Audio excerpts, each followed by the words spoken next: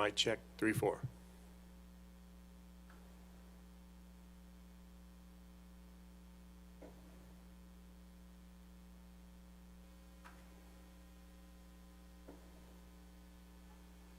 Room mic check 3-4.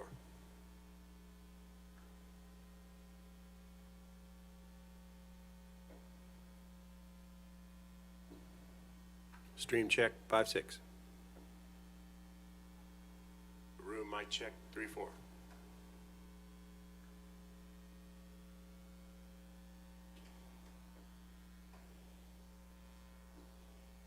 Stream check 5-6. Room mic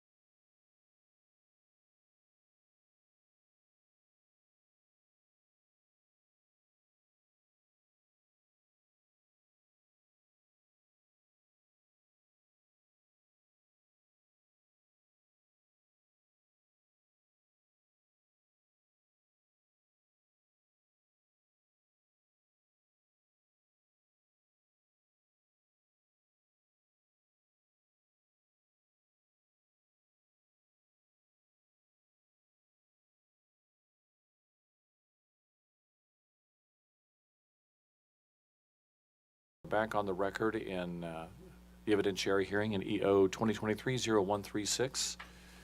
As I understand it, we are on earnings opportunity, and Mr. Michaels will be taking the stand. If that is incorrect, somebody please correct me. Kind of seeing some nods. Is there anything further before Mr. Michaels takes the stand? All right, hearing nothing. Mr. Michaels, if you'll come forward, please.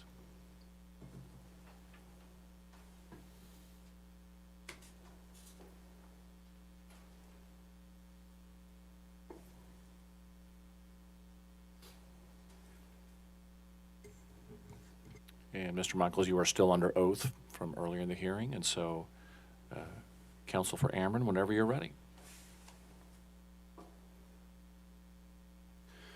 Judge, this is the second time that Mr. Michaels has taken the stand. It will be the last time for this hearing as well.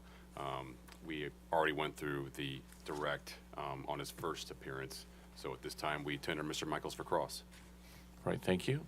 See if you have any cross-examination. I don't believe Renew Missouri is here, but just in case, Renew Missouri, NRDC. Your Honor, we're here this morning, but we don't have any questions. Thank you. Thank you. Consumers Counsel. Staff. Nothing from staff, thank you. Thank you. Public Counsel. Nothing from OPC, thank you. All right, thank you. Let me see if we have any bench questions. Chair Hahn. Questions? Commissioner Coleman, I think if there are no other bench questions, I think I will have a few. Mr. Michaels I'm trying to think of a way to articulate this. Is there any consideration to adjust the earnings opportunity charge if new large capacity and energy result in canceling out any supply side cost avoidance? Can you repeat the question for me, please? I can, or let me see if I can rephrase it. Is there any way to insulate customers paying for the MEEIA plan from future events that impact the viability of the plan? I don't know if there is. I will say that we tend to see that a lot of risks to resource need are in one direction: large load additions, accelerated generation retirements. So I think it's more likely that we would need more resources rather than less. I believe staff witness Fortson stated that the company did not model an 800 megawatt single cycle gas plant in any of its 2023 IRP plans. Could you explain why the company did not do that? So let me clarify this, because I think there's a little bit of confusion on it.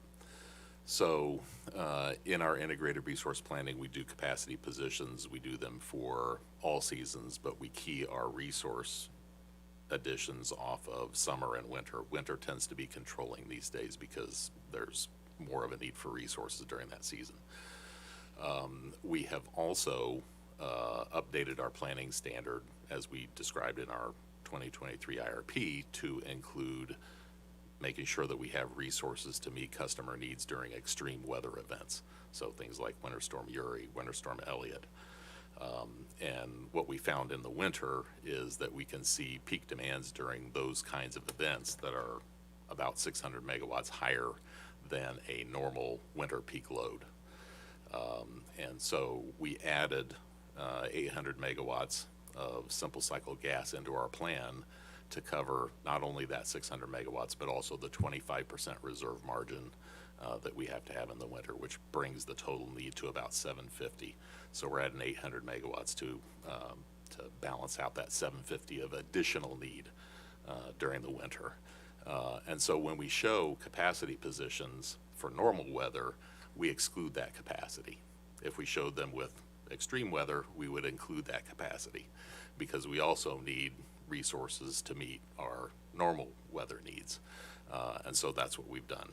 You'll see in Mr. Lubert's testimony that they added in that resource but left the weather as normal weather, which creates a mismatch. And so in my testimony, I corrected that, took the 800 out. You can either have both the 800 megawatts and the extreme weather load, or normal weather load and without the 800 megawatts. And so that's the way that we handled that. I have a few more questions. You may have already answered them. If so, just please let me know that you've already addressed it. If the 800 megawatt single cycle plant were in the company's IRP, what impact would it have on this MEEIA application? It wouldn't have any as long as you were including both the resource to meet the extreme weather and the additional load related to extreme weather. Is it my understanding that this 800 megawatt gas plant is being planned for extreme weather, especially in the winter? That's correct. Will this plant be dispatched only in the winter? It will not. It will not. But it is needed for that higher peak demand. Right.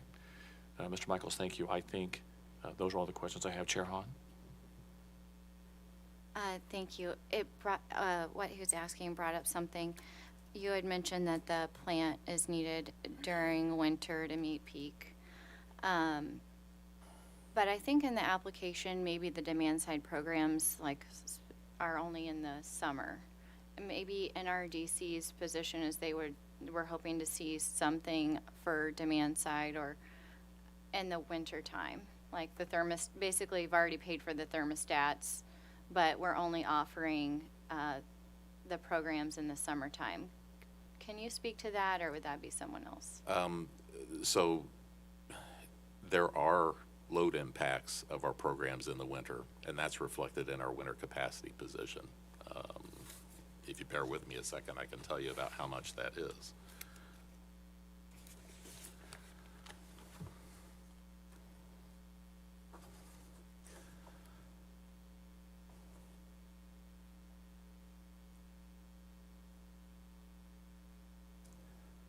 So now this is the RAP portfolio. It doesn't exactly match what's in the application because the application is implementation, more detailed based on working with our partners. But we showed energy efficiency savings from the RAP portfolio in the winter peak of 110 megawatts in 2025, 166 in 2026, and 222 in 2027. That's energy efficiency. Demand response is relatively small, although we are looking at opportunities to deploy more demand response in the winter. And so that's only 6 megawatts, 7 megawatts, 8 megawatts. But, we're getting to about 230 megawatts of load reduction in the winter. And I believe our load reduction from the programs in the application amounts to a little over 300 megawatts during that time. So we're getting a significant load reduction still in the winter. Thank you. Sure. And quite right. Mr. Michaels, I think I might have just maybe one or two more questions. Whether the gas plant is modeled in the IRP or not, the company plans on building this plant anyway. Is that correct? That's correct. All right, thank you. Any further bench questions? Let me see if we have any recross based on these bench questions. I don't believe Renew Missouri is here. NRDC? No questions, thank you. Thank you, council. Staff, any cross? Yeah, just briefly, Judge, thank you. Good morning. Good morning. Mr. Michaels, my question for you is, do your capacity balance sheets exclude any other resources from the capacity position? No. Okay. What about the winter capacity position? No. Okay, that's all, nothing further. Council, thank you. Any recross public council? No, thank you. All right, thank you. Any redirect from Ameren? None, Judge. All right, thank you. Mr. Michaels, thank Judge, you at very this much. time, I'm sorry. if there are no further questions for Mr. Michaels, we would move to admit into evidence his rebuttal testimony marked as Exhibit 100 and surrebuttal testimony marked as Exhibit 101.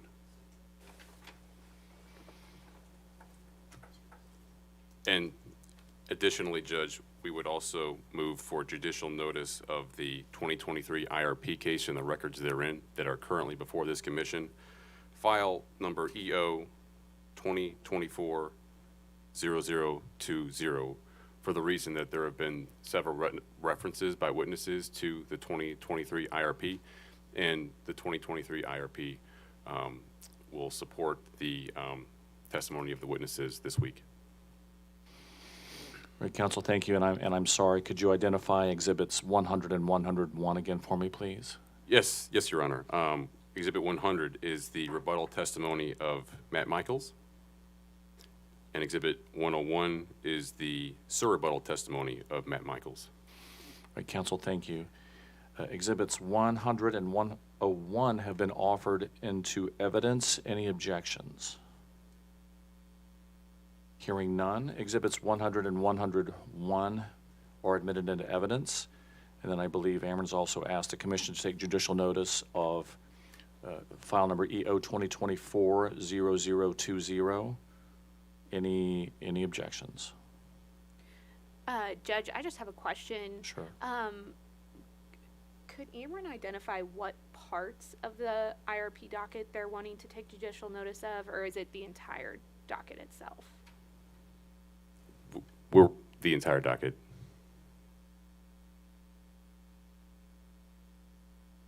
If possible, could OPC have some time to look at that docket later today to see if we would have an objection to the entire docket being taken judicial notice of?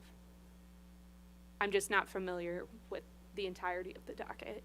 That works for me. We'll just need to readdress it later in the hearing. Okay, All thank right, you. thank you. All right, I believe, let me go back and find my next witness. And while I'm thinking of this, I don't think I addressed this. I may have addressed this earlier, but I think since we're a little bit behind schedule, we might need to go late this evening to kind of catch up. I just wanted to be sure I made everybody aware we may be going past 5 this evening. So I believe after Mr. Michaels, we would have Mr. Lozano on the stand. All right, Mr. Lozano, if you'll come forward. And you're already under oath, sir.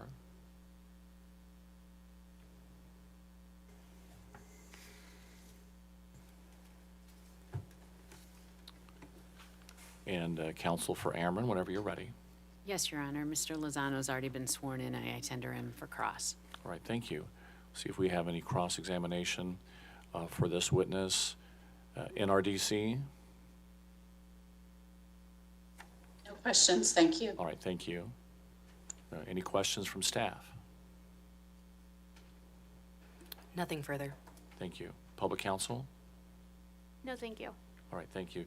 I don't believe I have any questions. Let me see if anybody else on the bench has any questions. Sure, no. If you'll bear with me, Mr. Lozano, I might have a couple of questions.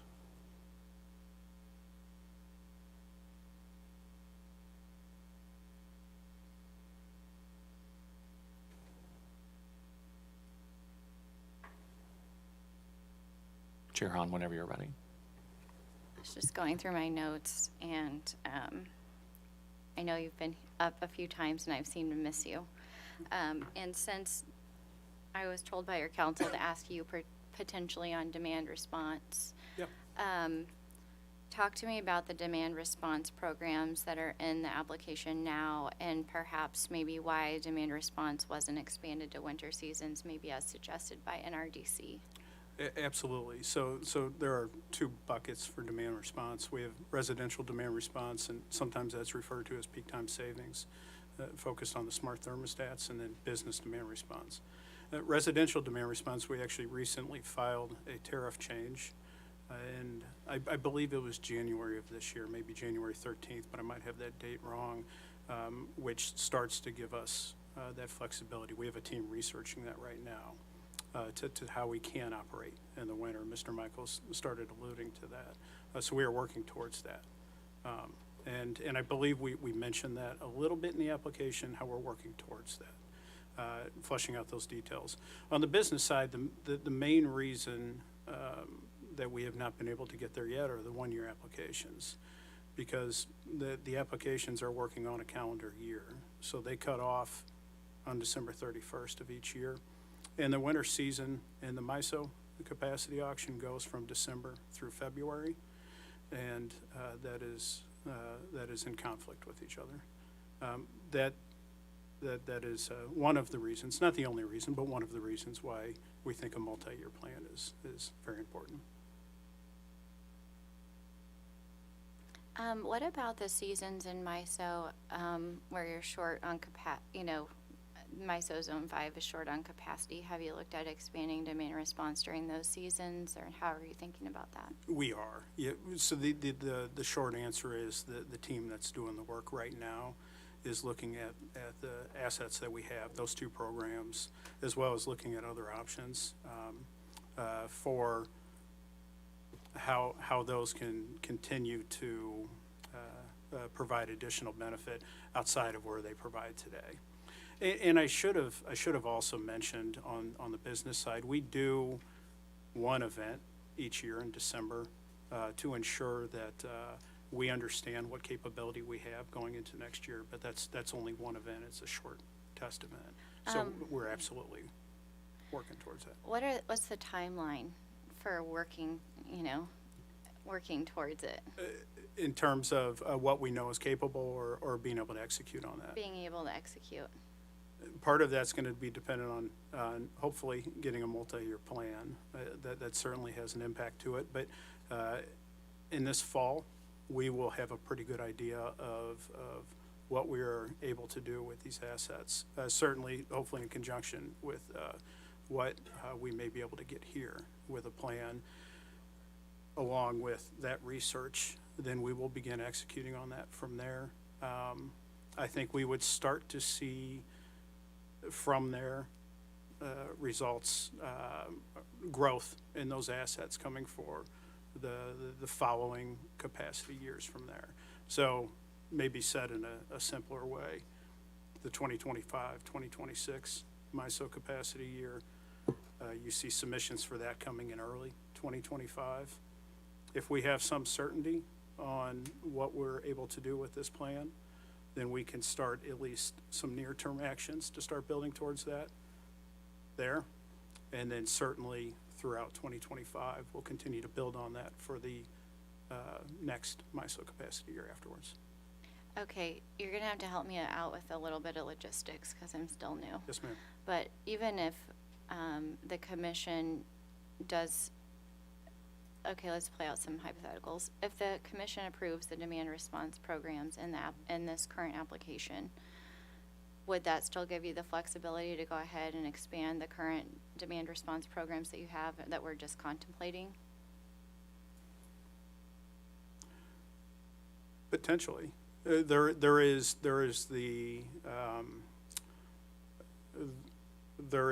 some aspects of growth in this plan for demand response.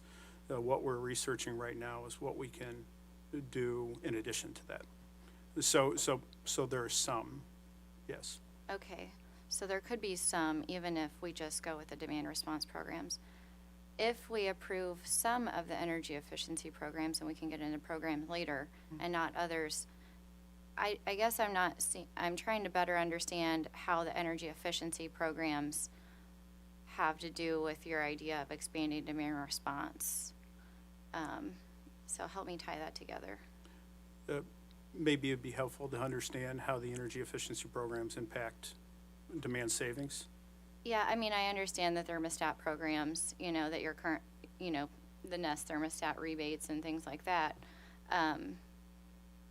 But you don't necessarily need those to expand demand. You don't necessarily need a MEEIA energy efficiency program to expand demand response. So when you say we need a 3-year plan, I'm trying to understand why you need a 3-year plan to expand demand response. Yeah, I think it might be helpful to understand that one of the reasons why demand response is helpful is because it impacts reliability. And energy efficiency savings or energy savings is one thing that we get from energy efficiency. We also get demand savings from energy efficiency, which also helps impact reliability. The numbers I didn't have for Commissioner Holzman the other day, but I do have now. I looked them up since. Or what are the demand savings we get from energy efficiency programs? Those are I have them here in front of me, but they're roughly 83 for 2025, 86 for 2026, and 88 for 2027. Megawatts? Megawatts, yes, ma'am. Okay. And those all positively impact that broader reliability picture as well. Those combined with demand response assets that we have all help this broader reliability picture that we've been discussing. Okay. Thank you. You're welcome. Appreciate it. Thank you. Any further bench questions? I do, Judge, Yes, sir, when you're ready. and forgive me if I'm backtracking a bit here, but I think in our many openings here, I heard from OPC that, their view was that that the company bears no risk in not meeting the energy efficiency targets. And then I think we heard from the company's position that the company bears substantial risk in not meeting the energy savings targets. So can you help me understand from your perspective, what does this risk profile look like to Ameren, and what kind of went into your calculus of risk? Yeah, there's certainly a lot of risk. As we talk about this, a couple that come to mind right away is we as a company have foregone other investment opportunities to be able to deliver on this. And if we are not working to specifically deliver on this, the opportunity for benefits are not there. To the extent that the benefits are not there for customers, the earnings opportunity is not going to be there. I think that's something to consider. And from a customer's perspective, if not this, then the revenue requirement that you've heard Mr. Michaels and others talk about, that roughly $4 billion, that is a material and serious risk for customers as well. Those are probably the two that come to mind right away. Yeah. I guess I understand that those are a risk to the customer, but how does that translate into risk to the company? Because I think at the end of the day, all the costs are flowing through to the customer, the way I understand this to work.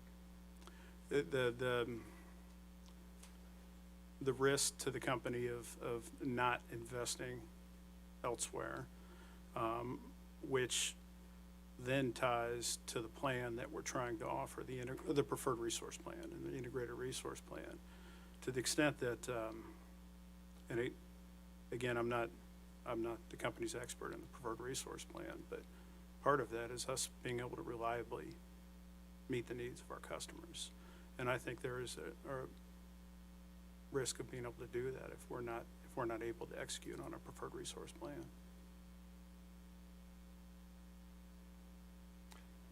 So just help me understand, if we put this basket of programs into place, Yeah. and they underperform or don't perform, then what happens? When you're talking about underperforming, savings are not being realized, Correct. then I think it would depend on the level of savings not being realized. Then certainly we would have to evaluate options to be able to close that.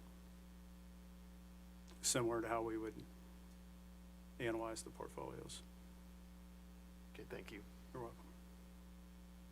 Commissioner Mitchell, thank you. Further bench questions, Chair Hahn? Are you testifying on the programs portion? Yes, ma'am. Okay, thank you. Thank you. Any further bench questions? Seeing none, any recross based on bench questions? NRDC, No, thank you. staff, Yes, please, 1 second, Judge. when you're ready. Thank you.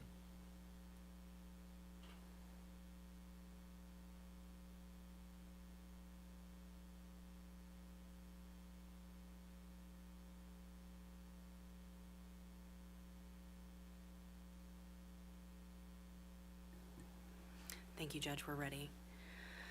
Just a few quick questions, Mr. Lozano. Would the earnings opportunity matrix treat demand response events or megawatt reductions for winter versus summer differently? And if so, how? I don't believe it does. So there's no distinction of seasonality in calculating of the EO in your matrix? I do not believe there is. Okay. And then just to follow up on what Commissioner Mitchell was asking, how many shareholder dollars have been invested in MEEIA? I'm going to object to the relevance of the question. I mean, the statute itself is designed, I mean, we can get into a legal argument about what is shareholder property, and by virtue of a customer paying a rate, they do not have an interest in, and we can get into the legal arguments on that. So to the extent it calls for a legal question or a philosophical question, you know, like it's open-ended and broad, and it's not relevant to the bench questions. Ms. Johnson? Really just trying to clarify here, Mr. Lozano stated in his answer to Commissioner Mitchell that they are not able to invest in other areas because they're investing here, and I'm just wondering how much. All right, I'll overrule the objection. I didn't say we weren't able. I said we have foregone other investment opportunities. In terms of how much, I think we've identified that. We talked about Plan C versus Plan I. But you asked how many shareholder dollars have been invested for MEEIA? Yes, I don't believe any. thank you. Nothing further. Ms. Johnson, thank you. Public counsel? Yes, Judge, just very briefly. Good morning, Mr. Lozano. You have testified that the demand response program is broken down into two different sectors, the residential demand response and business demand response. Is that correct? Yes. And of those two, which is the program that's more certain to result in demand savings? Can you help me understand what you mean by more certain? To hit the targets that the company has set out for itself, just based on program design. And I might be able to break that down a little easier. Yeah, I'm just trying to think through in my head here. I think what you're asking, and I'm going to throw a phrase out, are you asking what is the reliability of the assets? Maybe not of the assets, but of the programs themselves. Let me try to. I would need to check the performance to confirm that. The way I hear the question, what I think you're asking is what is the potential we have under contract versus what is the potential that responds in an event? Is that the question that you're asking? That is another good way to put it. Let's try that. I will need to confirm that. I don't have those numbers. I'd rather not guess that. Okay. That's all I have for now. Thank you, Judge. Ms. Van Gerpen, thank you. Any redirect? Yes, Your Honor, I have one follow-up question on Chair Hahn's question about the demand side programs. Can you please walk through the MISO registration process necessary to register a demand side load? For the capacity auction, Correct. the general timing of it, I Correct. can. I think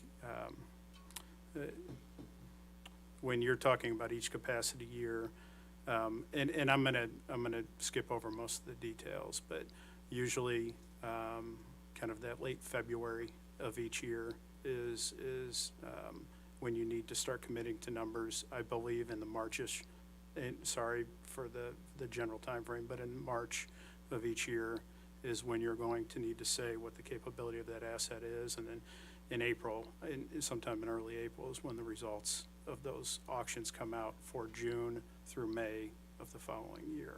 But for winter capacity demand-side programs, how does that timeline work? It is the exact same timeline. So that timeline, effectively at the end of February to early March, you need to understand what your capability is for summer, fall, winter, and spring, all the way through the spring of the following year. And how does that impact the contract? So if you're going to contract with an industrial customer, say for 2 megawatts of curtailment, and you want to register that for the winter auction as well, walk through. Yeah. I think you mentioned there was a mismatch between the calendar year That's and right. the program year that you would be doing that. So could you please explain that a little bit further? Absolutely. So in that February, March timeframe when we're committing, if we do not have continuity of programs beyond December of that year, we cannot make a commitment to MISO for winter or spring of that year. And that and- commitment, what is the time frame for the commitment? So if I Yeah. put in 2 megawatts for that auction year, does it run from January 1st to December 31st, or is there a different time period? The commitment to MISO? Correct. The So commitment to so when are MISO they, when are they wanting you to call the events? What is the time frame for that? If you could put it in perspective Yeah. so that the timing issue is better understood. The timeframe for the whole year is June 1st of the current year to May 31st of the following year. The timeframe for winter is December 1st of that year through February 28th of the following year. All right, thank you. welcome. That helps. I have no further questions. Ms. Moore, thank you. I think I might have one more question. Will the 800 megawatt gas plant that we've been discussing, will that be bid into MISO only for winter capacity? I do not know the answer to that. Thank you. Any other bench questions? Any recross or redirect based on that one question that I had? All right, thank you. Mr. Lozano, you may step down. I believe Mr. Fortson is the next witness.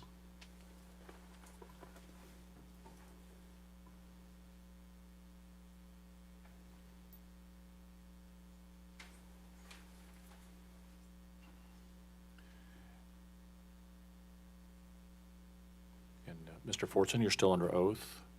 Ms. Johnson, when you're ready. Thank you, Judge. Mr. Fortson, his exhibits were introduced yesterday, and he'll be up again, so at this time, we'd consider him tendered for cross. Right, thank you. Any cross NRDC? No, thank you, Your Honor. Thank you.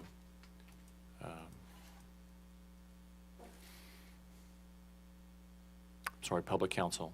I went out of order, I apologize. Public Counsel, any cross? No, thank you. Ameren, Missouri. None, thank you. Right, thank you. Any bench questions for Mr. Fortson? Sure. I will have a few, but.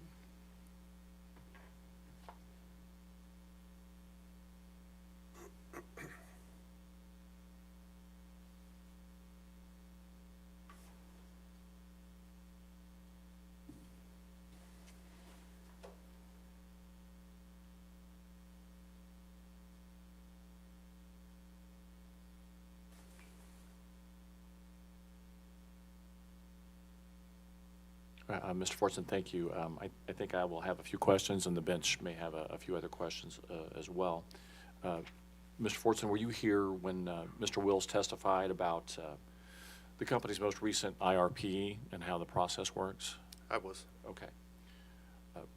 I believe in your pre-file testimony, you identified what you consider to be flaws in the company's IRP analysis, and especially comparing Plans C and I.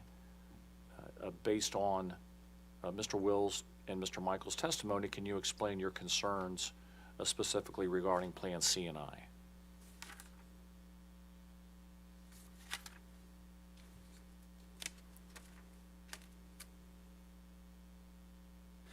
Yeah, so there is a few number of concerns.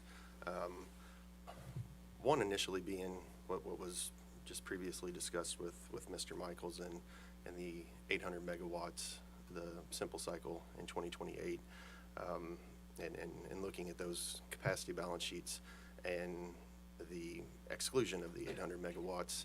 And, you know, as Mr. Michaels explained, you know, they excluded the 800 because they also excluded the what they consider the corresponding load that comes with an extreme winter weather event. Staff had concerns and confusion really around that, in giving what we view the capacity balance sheets as and the capacity position, to exclude any supply side, especially an 800 megawatt gas plant that is going to be a part of the generation fleet. If you think about comparing apples to apples, I mean, I guess on the surface, what Mr. Michael says, you know, it at least gives a perception that it makes sense, but to exclude something that we know is going to be there. I mean, there's an application in front of the commission right now. I mean, that given commission approval, it will, in the near term, be a part of that generation fleet. So excluding, you know, the 800 because of the 600 megawatts, and the 600 megawatts, you know, is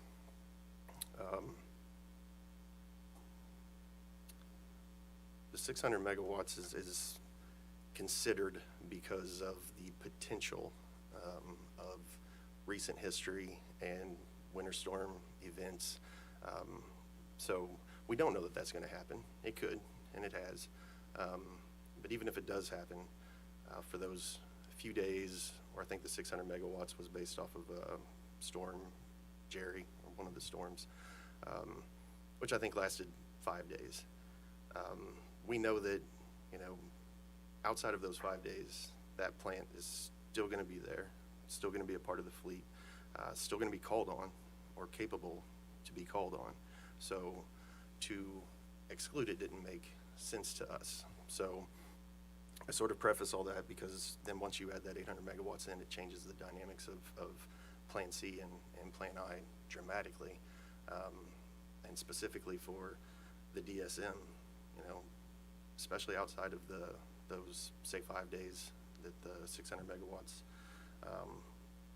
the potential for the 600 megawatt load is there, and you've got the 800 megawatts to cover that for the reliability, but the other 300 days, we've still got that 800 megawatt plant, which really just diminishes the need for the DSM and the extreme costs of the DSM. That was sort of the main flaw. Just trying to find in my testimony. Well, and to build off of that then, once you change the dynamics of you know, the framework of those plans, and you now see, based off, you know, our analysis, that those plants that were being determined by the company to being deferred, those plants in the future that are being deferred or avoided, aren't there anymore. The need for those plants aren't there anymore. So that then gets to, you know, the issue at hand currently with the earnings opportunity, and with no foregone earnings, no earnings opportunity exists. So those were the two main considerations of flaws. Mr. Fortson, thank you. I believe in your rebuttal you stated that the company didn't model the 800 megawatt gas plant in its 2023 IRP plans. Can you explain why the company did that? So I guess to be clear, and I think Mr. Michaels explained or attempted to explain,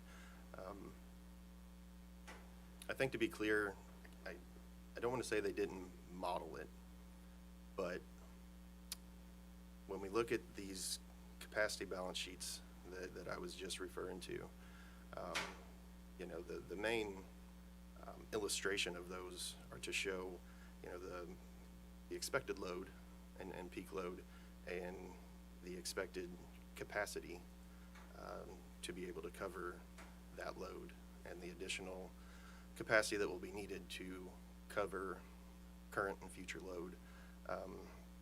So I think the main consideration here is not including the 800 megawatt in the illustration, the overall demonstration of the need for that 800. So I think the way Mr. Michaels tried to, was explaining it was they illustrated it based off of normal weather, normal conditions. But even when there's normal conditions, we're gonna have the 800 megawatts. So I think Mr. Michaels was trying to attempt, you know, show an apples to apples sort of comparison when I just don't believe that's reality when the 800 megawatts is going to be there. So I think they've modeled for it and shown the need for it in the case of an extreme weather event, but then not including that into the company's position and into sort of an illustration of reality is where there's a disconnect. And I think you already answered the question, but just in case, is it your understanding that plant would be dispatched only in the winter or would be available year-round? I believe it would be available year-round. I don't know why it would just be specific to a season. I think those are all the questions I have. Chair Hahn, any questions? Thank you. Are you familiar with the MISO Zone 5 capacity auction? I have limited knowledge. I would actually defer that to Mr. Lubert Okay. to have probably more knowledge on that. Sounds good. I think on a different issue, issue 1, I think we've discussed this before potentially, and tell me if my summary of your testimony prior was right or how it needs corrected. But my notes say that basically, you know, if they would have included the 800 megawatts, we wouldn't be avoiding any capacity cost under this plan. And if there are no avoided capacity cost, there wouldn't be any missed earnings opportunities. Did I say that right, or is that, tell that to me in the right way? Mostly right. Based off the analysis that staff did, if you delay implementation of DSM or of MEEIA for a substantial amount of time, potentially out to 2034, there is a potential for deferring what I think was a plant potentially needed for in 2037, or deferred a plant for a few years. So nothing in the near term or even relatively midterm, but and for purposes of MEEIA Cycle 4, I would say absolutely it is not alone deferring anything. If you take Cycle 4 coupled with a Cycle 5 and a 6 and a 7, you may defer something out that far, but I think our analysis was more, you don't need 4, 5, 6, maybe, well, a 4 several years out could do something maybe to a deferral, but. And the cost of this plan is, I think I saw yesterday in Dr. Mark's testimony, $521 million. Can you tell me the cost of the gas plant that is currently in front of us as a CCN? I recall around 800 million, but I can't be exact. I don't know for sure. It would be around $1 billion, but to say for sure, that might be something that Mr. Lubert may know as well, a little more specific. Thank you. Chair Hahn, thank you. Any further bench questions? I think I might have one more. Mr. Fortson, would it make sense to only bid this 800 megawatt gas plant unit into the winter capacity auction? And why or why not? my opinion or my thoughts on that is no. This plant, if approved, will be in rate base and customers will be paying for it year-round, so it should be available for customer benefit or for reliability to customers year-round. Mr. Fortson, thank you. Let me see if we have any recross based on bench questions, public counsel, No, thank you. NRDC, any questions? Hearing nothing, Ameren, Missouri? A few, thank you. Would you agree with me, Mr. Fortson, that the cost of the proposed simple cycle plant is estimated at about $1 billion? That sounds right, subject to check. And if you believe that the DSM program should be excluded from our plan, why would you propose excluding DSM that's cheaper versus a $1 billion plant? So I think simply put, the $1 billion plant is an absolute, and we know that's going to be a part of Ameren's fleet in the near future.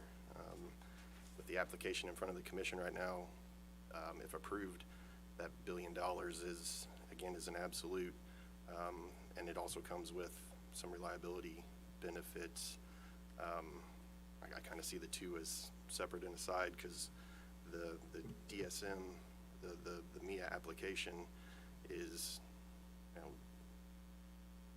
talking about deferring plants in the future, which again, we disagree with those deferrals or avoidance. So if the hundreds of thousands of dollars of MEEIA application isn't going to defer anything and bring benefits to customers, then it doesn't make sense to support an application like that. But the simple cycle hasn't been built yet, correct? That's correct, but it's anticipated to. And nor has it been approved by the commission? That's right. And if Ameren, Missouri needs to commit the simple cycle for extreme weather capacity needs, would you agree that we do need another resource to meet normal load capacity needs? Can you help me understand that or rephrase it?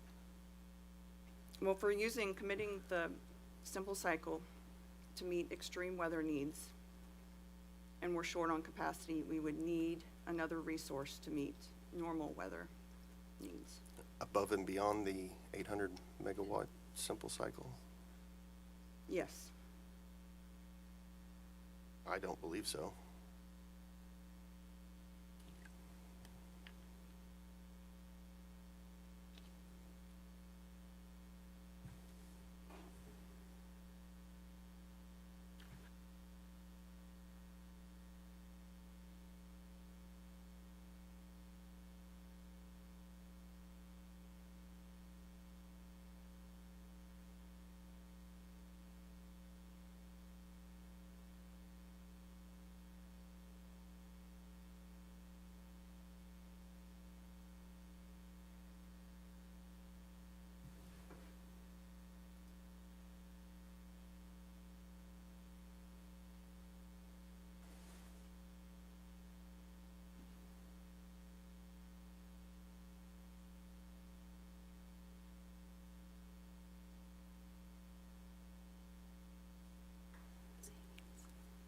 So let me maybe try to clarify my question a little bit. So if we use the simple cycle to meet normal load and we have an extreme weather event, we would need another resource to meet that extreme need. Would you agree with that? So the 800 megawatt simple cycle is what's being used to meet the extreme winter weather event. Is that what we're talking about? Correct, but if we committed that to use for normal weather, we would still need a resource to meet an extreme weather event. I'm really confused. So the 800 megawatts is being considered to cover reliability for an extreme weather event. Absent that, we would be looking at normal weather. Are you asking if during an extreme weather event, something else is still needed to cover everything else? Yeah, Correct, I'm because struggling. you're proposing that the commission not approve our demand-side management program, so those would be excluded as a future resource. Correct. So if we're using the simple cycle to now meet normal weather needs, we still need another resource to meet an extreme weather event. But you're not using the 800 megawatt simple cycle to, it's not intended to meet normal load, it's intended to meet extreme load.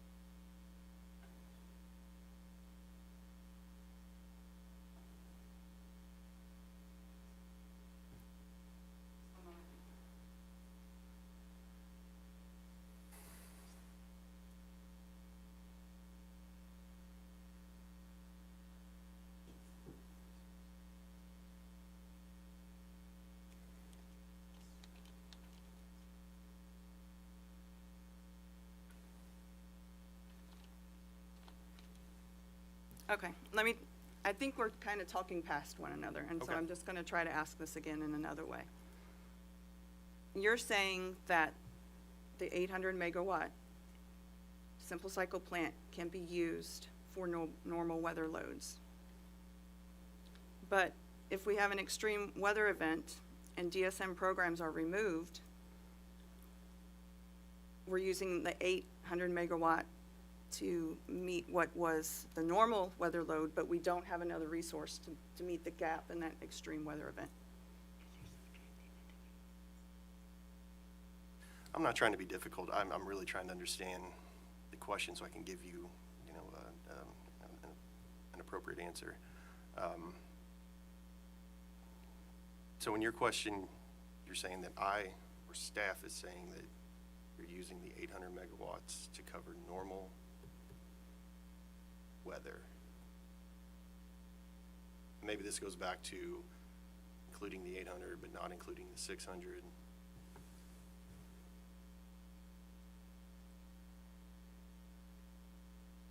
But I'm still not sure that it makes sense for those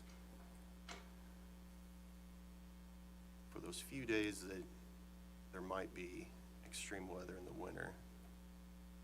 You've got the 800 megawatts for reliability.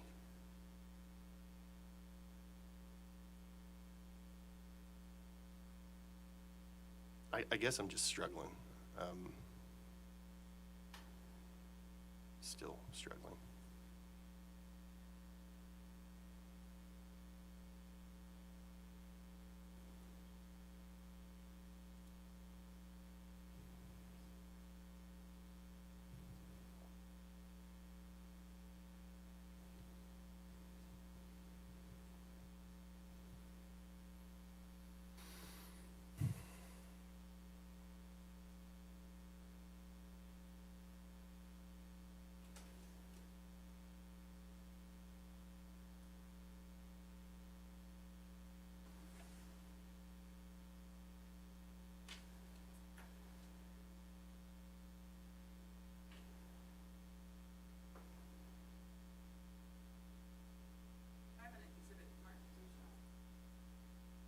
Certainly.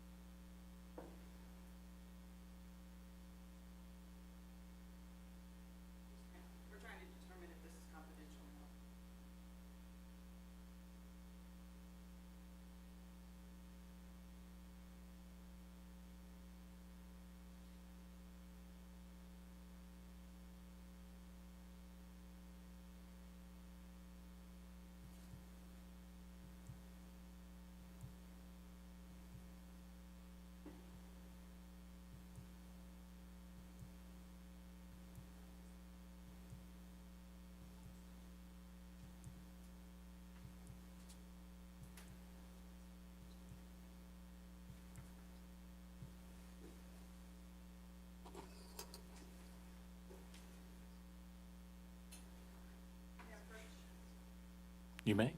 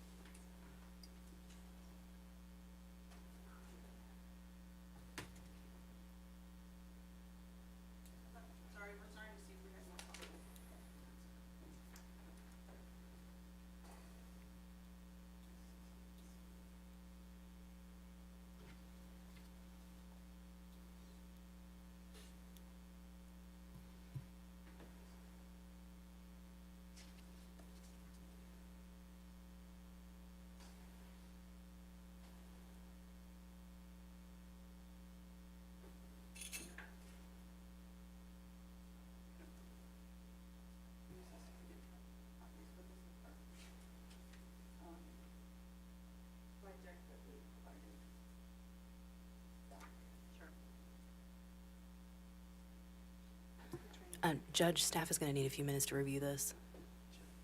Certainly.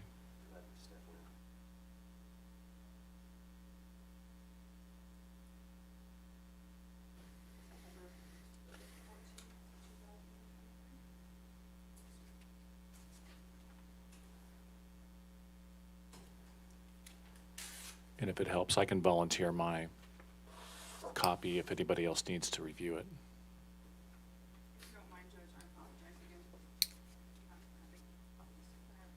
Certainly. Thank you.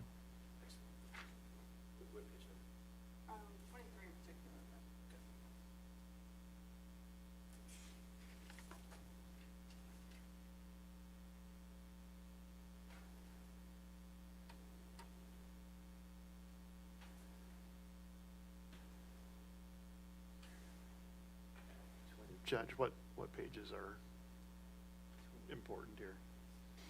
I'm afraid I don't know. Ms. Hernandez, can you answer Commissioner Mitchell's question? Page 23 in particular. Thank you.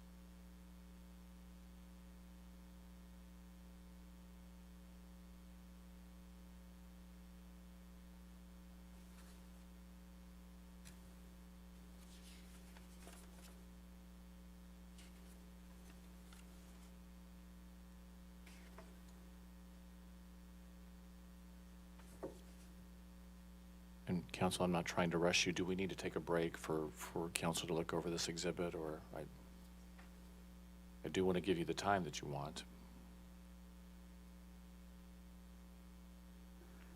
Judge, staff's of the opinion that if they're going to enter the entire slide deck, we do need more time, please. Okay. Let's go ahead and take a break then. Will 10 minutes suffice?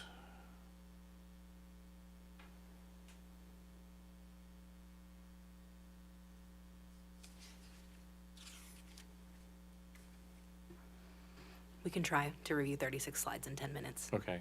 How about 15 minutes? Okay. All right. Thank We'll you, go back on the record. I show it's roughly 5 after 11. We'll go back on the record at 11:20. Thank you. We're off the record.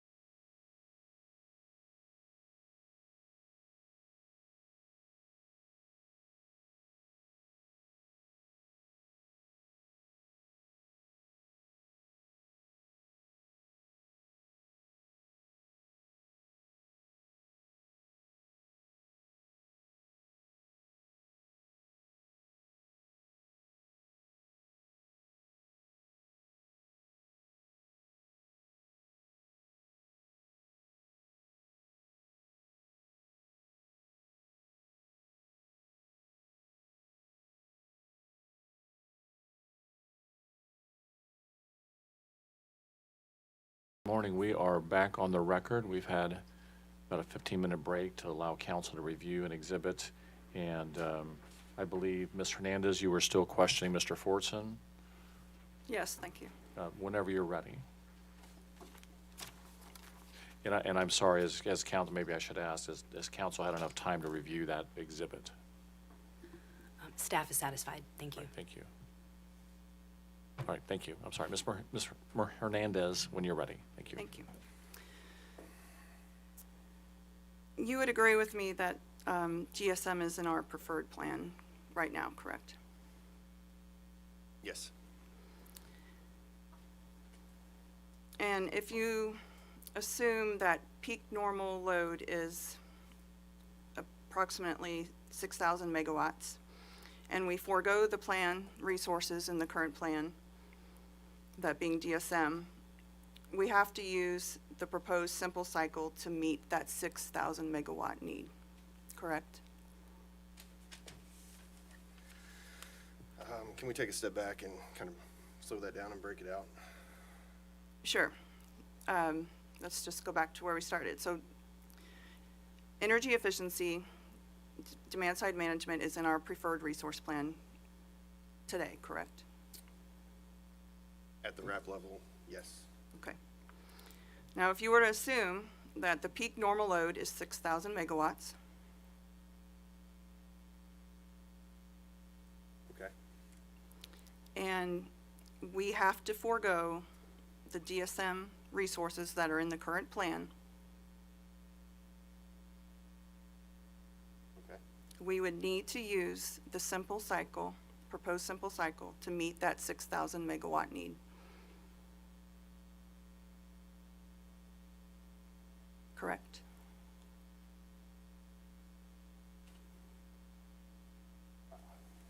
Just based off this discussion, I'm not visualizing this.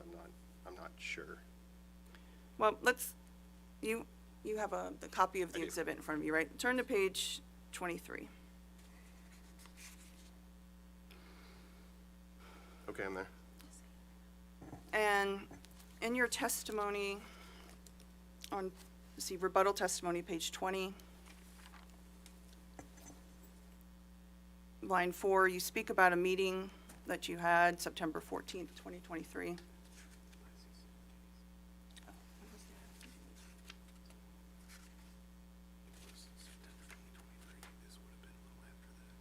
I apologize. So, it's still September 2023, but you met with Ameren, Missouri to discuss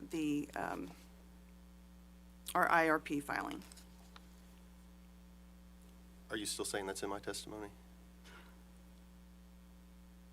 I think I apologize. I think you're referencing a different meeting in your testimony. Okay. So my question to you is, you did meet with Ameren, Missouri in September of 2023 to discuss Ameren, Missouri's IRP filing. This presentation is dated September 14th, 2023, so I can only assume that we had a meeting on that day. Okay. And you were in attendance? I most likely was. Okay. And on page 23, and this might help with the example we were trying to walk through. Today, this slide shows our capacity position with extreme weather, correct?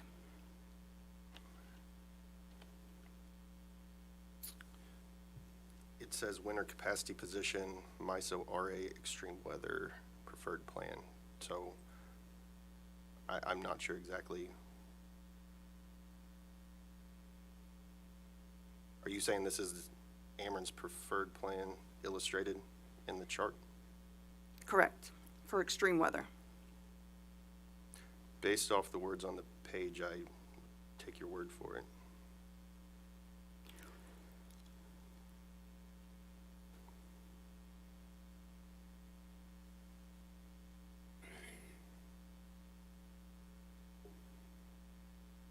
And you've already agreed that DSM is in our preferred plan, so would you agree with me that Ameren, Missouri needs another resource to meet an extreme weather event?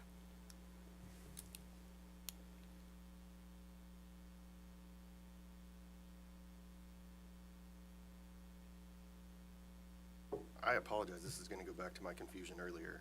I don't know how to directly connect the two based off your question.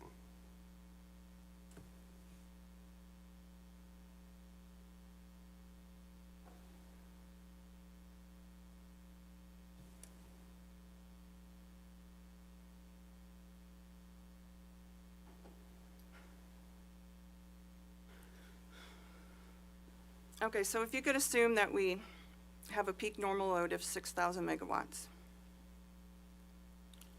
and we have to forego the DSM and use the simple cycle to meet the 6,000 megawatts of the normal load.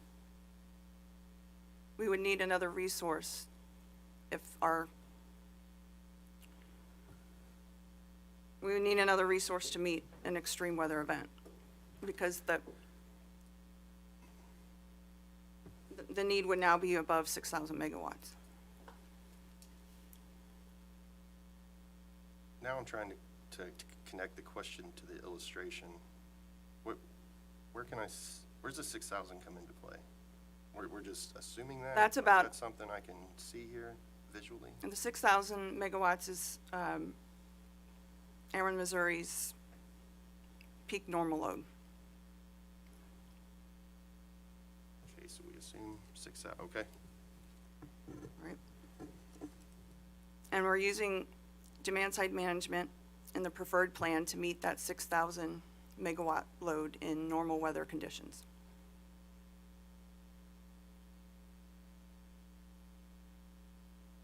I think we established DSM as a part of the preferred plan. Okay. And we're using that DSM to meet normal peak load conditions.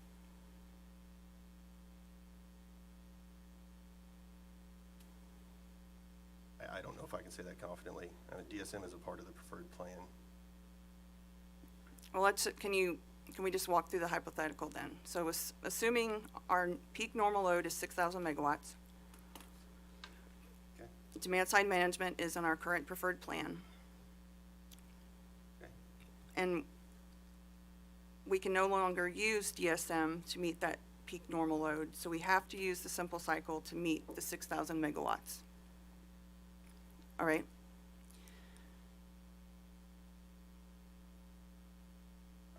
And at the moment, assume that the resources are just enough, Ameren, Missouri's resources are just enough to meet that 6,000 megawatt need.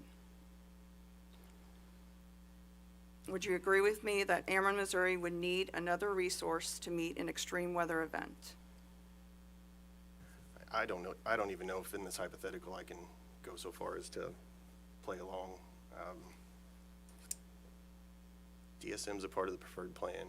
Is it being used to meet normal load? It's a part of the plan, and there is a load. Are you using the 800 megawatt simple cycle?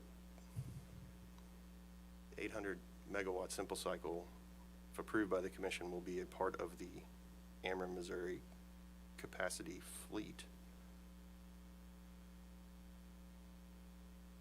I don't know that I can do much more. I mean, in looking at this colorful graph and lines and bars without any underlying work papers and numbers being jumbled on the page, I'm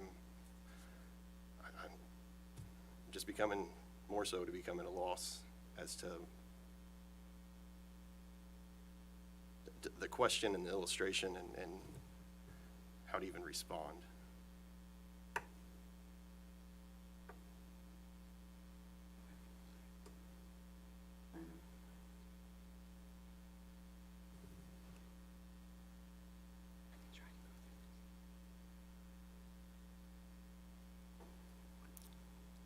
Mr. Hernandez, I'm getting the sense that he just doesn't know the answer to your questions. If I could just ask a few more questions, I won't take too much longer. Thank you. Can you agree with me that if Ameren, Missouri does not do, or a DSM program is not approved for Ameren, Missouri, the load will be higher for Ameren, Missouri without those DSM programs?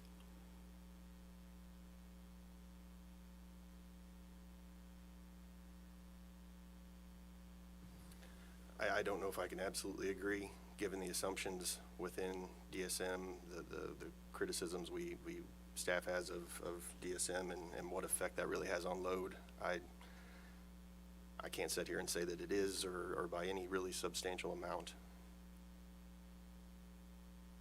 Okay, thank you. Right, Mr. Hernandez, thank you. I do think I have a few more questions, and I'll certainly allow time for more bench questions and recross and redirect. But Mr. Fortson, if you know, what would be the expected life of this 800 megawatt gas plant that we've been discussing this morning? That may very well be on the record in a docket somewhere.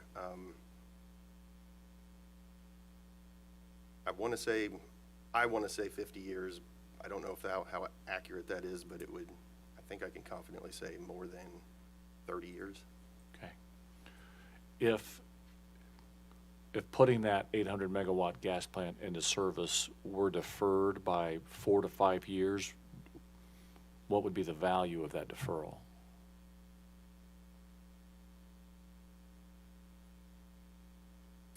I don't know for sure.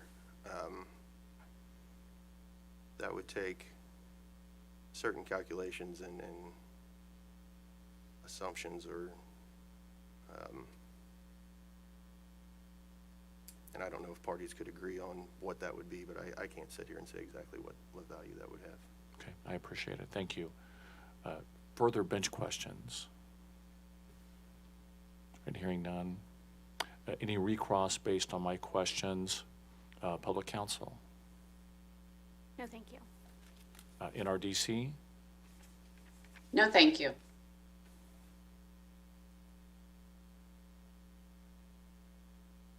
Ameren, Missouri?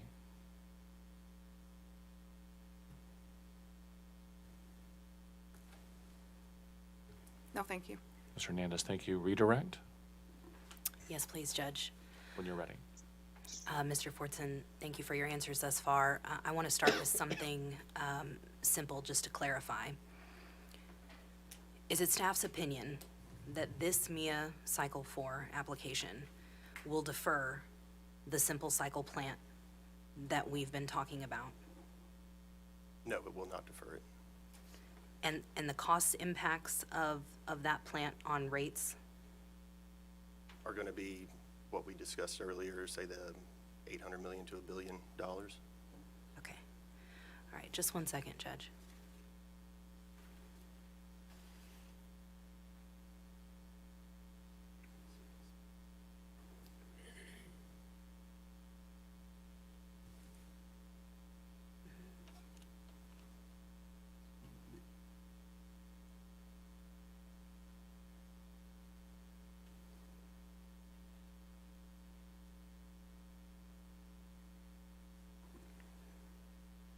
Okay, I'm going to try to make this clear, Mr. Fortson, so bear with me. If you need any details, please ask me for them. Okay. So we're talking about the exclusion of the simple cycle in 2028 regarding capacity balance. Okay. As far as you know, does that contradict the treatment of all other plants in the Ameren fleet? Absolutely. How so? If I understood the question, excluding a plant that is anticipated to be online and a part of the fleet treats it differently than the other current and anticipated plants that are included in the capacity position of Ameren, Missouri. Okay, and that fleet of Ameren, all of those plants, that includes several other plants that have peak times, correct? Yes. Okay. I have some follow-up about if DSM is not approved for Ameren. Okay.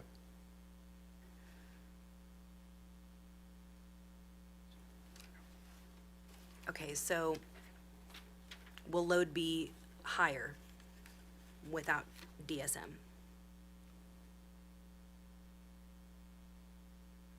No.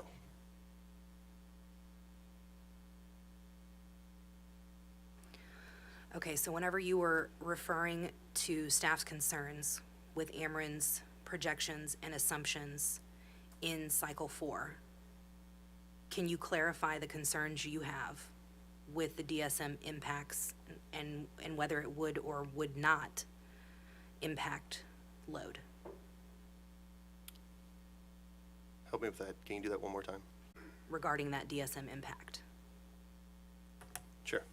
Okay. So, well, I guess initially I would say, you know, the concern when we were talking about the winter capacity position, and we're kind of mixing and matching this MEEIA application and the IRP and the preferred plan, and the assumptions used in the IRP for that winter capacity position. As far as I'm aware, to my knowledge, with the application and what was supplied or you know, provided to staff based on assumptions, a lot of the focus when we talk about MEEIA is summer impacts, and we don't, the focus isn't on winter or spring or fall, so the seasonality really is called into question as to, you know, is DSM, any level of DSM, going to impact the IRP and the capacity position presented in the IRP based off a separate filing that likely does not use the same or even similar assumptions, and in fact assumptions that are more focused and based on summer impacts than winter impacts. So we start getting more of an apples to oranges sort of discussion as to, can we use what we've been provided and what Ameren has presented in the MEEIA case to accurately represent anything as far as what was filed in the IRP as far as the winter capacity goes, and trying to somehow connect, you know, the assumptions used in the MEEIA application to the assumptions used in the IRP and the preferred plan. So there is a disconnect. It may be sort of subjective as to what that disconnect is, but it's hard to determine what, if any, DSM impacts are going to have, or DSM is going to have an impact on that winter capacity position. And then we get further along with concerns of the timing of additions and removals of supply side, the magnitude of the additions and subtractions, and this, you know, we've talked through, or at least, you know, staff has presented concerns over assumptions in the IRP, but we've got the same sort of concerns with the MEEIA application, and some of those concerns are the same, but then some of them, you know, some of them overlap, and some of them are completely different when looking at certain assumptions for what MEEIA is actually being modeled for as what the IRP would show that it was likely intended for. I'm sorry if I got off track there, but. No, I appreciate you going into the details. Thank you. I just have one more clarification. So there's been a lot of discussion regarding the 2028 simple cycle 800 megawatt. I want to clarify, to your knowledge, that's an open docket and staff are still reviewing that application and have not put forward a recommendation on that, right? No, that's a good clarification to make, and I think Ms. Hernandez was trying to make that clarification earlier. Some of my responses were sort of based off the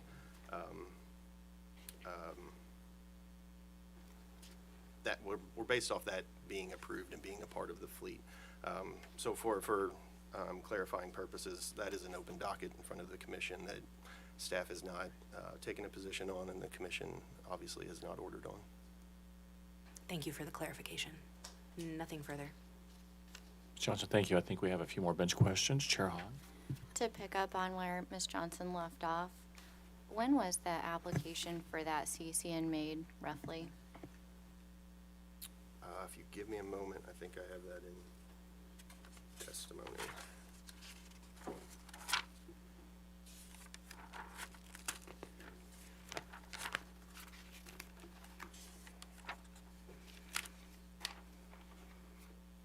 And you're talking specifically about the 800 megawatt simple cycle? Yes. I have a footnote on page 8 of my direct that says on February 27th, 2024, Ameren filed its notice of case filing.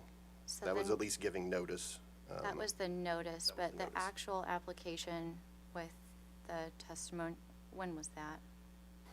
Since this was a 60-day notice, I assume it was roughly 60 days or shortly thereafter, sometime late April, early May. I could be off on that. Other witnesses following me may know specifically. How long does it typically take to go through the CCN process for a plant like that? Recent cases, recent history would show, I don't know that we've completed one in less than several months and up to, from beginning to end, I think there's a likelihood it could be several months to some amount over a year. Okay, thank you. Chair Hahn, thank you. Any further bench questions? Yeah, just one for me, Judge. So just in a big picture, do you believe the utility's position is long or short with or without the MEEIA program?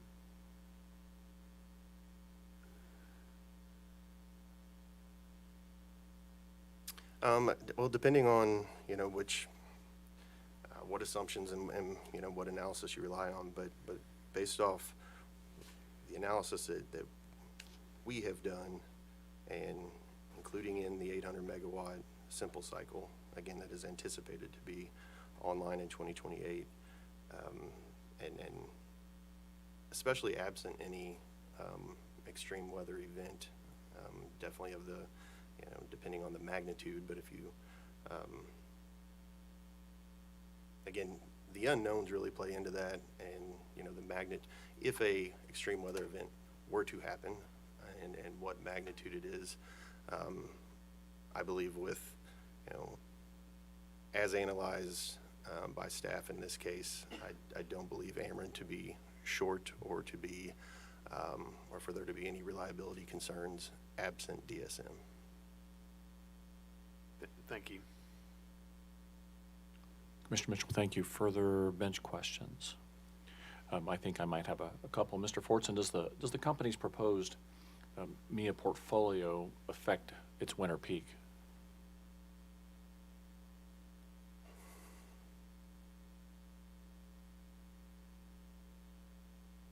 I would say no. I can't sit here and say absolutely no, but the way it's been modeled, the assumptions used, it has historically, and I believe continues to be, more of a summer-focused, or just more of a summer focus. I don't believe it's been modeled or structured to impact the winter season or the shoulder seasons, for that matter. If Ameren, Missouri's service territory had an extreme weather event that required Ameren, Missouri to use this 800 megawatt plant that we've been discussing, would its proposed demand side investments cover other load during that storm?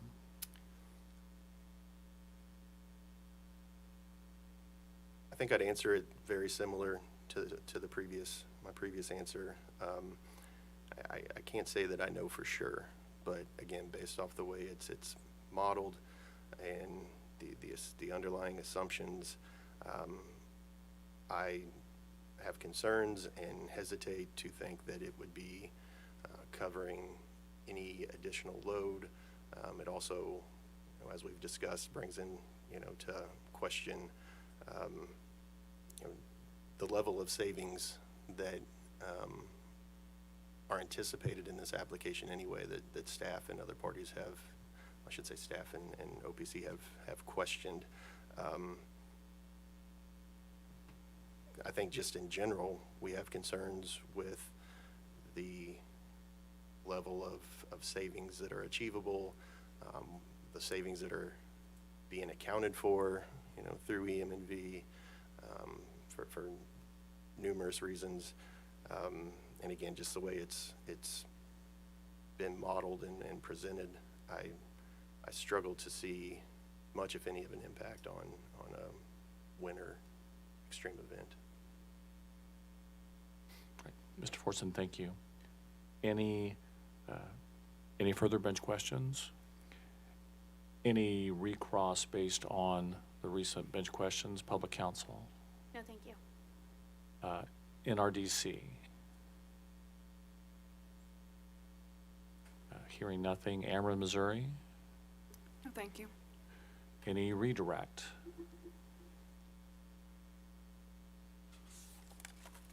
And Judge, this is Andrew Linares with Renew Missouri. I have no redirect or any cross questions for this witness. I did want to mention that I am on. I've been on for the past hour plus. I just haven't had an opportunity to acknowledge myself. My apologies, Mr. Linares. I've been looking at WebEx and I didn't notice your name. My apologies. Thank you for speaking up. Judge, this is Sarah Rubenstein. Can you hear me? Yes, I can. I've responded a couple times where I don't think it came through. I just want to make sure the line is working. All right, thank you. Did you have any cross? I do not. Thank you. Thank you so much. I'm sorry. Any, Ms. Johnson, need a redirect? Nothing further, thank you. All right, thank you. All right, Mr. Fortson, thank you very much. You may step down. And I believe we would be back to Mr. Luber to take the stand again.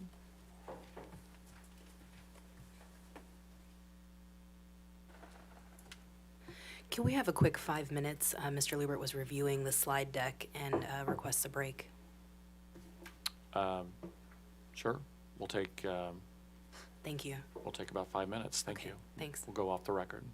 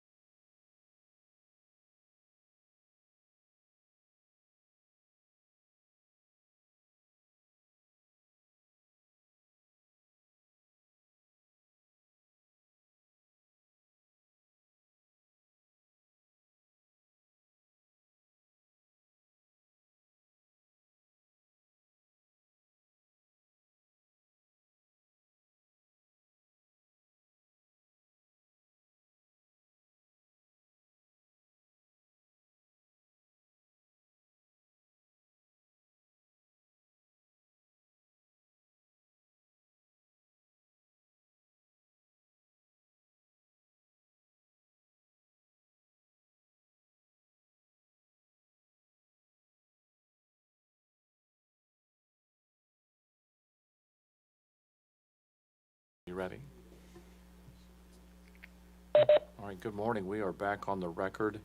Mr. Lubert has taken the stand. Before he begins his testimony, I'm going to let you know I'm looking to take a lunch break somewhere around 12:30. I'm going to look for a natural break. I don't want to necessarily stop a witness in the middle of testimony, but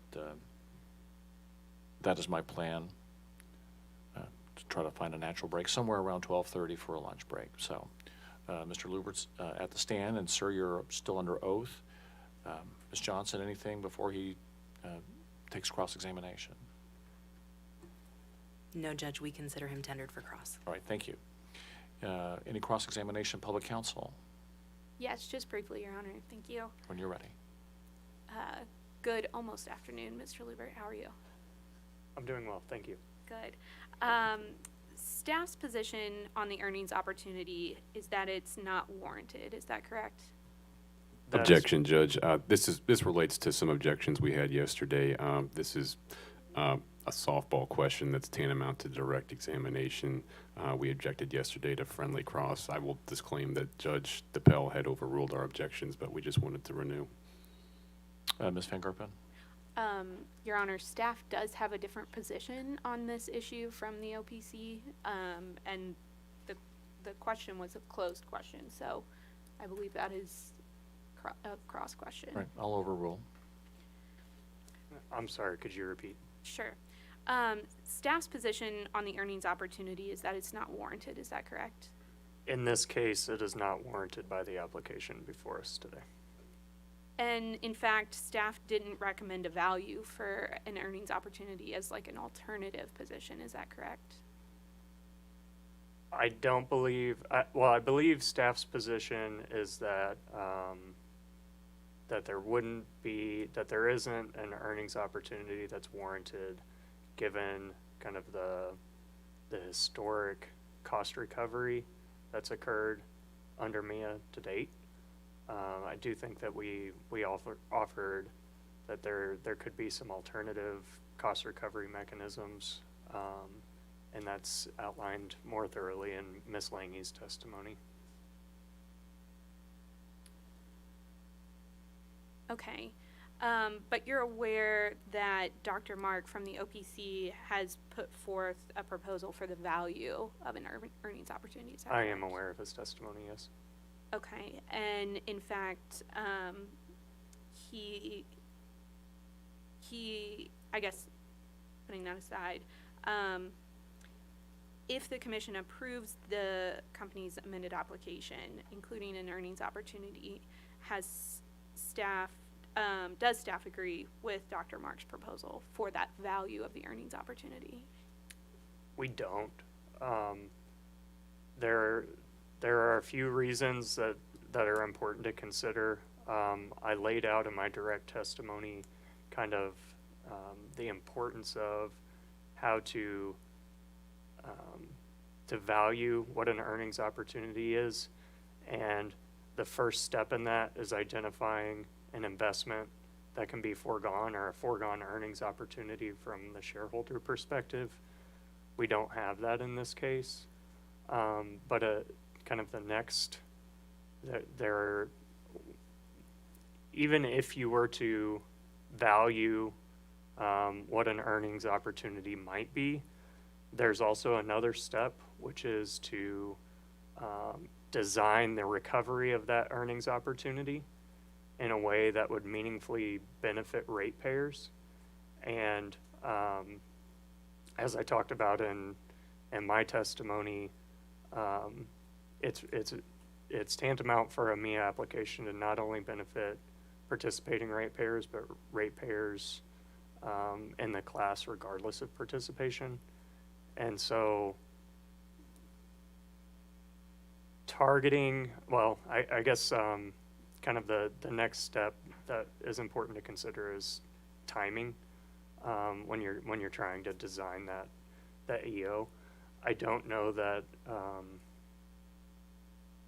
Dr. Mark kind of takes that next step and describes how you would design the recovery of that earnings opportunity in a manner that would result in or should be expected to result in those ratepayer benefits from a foregone investment. And so those are areas that I think are kind of key considerations when we're looking at whether or not that proposal might be reasonable.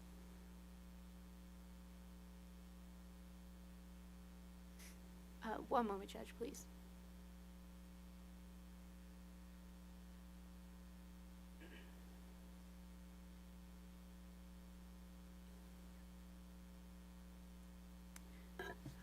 And I think just one more question here, Mr. Lubert. You would agree with me, though, that Dr. Mark's proposal attempts to value demand side on an equivalent basis with supply side in accordance with the MEEIA statute, right?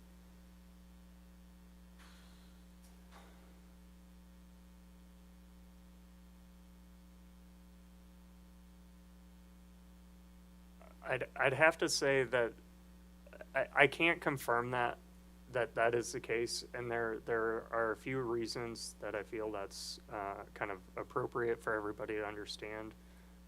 In the case of a supply side investment, the utility is putting up, the shareholders are putting up money. And in return, they have an expectation of recovery of those funds over time, as well as a return on that investment. We're really looking at something different with kind of what's been proposed to date through MEEIA, which is ratepayer funding and kind of contemporaneous ratepayer funding. So they're funding through the DSIM or the EEIC in this case. They're funding what the costs are projected to be over the next recovery period, and then truing up at the follow. And so there isn't a shareholder investment to actually earn a return. And that's why it's so important to quantify what the earnings opportunity is based on what that foregone earnings opportunity is for the utility, and then design it and structure it in a way that recovery of that earnings opportunity is actually tied to that resulting ratepayer benefit.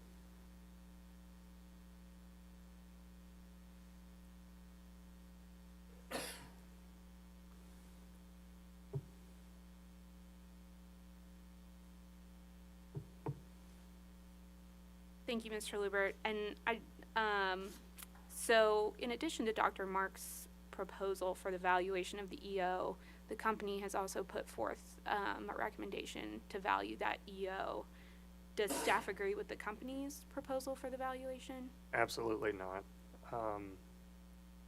What Dr. Mark has proposed is a value that's much lower.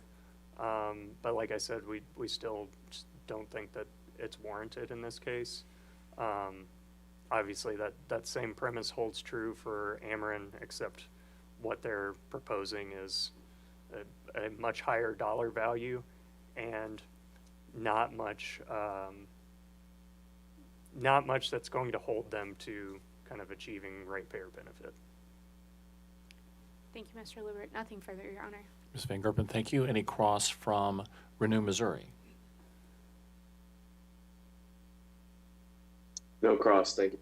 Thank you. Any cross from NRDC? No, thank you. Cross from Ameren, Missouri? None, thank you. Any bench questions? Chair Hahn, when you're ready. Good afternoon, Mr. Lubert. Good afternoon. I had to check the clock to see if it was. So. I had asked earlier Mr. Forson if he was familiar with the most recent MISO resource capacity auction, and he said that he would better defer those questions to you. So are you familiar with that auction? I am familiar. I won't be able to list what the results are by dollar value, by season, by any means, but I am familiar with the most recent. Okay.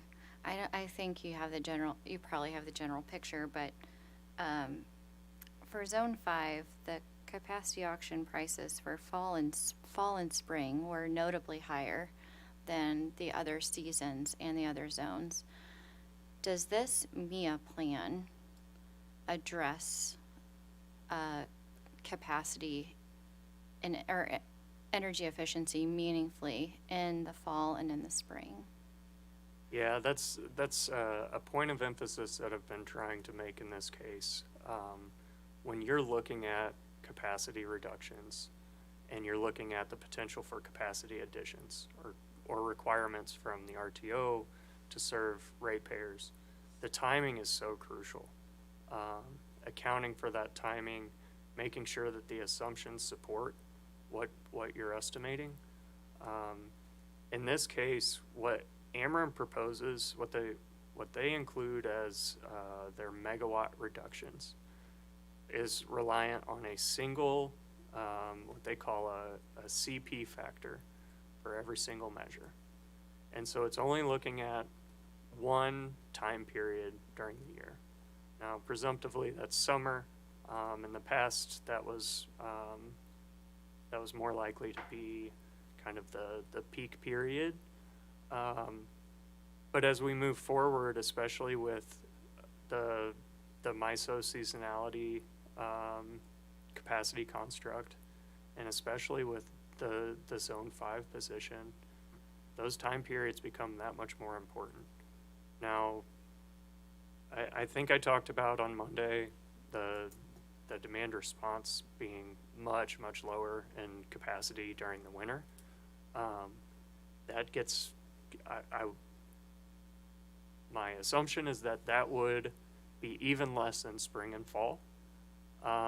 But frankly, you have to design the program from the beginning with the outcome in mind, right? So there are possibilities that there could be a program designed to have a winter impact, but you have to be thinking about that from the onset. And then I think the other aspect that you have to think about is the longevity of those impacts, especially when we're trying to make comparisons to a supply side resource that may be out kind of further off in the future. Thank you. Sharon, thank you. Any further bench questions? Right, hearing none, I don't believe I have any questions. Any recross based on bench questions, public counsel? No, thank you. Renew Missouri, No, thank NRDC, Thank you. Ameren, Missouri. None, thank you. Any redirect? Yes, please, Judge. I have some redirect related to EO calculations. So, Mr. Liebert, I'd like for you to offer a little clarity to the record. We've heard Mr. Wills and Mr. Lozano speak in response to commission questions yesterday and today about EO calculations being tied to benefits for ratepayers. Do you feel that the EO in this application has been shown to be tied to ratepayer benefits? No. Okay, if you were going to design an EO that was tied to ratepayer benefit, can you walk us through how that should happen? Sure. I talked a bit in my direct testimony about quantifying what that EO amount would be. And specifically, I included a schedule to that direct that kind of walks through how you'd quantify the deferral of a resource and what that foregone earnings would look like from that. Now, it includes some kind of generic assumptions, but it is kind of a framework that you could utilize to look at what that foregone earnings would be. And so that would be the first step, is can you identify a supply side resource that you can defer or ideally avoid? And then you also have to identify the timing of when that resource would be added otherwise, and the timing that it would be added if you move forward with a demand side program. That kind of, those are the pieces of information that you'd need, among some others, to quantify what that foregone earnings would be. And the next step would be designing metrics that can achieve that desired outcome, right? If your desired outcome is to defer an investment with kind of the goal of benefiting all the ratepayers within the class, including those that don't participate, the timing, again, we've talked about this over and over, but the timing matters. And so if that supply side resource isn't going to happen for 12 years or more, then after you've quantified what the earnings opportunity would be for that deferral, now you need to tie the recovery of that earnings opportunity to savings that can actually defer that resource. And so if you think about, we've talked about differences in energy efficiency measures. There are some measures that might last 2 years, are expected to last 2 years. And so that energy reduction may happen for a very short time period. And then there are others that may last a much longer time period. Well, if you're trying to design an earnings opportunity with the intent of benefiting ratepayers, right, then the metrics that you set up have to be considering when those savings occur. And then the last piece of that is not only the timing, but also the magnitude of what those savings are in that future time period, right? If you need 300 megawatts in the year 2033 in order to defer a resource, then that you've created your goal, right? So that's why when I talk about in my testimony that identification of that avoided investment is the first step. It's because that is what's driving you toward a goal that gets you that ratepayer benefit of avoiding that investment, or at least deferring that investment and the recovery of that investment through rates. That isn't how Ameren's done their earnings opportunity in this case. They've done it backwards. So they have designed, I'm sorry.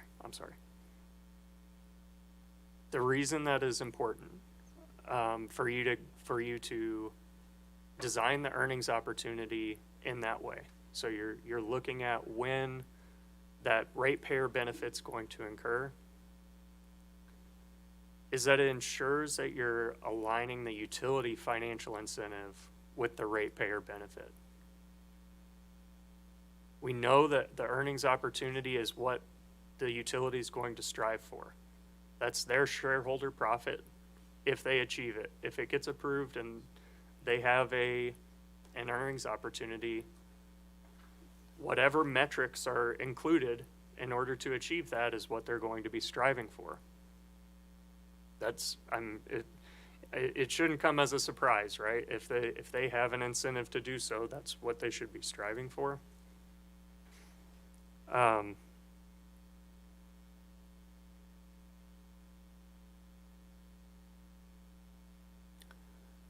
So we've talked about designing or evaluating what that foregone earnings is, then potentially designing for kind of achieving the end goal. If you try to find that within Ameren's application, what is the end goal? The end goal is it isn't resulting in that ratepayer benefit, especially when you're trying to consider whether or not it benefits non-participants. Because we don't see that deferral of a resource. We don't see that they've accounted for the interactions of the other mechanisms that we've talked about. the end goal is included with what's in their earnings opportunity, and that's that shareholder profit. I'd like still just a little bit more clarity, if you would, please. So the end goal, the EO, in Ameren's application, how is it organized? Yeah,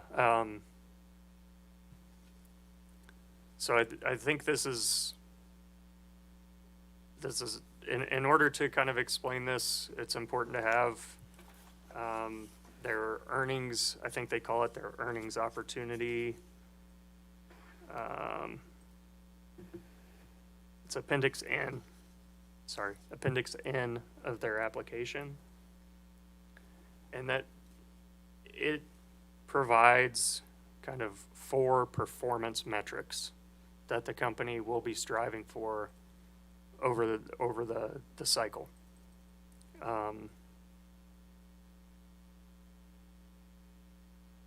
One of them is the number of megawatts that they have.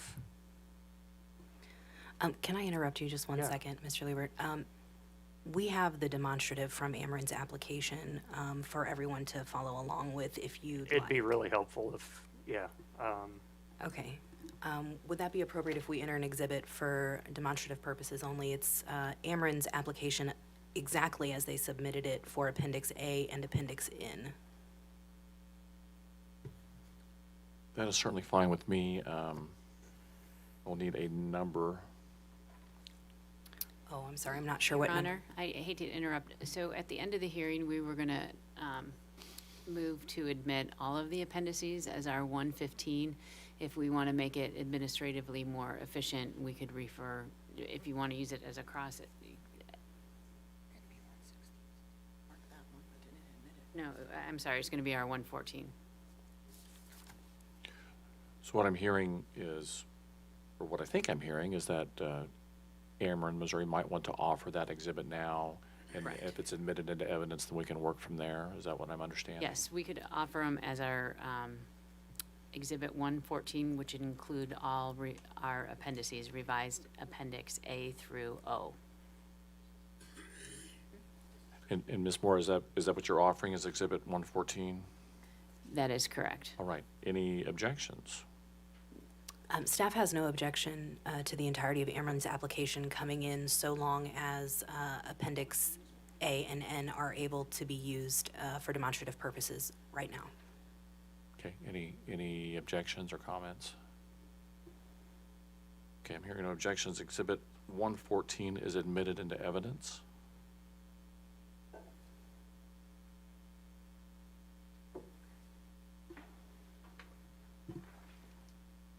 Thank you.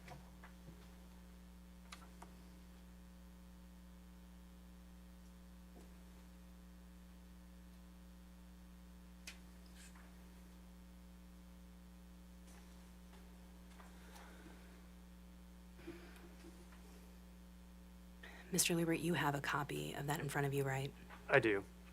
Okay, while Ms. Lange's handing that out, would you walk us through what that is? Yeah, so Appendix N is the document that's in landscape format.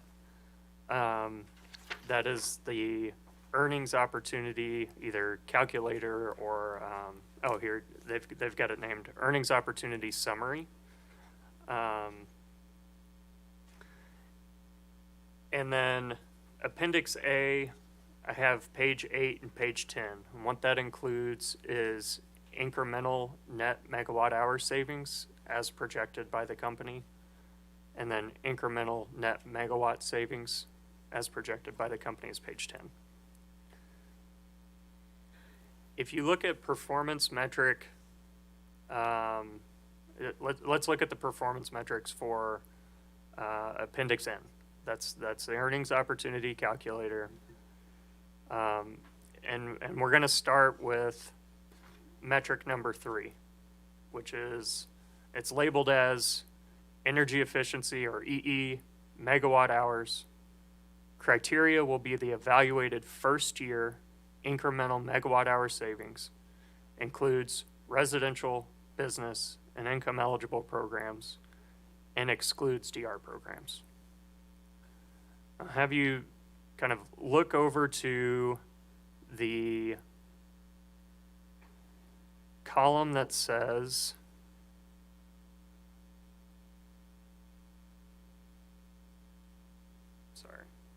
P1 target max.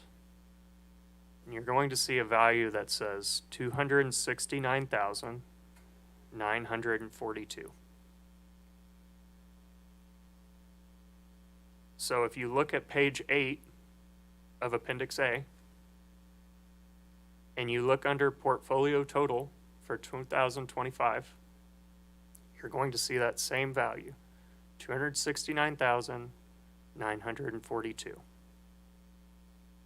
As you move to the right on Appendix N, you can match up that same value from 2026 and 2027 in that same metric. So on the P2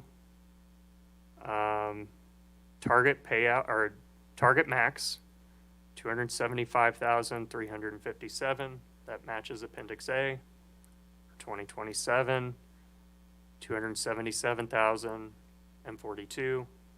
Again, that matches Appendix A. So that is the portfolio total as they've included within their application. So the next thing we're going to look at will be comparing metric number 1, and that's the demand response. So that criteria will be the cumulative evaluated megawatts enrolled. And it says it includes residential and business DR programs. Now, if you look here, the P1 target max for that is 246. And if you look at page 10, for 2025, the demand response total is 246 and a quarter. It's the same for both. Move to the right, look at P2 target max, same thing, 252.55. Move to the right, for 2027, it's 258.66. They align. Mr. Liebert, can you explain why it matters that their portfolio calculations for the programs and the target goals listed in the 4 buckets that they have in their earnings opportunity calculator are exactly the same? Sure. I talked earlier about the importance of driving that ratepayer benefit through the earnings opportunity. And I think I mentioned that Ameren's kind of reversed how this process should work. What Ameren's provided to you in this application, and they've provided to us for us to review, is an application that's premised on very specific programs with very specific numbers of measures assumed to occur to come up with these incremental savings in Appendix A. Now, what they've also recommended is a great deal of latitude to pivot how those programs are actually implemented and which measures they actually incentivize. Some of them are going to be better at reducing demand. Some are going to be better at reducing megawatt hours, and some of them are going to cost less to implement. So they've set their own target based on this very specific kind of portfolio of programs, set their own benchmark with the ability for them to pivot off of all of those assumptions from day one. They're asking for your approval to do that. But they're also asking for their maximum earnings opportunity to be boiled down from those 20 plus programs with very specific details into these 4 categories in Appendix N. Those 4 categories are really broad, and they don't account for the timing of when those reductions occur. We're looking at first year megawatt hours, and megawatts saved during the evaluation year. So first year megawatt reductions. That third criteria, so they split megawatts into demand response and non-demand response. I think if you looked at metric 2, that EE coincident megawatts, that's going to coincide exactly with that page 10 if you removed the demand response impact. So they've offered up this what they're calling their plan, but their plan can change, and it's up to them whether or not they decide to change and how they change it. Because once they have approval, they have that ability based on their plan. Now, what that results in is they can change which programs they focus on, or more importantly, which measures that they focus on. So long as they hit their self-imposed target, broken down into 4 buckets of megawatt reductions, megawatt hour reductions in the first year, and income eligible spend. That flexibility is something that we talked about in our testimony. And it's something that if you don't start off with an end goal in mind, and that end goal for MEEIA should be benefiting ratepayers over the long term and aligning the utilities' incentives of doing so. The earnings opportunity is that chance to align the utilities' actions with its financial incentives and ratepayer benefits. The company's earnings opportunity isn't going to do that. It's going to ensure that they hit their self-imposed target, and they do it as they see fit. But it won't ensure ratepayer benefits, especially for those that don't participate. Thank you for that explanation and walkthrough. One point of clarification. We've talked about the targets and the 4 buckets. Would the difference between the program targets laid out for the 20-plus programs and the summation of the 4 buckets be an explanation, in your opinion, for why there could be wildly underperforming programs and still full EO earned in the application that's been submitted? Yes. So no matter how the programs perform, there are thousands of calculations for Ameren to game those 4 buckets and hit full EO? Objection, Judge. We're beyond the scope of cross-examination and commission questions. Ms. Johnson? Judge, we're talking about the buckets and calculation of earnings opportunity. Ameren created this plan. All right, I'll overrule. My question was, there are thousands of calculations based on program measurements under which Ameren could hit full EO, even with wildly underperforming programs, right? Yes, and fairly easily. Now, I think what's important to consider is that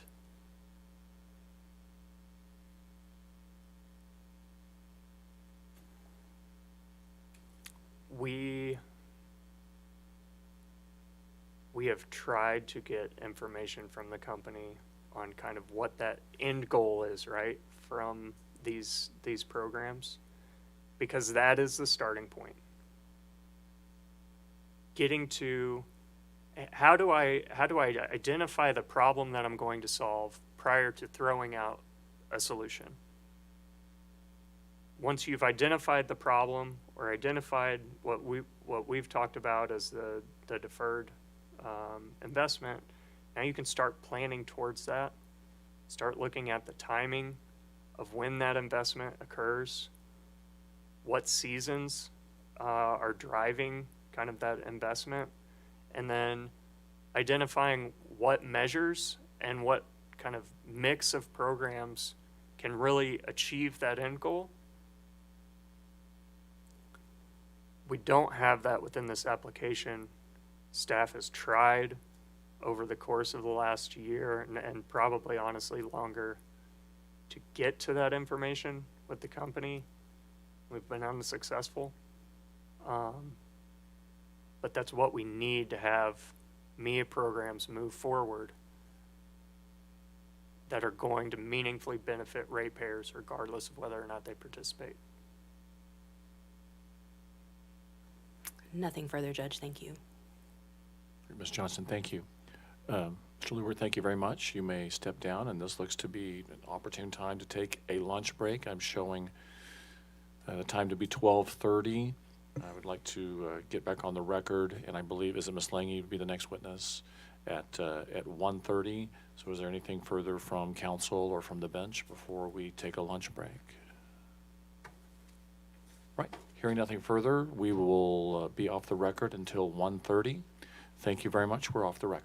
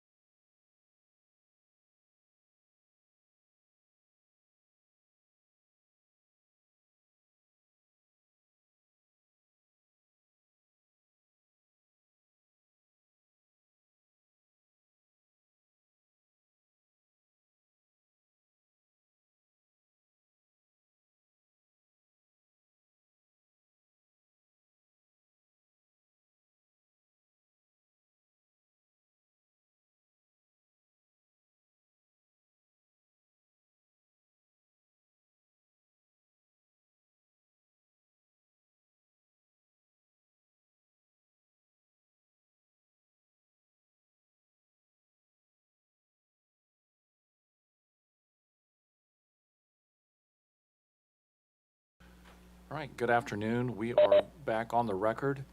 I believe Ms. Lange is about to take the stand on earnings opportunity. Before she does, some scheduling matters. We are kind of behind schedule now. And we're running out of days on the week, so the only solution I see is to go a little late this evening, unless, of course, the pace picks up, and then we won't. But I kind of see it not going any later than 7. I think after that, people are going to start falling over, and especially our court reporter. We don't want that. So my thoughts are we'll go until we either finish earnings opportunity and EM&V, or roughly 7 p.m., whichever comes first. So if there's nothing further from council or from the bench, I'll call Ms. Lange to the stand.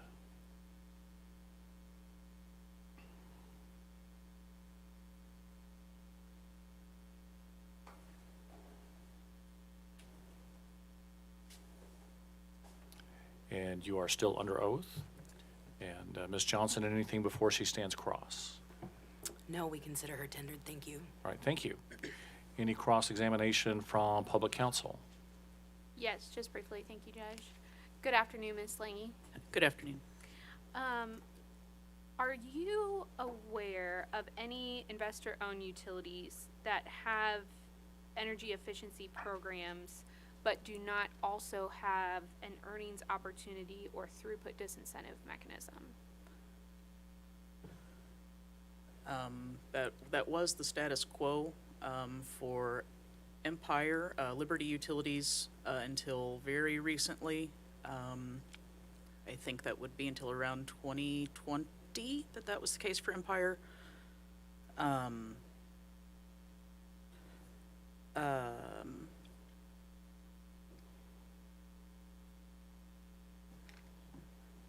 Ameren, that was the case from, I believe, from before I got here until about 2011.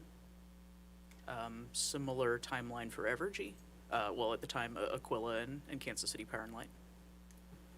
Thank you for that. Are you aware of any investor-owned utilities who currently have that set up, even if they are not electric utilities? Oh, I'm not sure exactly how Spire's setup is. It's been a while since I've been involved in that. But I'm not sure exactly what Spire, formerly MGE and Laclede, have.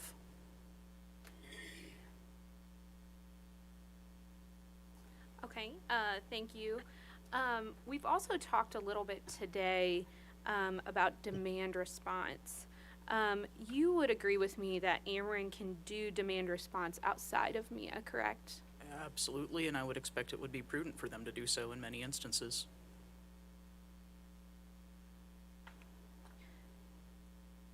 And are you aware whether Ameren had a demand response program prior to implementing MEEIA? Or did demand response in any respect? I believe they had curtailable rates or a curtailable rider.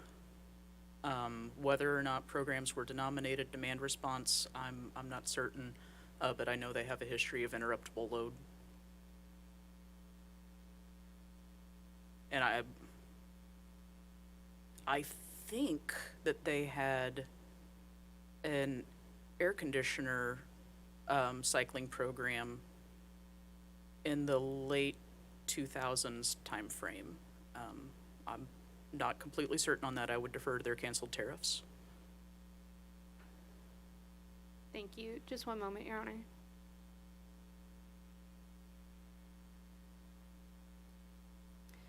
That's all we have. Thank you, Ms. Lange. Thank you, Your Honor.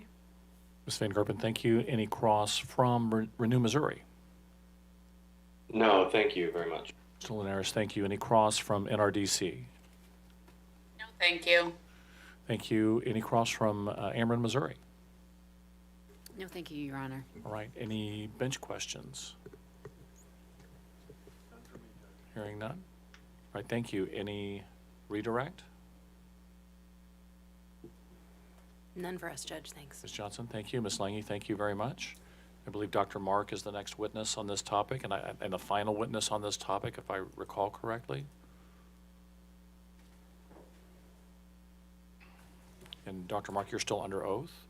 And Ms. Van Gerpen, anything before he stands cross? No, Your Honor, we consider him tendered for cross. All right, Ms. Van Gerpen, thank you. Cross-examination.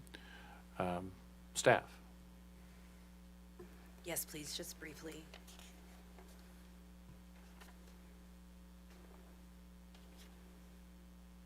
Okay, sorry about that. Good afternoon, Dr. Mark. Good afternoon. So we've talked a lot about kind of the supply side equivalent for the earnings opportunity. I would like your perspective on how or what would be a comparable earnings opportunity on the supply side. Okay. This is a challenge because there's a lot of different resource mixes that could be the proxy, right? So Ameren needs to fill some missing load.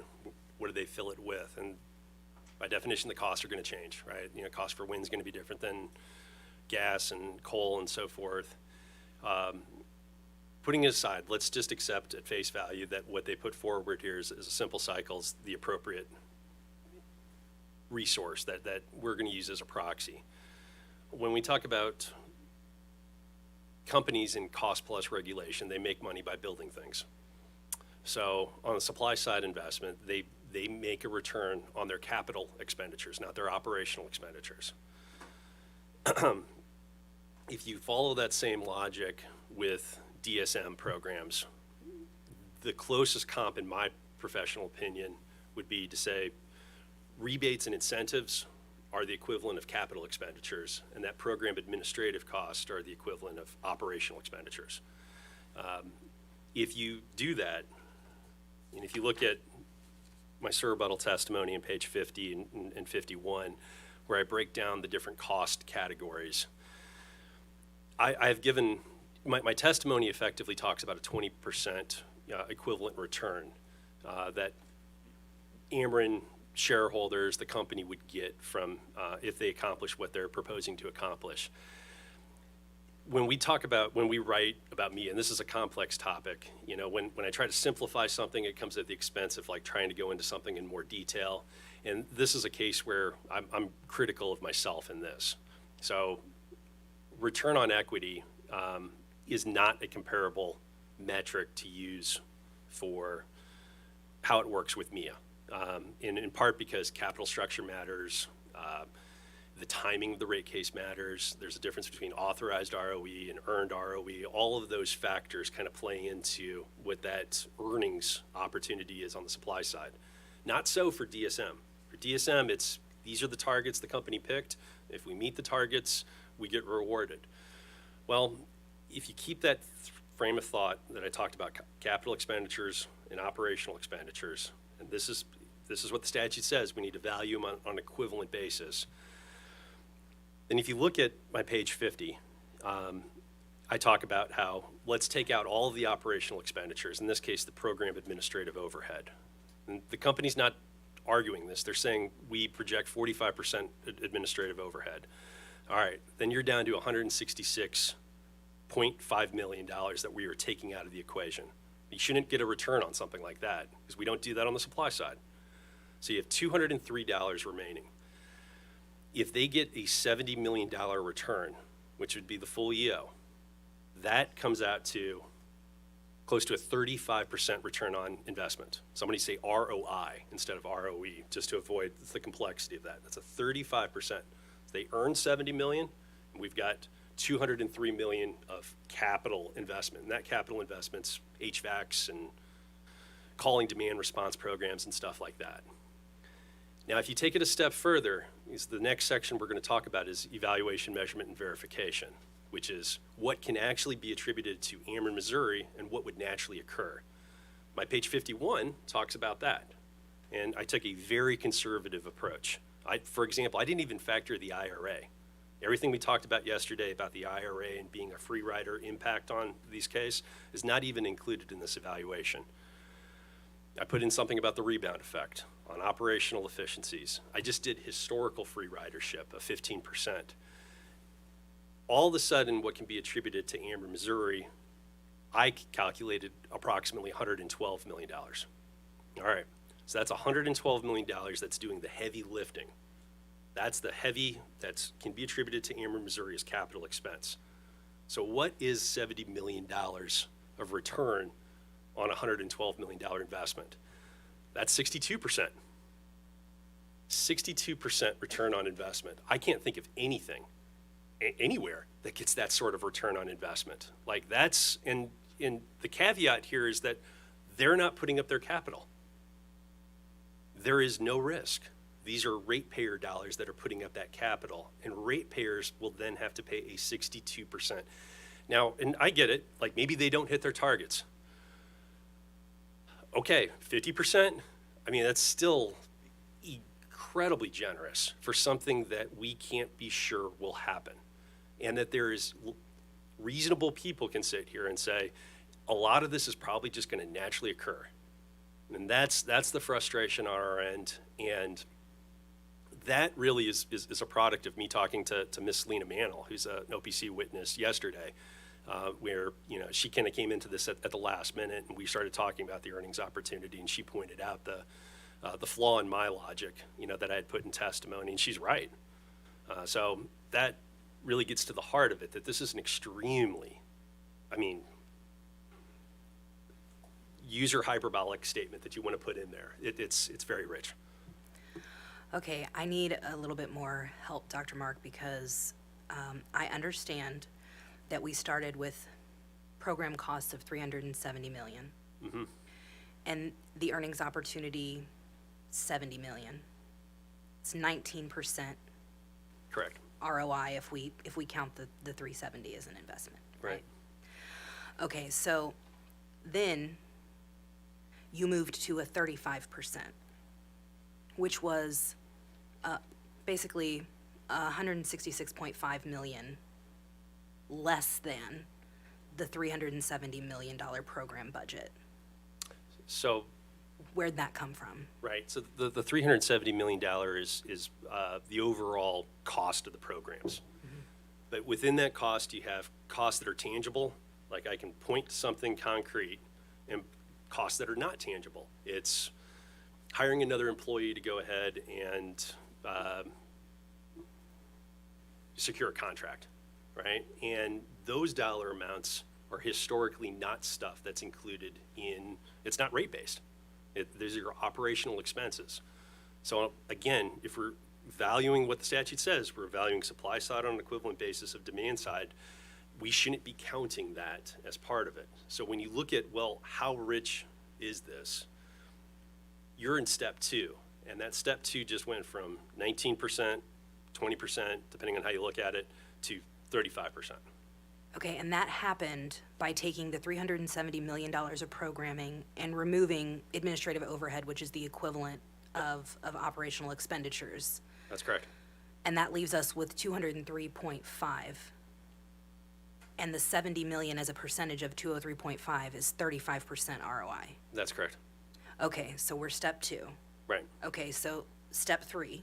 And step three is, and we'll talk more about this in the next session, but it's the EAM and V. Step three says, maybe not all of this is a result of Ameren. Maybe that $8,000 rebate that I'm getting from the federal government had more of a push than the $900 rebate I got from my HVAC. And if that's the case, then we need to not count that. And that, again, that's the commission rules. That's how we set this up. These are naturally occurring energy efficiency. Based off of my recommendations, and I can't stress this enough, these are very conservative recommendations, where I factored in 10% for a rebound effect. That's straight from ACEEE. That's about as an authoritative, like pro-energy efficiency group that you can find. I did 15% for operational efficiencies. Again, that's the Department of Energy. I did 5% on principal agent, which I think is probably grossly understated, but okay. And then we did 15% for free ridership, just based off of historical norms. Just historically, we've just said, yeah, about 15% would just naturally happen. Now, I think it's going to be greater than that because of the IRA, but let's say, I don't know, people never hear about the IRA, okay? If you then take that 203 million and subtract those elements, I came up with 112 million. That, if we want to value it on an equivalent basis, that's what they should be earning a return on investment off of. And if you do that, if it's still at the 70 million, if we haven't adjusted anything else, this is the commission saying, we agree with Ameren's proposal, then they're earning a 62% return on their investment. I say their investment, it's ratepayers' investments. That's very generous. What's a typical return? Oh, boy. I mean, so, again, it's a bit complicated, but, you know, we talk about the 8 to 10%, you know, on ROEs are typically set on that, and whether or not they earn it, you know, is open to debate and timing, and the capital structure of the utility. But for simplicity's sake, let's just say 8 to 10%. Okay, so based on the most thorough estimate that you can do, in your professional opinion, to value this equivalent to the supply side, the result of your analysis when you apply it to this application using extremely conservative estimates that you listed in your testimony results in a 52% higher return on investment than anything on the supply side? And the 52, if I understand your question correctly, it would be, is that subtracting? Yeah, what a taking out the typical would be? 10% So typical. 52 excessive, yeah. Yes, that would be correct. Okay, thank you. Okay. Oh, I have one more. I apologize, Judge.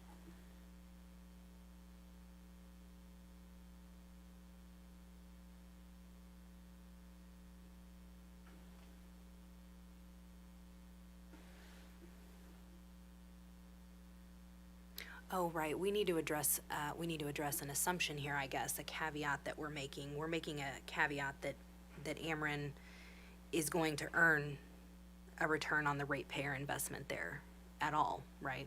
That's correct. Can you explain that a little bit more? We're making the assumption that Ameren would have an opportunity? Is that maybe? Sure. Okay. I thought I understood the question, but maybe I don't.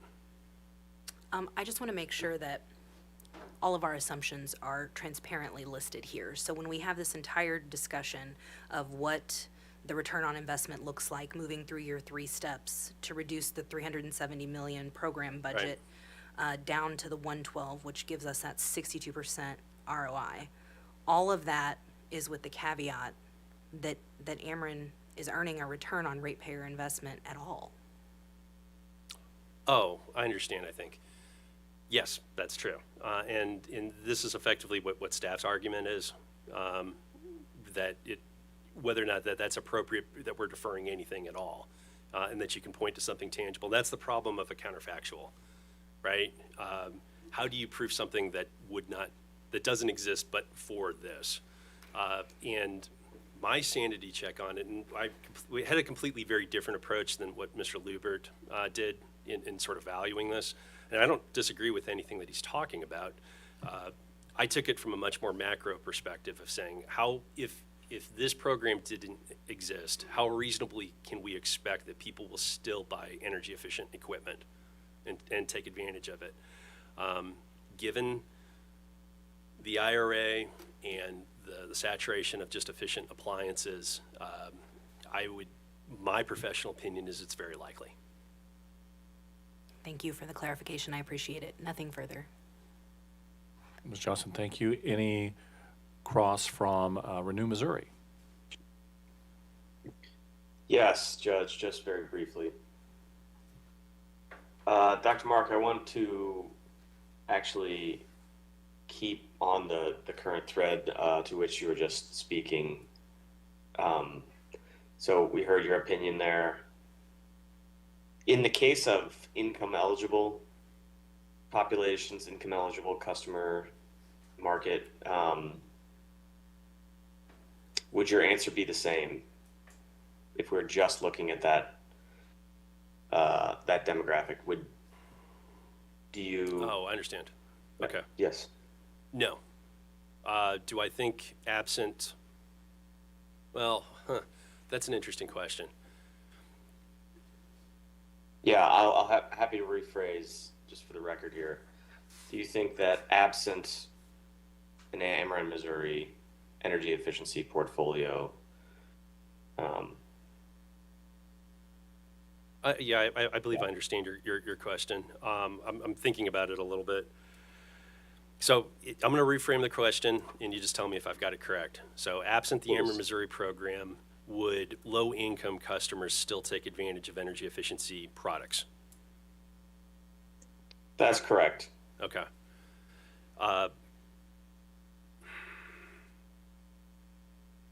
So there's a couple things to think about when we start talking about those programs. And I want to say just in general, for consumer advocates, we're very conscious of how expensive things have become, just inflation-wise. Nobody's denying that having a rebate will have a material impact on your purchasing power. The problem that we wrestle with is those products are going to exist regardless of whether or not the rebate takes place. That wasn't the case when we first passed the statutory requirement of MEEIA. That is much more the case today. So even if the low-income customer can't afford it, if they were in a position to purchase something or if they were forced to do something, their only options available to them would be very efficient equipment. Now, there are other mechanisms in place. The most notable one is LIWOP. So we get federal funds that come down to go ahead and address energy efficiency. All things being equal, that's our preferred method because I don't have, as a consumer advocate, we don't have to pay lost revenues for that. We don't have to pay an earnings opportunity. We don't have to pay program cost. That's all through taxpayer dollars. And there's more of that money coming down at ARA-like levels than what has existed for at least more than a decade. Now, is there more of a need than there is money? Most definitely. Like there are definitely people that need help and that can move forward with it. But what I just articulated really kind of, and this is more of a program question, but this goes at my same criticism of Ameren, Missouri and their low-income programs. So Ameren, Missouri is proposing a single-family low-income weatherization program. By all practical purposes, that's the exact same thing that you have with federal LIWOP. You've got people going in and just weatherizing homes. The difference between the two is that what I'm paying for program cost overhead for everything that's taking place through a contractor through Ameren, Missouri is so much more expensive than just having it go through the Community Action Agency. That's what I struggle with, Mr. Linares, in promoting the energy efficiency through the low-income programs. And I think there's an argument to be made for multifamily programs because of the split incentive issue that takes place between landlords and tenants, and maybe we can talk more about that in the program section. But the low-income programs are most definitely a challenge. So I acknowledge the problem, but from my vantage point, that doesn't justify the cost and certainly doesn't justify the potential, orders of magnitude like earnings opportunity that the utility would otherwise receive if the commission were to approve this program. Because at the end of the day, those customers, those low-income customers are going to, a good chunk of them, because they can opt out. Do I think most customers do opt out of that program? No, I don't. The numbers will bear that out, but they're going to be the ones getting that bill, that rate increase that's going to result from MEEIA.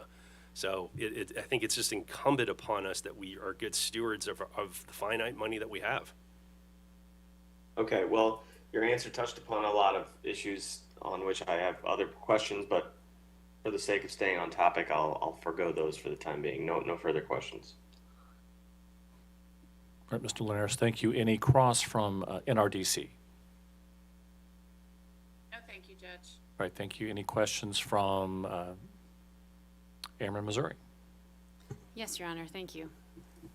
Good afternoon, Dr. Mark. I have a few questions for you. I believe you were present when Mr. Forson was testifying, correct? I was. All right, and then he discussed the need for an earnings opportunity to be tied to deferred resources. Yes. You remember that? Okay. Do you agree with his assessment that programs we are seeking to approve will not reduce winter load at all?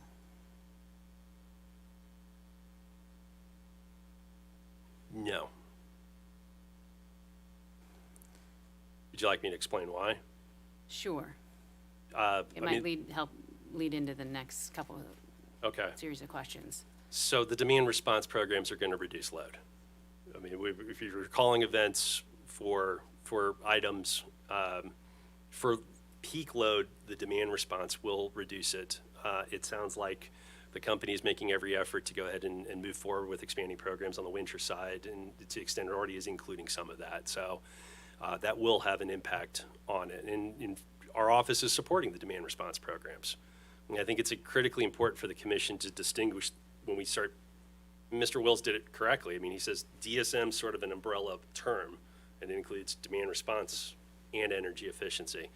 I mean, we've made the observation that there are private entities that are now in the market that could go ahead and function in the exact same manner as Ameren's demand response, but realistically, I think we're probably a couple years away from that being a reality. So we are effectively supporting the demand response programs for Ameren. Great, thanks.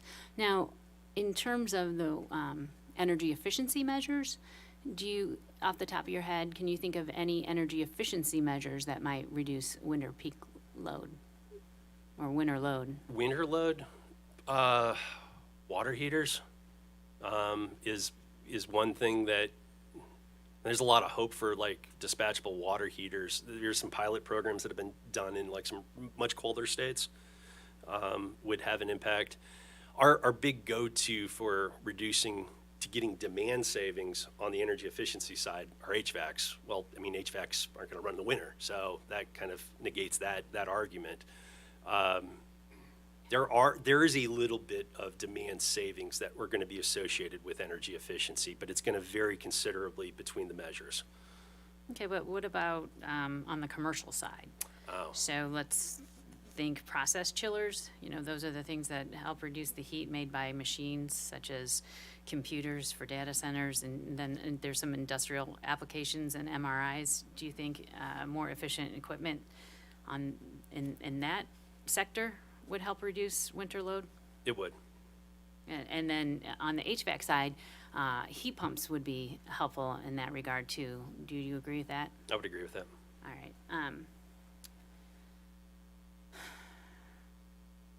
And then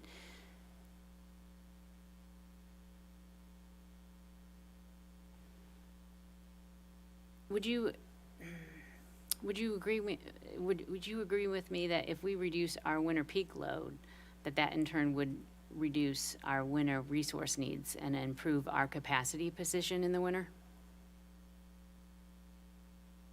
Yes. All right. And then were you at the meeting last fall in September where the company went over its IRP plan? I was. I went back and checked my calendar from a year ago, and it's on my calendar, so Yeah, I'm sure I was there.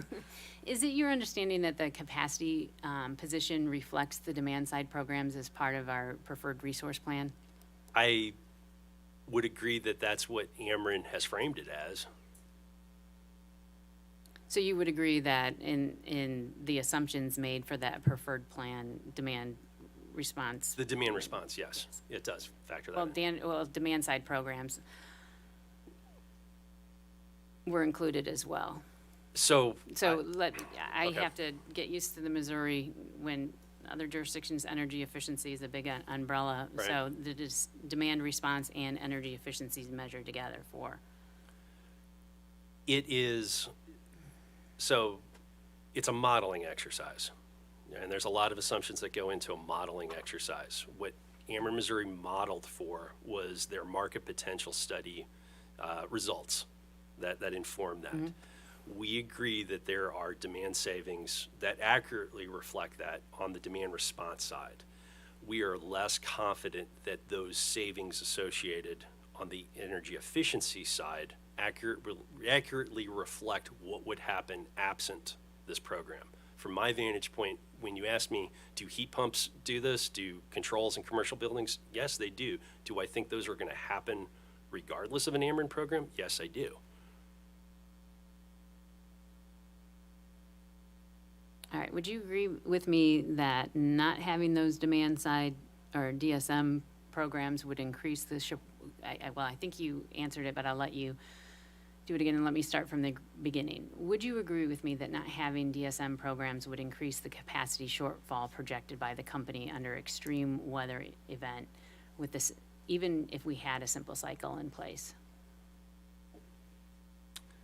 Yes, but I'll tell you, when we started going down this rabbit hole, I started thinking about the curtailable rate tariff that we had on there. And I'm more convinced now than ever that you don't necessarily, there is a way forward with valuing demand response programs that we have historically done that doesn't necessarily need to fit within this framework. I hope I answered that question correctly. Let me ask you this. So let's give you a scenario where we have to, for demand response, you really do need to rely on the customer to drop the load, correct? Correct. So what happens when we request a customer drop the load and for whatever reasons they're going under their own crisis and they cannot drop the load? So it depends. Would you want to rely on that? And go ahead, I'm sorry. Well, I mean, to be clear, and I don't want to do like a tit for tat here. I mean, we are recommending that they support the commission we are recommending the commission approved a demand response program. I believe that that's the simplest, easiest way to go ahead and deal with the potential shortfall that you're articulating. Now, are there other ways of doing that? Absolutely. Have there historically been other ways of doing it? There has. Most DSM programs in other states don't even touch on demand response programs. This is largely a unique Missouri application because we have historically let out ARCs. Okay.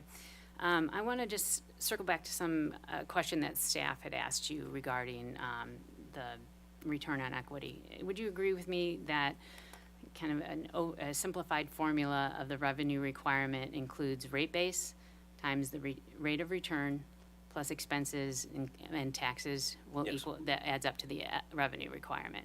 So that's, all of those are one component of the revenue requirement, correct? Correct. All right. If you give me a moment.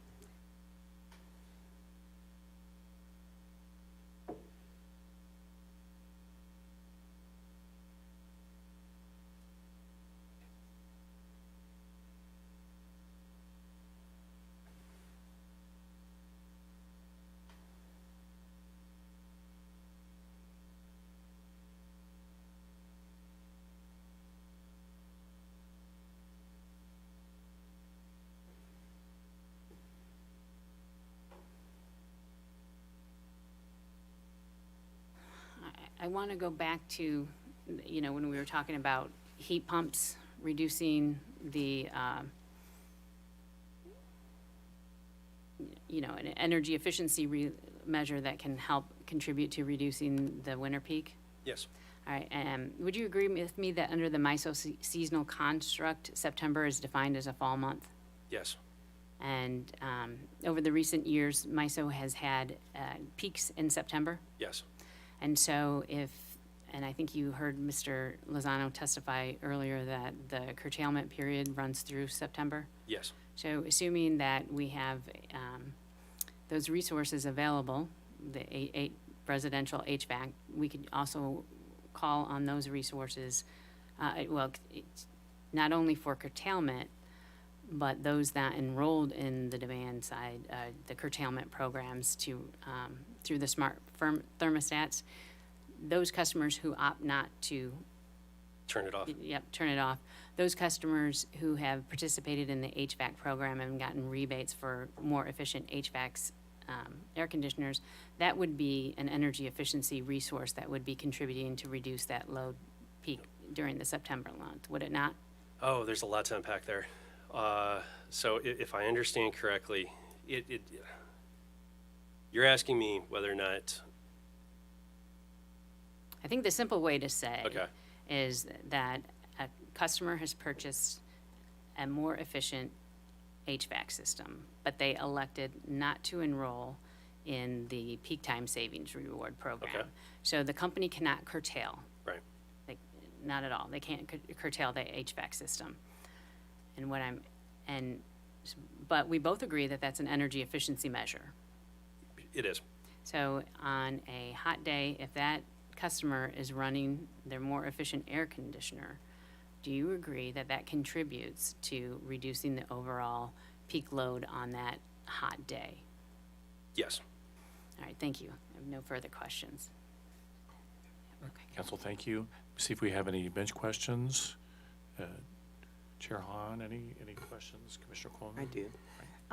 Just something I've been thinking about all day, and since you're on the stand, I think I'll ask you about this. So after all the DSM programs, from your vantage point, do you believe that Ameren is selling less electricity to their customers? Well, that's a great question. I think MEEIA affords a really, up until a couple years ago where everything started, the first movement was like, oh, there's going to be electric cars coming online, and that's going to be a lot of load, and smart appliances is going to be a lot of load. And now it's data centers, right? Prior to that, it was decreased load because the efficiency just kept increasing exponentially, just naturally. What's naturally occurring energy efficiency. When you got MEEIA, all of a sudden, those lost revenues all of a sudden became potentially captured through MEEIA. So the company could get recovery for that. Now they would say, well, we're promoting, light bulbs and everything else. And, reasonable minds can disagree, and I'm disagreeing right now. I'm saying a lot of this stuff is just going to naturally happen. And we would say those numbers are grossly overstated. I think evergreen economics, and I'd heard the quote earlier in this hearing where they were talking about the IRA and how the net to gross should account for that. I believe they said 10 should be the net to gross ratio. So what evergreen economics is saying is that 90% of that's just naturally going to happen. We've never had an approved or lost revenue mechanism that showed that much. But if you believe that that's at all accurate, then the company's probably recovering lost revenues than they otherwise shouldn't be getting because of MEEIA. So do I think that the company is losing do I think they're losing revenues as a result of energy efficiency? Yes. And that's okay. That's how they're natural monopolies. And what we're doing here as economic regulators really is a proxy for the market. When you go out into a market, like, it ebbs and flows. COVID-19 is a perfect example. COVID-19 hit everybody, hit all companies. And we had utilities come in and say, hey, we're losing revenues, like we should be made whole entirely for this. Well, that doesn't actually reflect like a natural, a proxy for the market. In the market, you've got market discipline. In a market, the pizza company has to work really hard to get your business because you can go someplace else. You can't do that for the utilities. So anytime that we're giving mechanisms to increase or ensure revenues on this end, you're just reducing risk, and you're getting farther and farther away from what I believe pure economic regulation is supposed to master. And the result of it is that the companies end up making more money than they otherwise would be. I look no further than, their earnings over time. And what you see really in the past 10 years with the influx of surcharges like the FAC, MEEIA, the RESRAM, the earnings go up, and they've gone up, and they've gone up. And can I point to other non-natural monopolies that deal with this? Well, what you see is that most companies ebb and flow. It's not the case. So do I think it's happening? Yes. Do I think it's happening at the level that should cause us panic? Absolutely not. Because you're going to get more generation you're going to get more load coming on, the data centers. anytime anybody buys an electric car, like those revenues are going to materialize over time. Because, I mean, think of it this way, Commissioner Coleman, we're not sitting here talking about what we can retire. We're sitting here talking about what we can build. And that's the easiest example. Like, I'm not concerned on that end. Okay. Thank you. Thank you, Judge. Thank you, Commissioner. Any further bench questions? I will have a few. Dr. Mark, does the Office of Public Counsel believe there's a way to insulate customers who are paying for the MEEIA plan from future events that might impact the viability of the plan?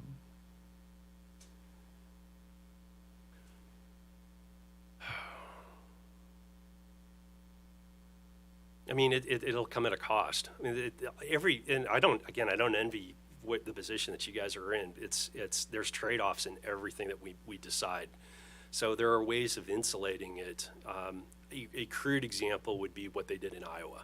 And that was a legislative fix where they said, okay, the commission can approve a program, but if it doesn't pass the RIM test, customers have the option of opting out. Okay, I mean, there it is, because the RIM test would actually show that it's happening. It's taking into account all those costs. And if it's not, then those customers could opt out. I think the trade-off on that is, I think you would cripple the programs, right? And so we wouldn't be moving forward with any viable DSM program. In short, there's a reason why customers of a certain size try to opt out of MEEIA, all right?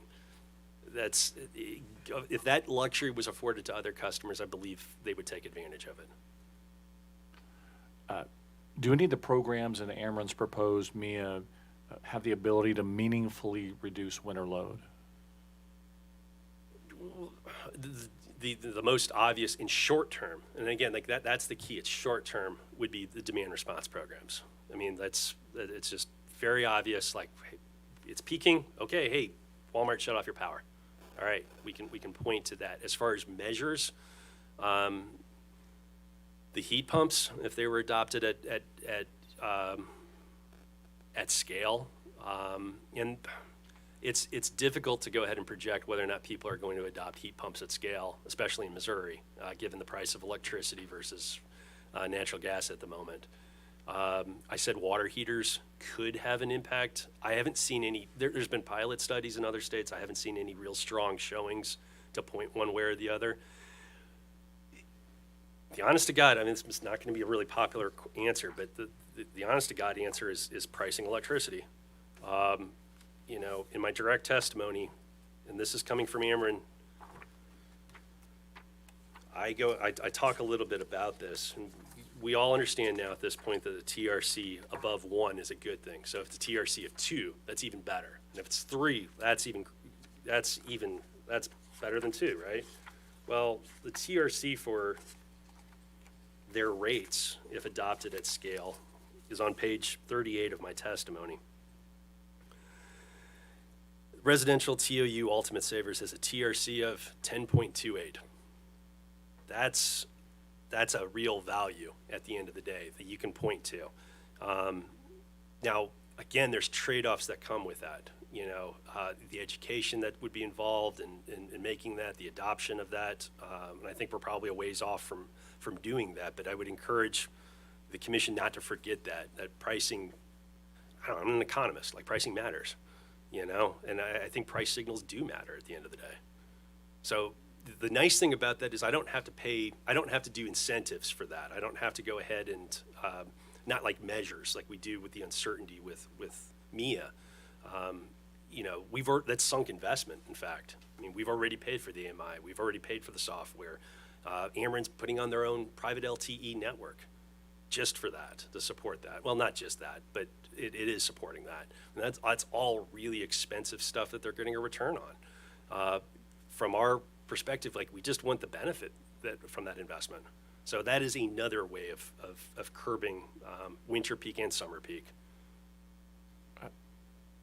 Dr. Mark, can you confirm what the low-income eligibility criteria is for the LIWAP program? 200% federal poverty line. I'm 90% sure saying that, with subject to check. It would be lower, I think, for light heat. It would be lower for light heat. Do you know whether Ameren, Missouri's weatherization proposal offers expanded eligibility, which could help lower income customers who struggle paying their bills but aren't eligible for LIWAP? No, I don't believe it would. Now, Mr. Veit got up here, and I want to commend like Ameren actually like on that. Like, there's a lot of things that we disagree about this, but they have worked with Office of Public Counsel. They've worked with staff to to craft these programs. One of the things we've been doing to try to address the LIWAP problem is utilizing, whether it's through a rate case or even through MEEIA, like approved MEEIAs, what we've said is use that money to work on homes that are passovers. And what I mean by passovers is homes that have mold, homes that are hoarders, homes that have a bad roof or knobbed tube wiring that's messed up. Which is a lot of homes, all right, that are just poorly made. Well, under the construct today with federal funds, community action agencies can't touch them. They're hazardous homes, they can't touch them. What we've done is say, all right, well, let's take the money and we'll get, Evergy's actually been real good with this. Let's go ahead and get a couple roofers and knob and tube wiring electricians on contract, and they'll go ahead and redo that stuff because you can't use federal funds for that. But as soon as you take care of that, then you could use the federal funds and weatherize it. So we're just trying to adapt and do what we can. And I mean, the reality is that some homes just can't be weatherized. You hit a point of diminishing returns, like a big hole in a roof. At some point you just kind of walk away from it. But where there are examples of being flexible with that, the companies plural have been very receptive to that idea. And I think one final question, if the commission rejects this application, do you think that ARCS could provide equivalent demand response services? Yes, but I don't think immediately. Okay. Thank you, Dr. Mark. Any further bench questions before we go to recross? Any recross from staff? Yes, just briefly, thank you. Dr. Mark, I want to clarify a few things in your answers to Judge Pridgeon. So the judge asked about insulating customers who pay a MEEIA charge from future events that impact the viability of the plan. Have you considered an earnings opportunity clawback that would serve as an offset to rate base if the company built a new supply side plant? Oh, I mean, yes. I haven't considered that, but that's, typically I have enough bandwidth to go ahead and work on a program and say yes or no, that usually both. So, if I started getting like the problem solving mode, I'm sure we could come up with some options, but I think it would be incumbent upon the commission saying that's what they want, and then we can go back and figure out some options. Okay. But you're right, a clawback method might be a viable option. Okay. You also discussed with the judge the adoption of heat pumps over gas. Just to clarify, is an efficient heat pump more electrical load than a gas furnace? It is, yes. That, yeah, I walked into that. That is true. The heat pumps are going to increase load too. So the point I think Cameron was trying to make was peak reduction.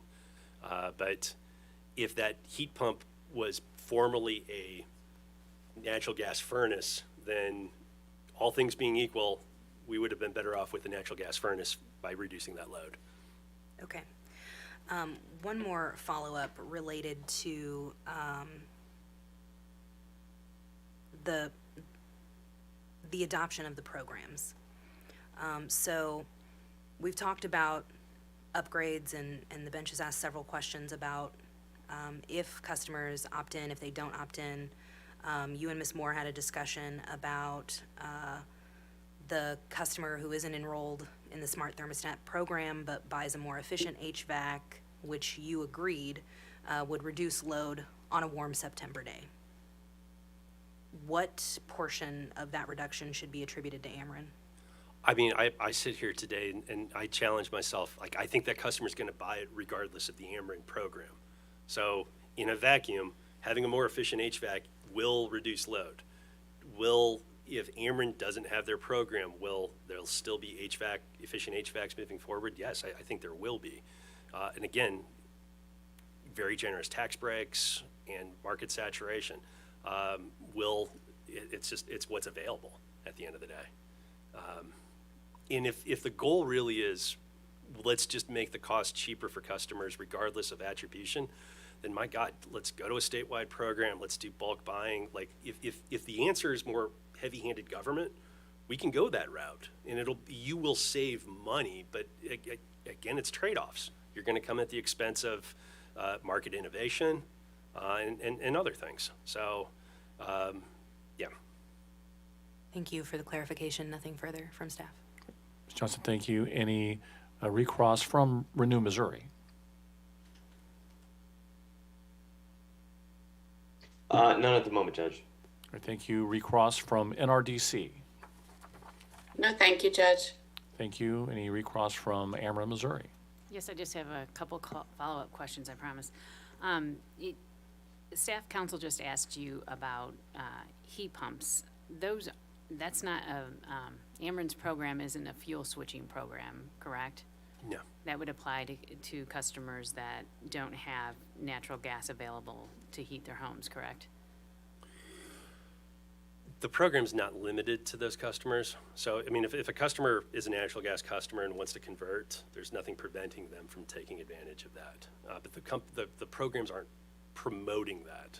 There's effectively an agreement across the board between the gas and electric utilities that we're not fuel switching. All right, well, do you know how, approximately what % of residential customers in Ameren service territory do not heat with gas? I don't. I mean, I've seen those figures before. I know it's largely, I know areas where there are more than not, but I don't know off the top of my head. All right, thank you. I have no further questions. All right, thank you.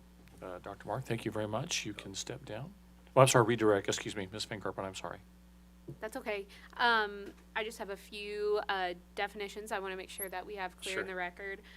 You mentioned the LIWAP program. Could you define what that is? Low Income Weatherization Assistance Program, LIWAP. So that's a federally funded program.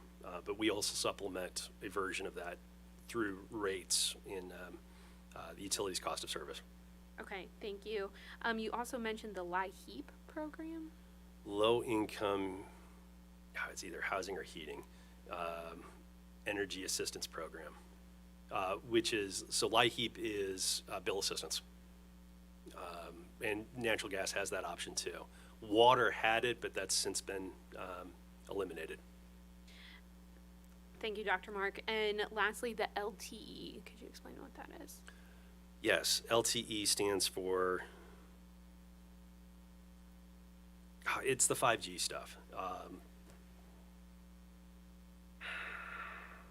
I can't think off the top of my head. It's the,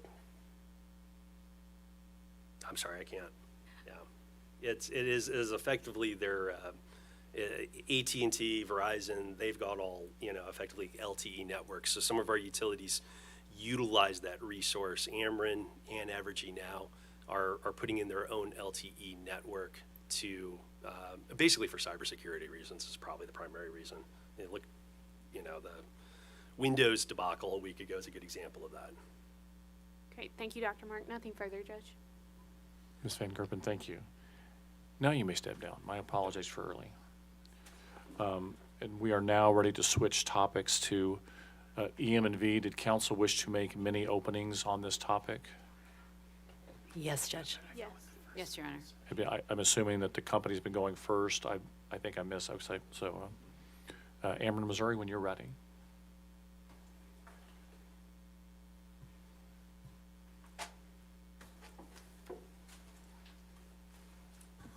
Good afternoon. May it please the commission. Jennifer Morrigan, appearing on behalf of Ameren, Missouri. For the issue today, it's whether the commission should adopt Ameren, Missouri's EM&V plan proposed in this docket. And I just want to make the commission aware that this EM&V plan is similar to the MEEIA 3 plan and also consistent with the commission's rules. And accordingly, the company thinks that you should adopt this plan as part of the MEEIA plan. Now, this EMV process that we're proposing has allowed for stakeholder input, and the company collaborated to make the process more transparent, dating back from the MEEIA 3 plan. The proposed EMV process is designed to maintain the collaboration that reduced the amount of EMV disputes before the commission. The company considered feedback from MEEIA 3 and whether whether that feedback is from stakeholders or are the evaluation reports. And the result is that a more open and transparent process is needed for EMV, and I think we've heard testimony about that today too. And so what I want to do is walk you through what all these documents everybody is talking about and what that plan consists of. So here is the Appendix E, which is a residential program evaluation plan template. So we take these plans, and everybody has been talking about free ridership. And so if you look at net impacts, so this evaluation plan would take those free riderships in consideration, and then other stakeholders would have the opportunity to comment on it. And then there's a process evaluation that we go through. Stakeholders contribute and have an opportunity to say, speak up and, add different things that they'd like to see done with this evaluation for this plan. And then it'd be given to the evaluator to look over, and then a scope would be developed for the process of the EMV. And for specific details, Mr.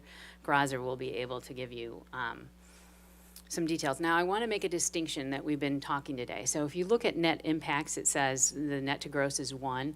For the multifamily income eligible and even single-family income eligible programs, there will be no evaluation of net to gross, free ridership. So that 1 nets it out and it's not being considered. But for the income eligible programs, the non-energy benefits are looked at. And so for the MEEIA 3 cycle, we did look at whether or not there was an impact on these income eligible programs on the customer bill. And so again, this would have gone to the evaluator as an outline. People would have commented on it, and then the evaluation report comes out where everybody has a chance to comment on it. So this one is from 2023, where I believe Commissioner Holtzman has been reading from, and this will outline those non-energy benefits for those income eligible customers. And in our plan outlines, and it has shown some benefit to customers in the reduction of bills, and they've also seen that it's more likely that and you can look at the more details of what percentage that is. It's more likely that customers who participate in income eligible programs are less likely to be disconnected. So we have more customers online paying bills, and I think all customers receive a benefit from that. Then I want to go into part of this and part of the company's planning. So when evaluators look at this and they look at the savings, they're going to go to the technical resource manual. This is the volume 1, and this volume is only 19 pages, but there is another. It will give you a user index. But what we heard staff express concern over is that this document, this is all the changes that we've made to the volume 2. Is that volume 3? Those are documented, but this document has grown to over a couple hundred pages. Well, I think it's not quite 200 pages. And to give you some, I checked into this. Illinois has a statewide technical resource plan. Their volume 3 is over 1,000 pages. I mean, that's just the nature of, when you start looking at different measures and trying to evaluate what is out there, you want a comprehensive index there. And then, again, that gives you an idea that it's organized so you can see the table of contents, and then you'll have the measure description and how it impacts that, and this is a resource for evaluators, for the company, and for stakeholders to see. Now here we get more technical, because in the same subsection you have the calculations. And I just want to highlight, because I want to stress that I want you to ask Mr. Grazer these questions. So in that table, there'll be footnote references, and a few of the footnotes there, you cannot get to that electronic copy of that water heat recovery calculator. Or it's not a calculator, but it's a PDF of a manual for that. And so talk to Mr. Grazer because we were trying to make this as comprehensive as possible. But again, this process began and the commission originally approved this document in 2018. And it's undergone some changes that you saw there in the table here. Now we're talking about another component of EMV, which is in our revised Appendix F, and that's the deemed savings table. And in there you can see all of the changes that you get in October for the TRM updates include this deemed savings log. And so this is what has been tracked and approved. And then this is a snapshot of all the measures listed.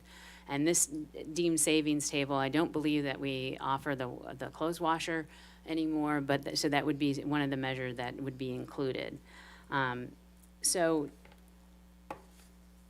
I just wanted, so this is kind of gives you explain of what we've been filing and what we're talking about in the abstract for visual learners that might be helpful. And so I want you to also understand that when we file the TRM update, we have a 2023 evaluation that we're working on in 2024. And then we're filing that update. We'll be coming up here in October of 2024, filing that update and then implementing the measures. And you can see that there's a timing difference. So when we're talking about the deemed savings table and Mr.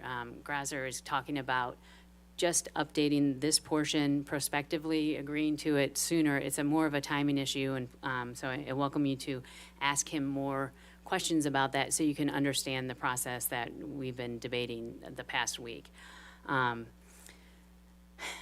I think, we've provided a lot of detail in the plan and we invite you to have more questions.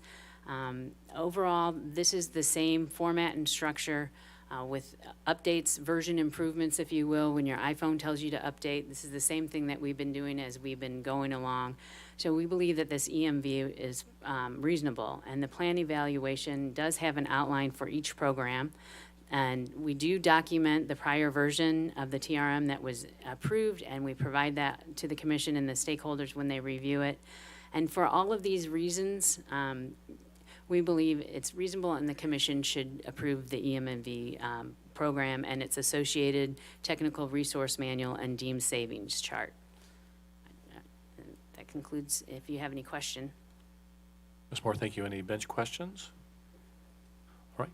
Council, thank you. Thank you. Any opening statement from staff?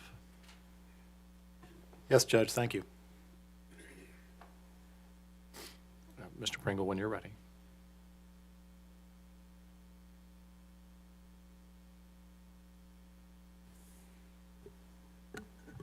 And for the record, this is now Travis Pringle, representing staff. Good afternoon, Judge Pridgeon, Chair Hahn, Commissioners, and may it please the Commission. As we've heard this week, the devil is in the details, and these details are essential to implementing a successful EMV program. Like the rest of the application Ameren has submitted, staff recommends rejecting Ameren's proposed EMV plan.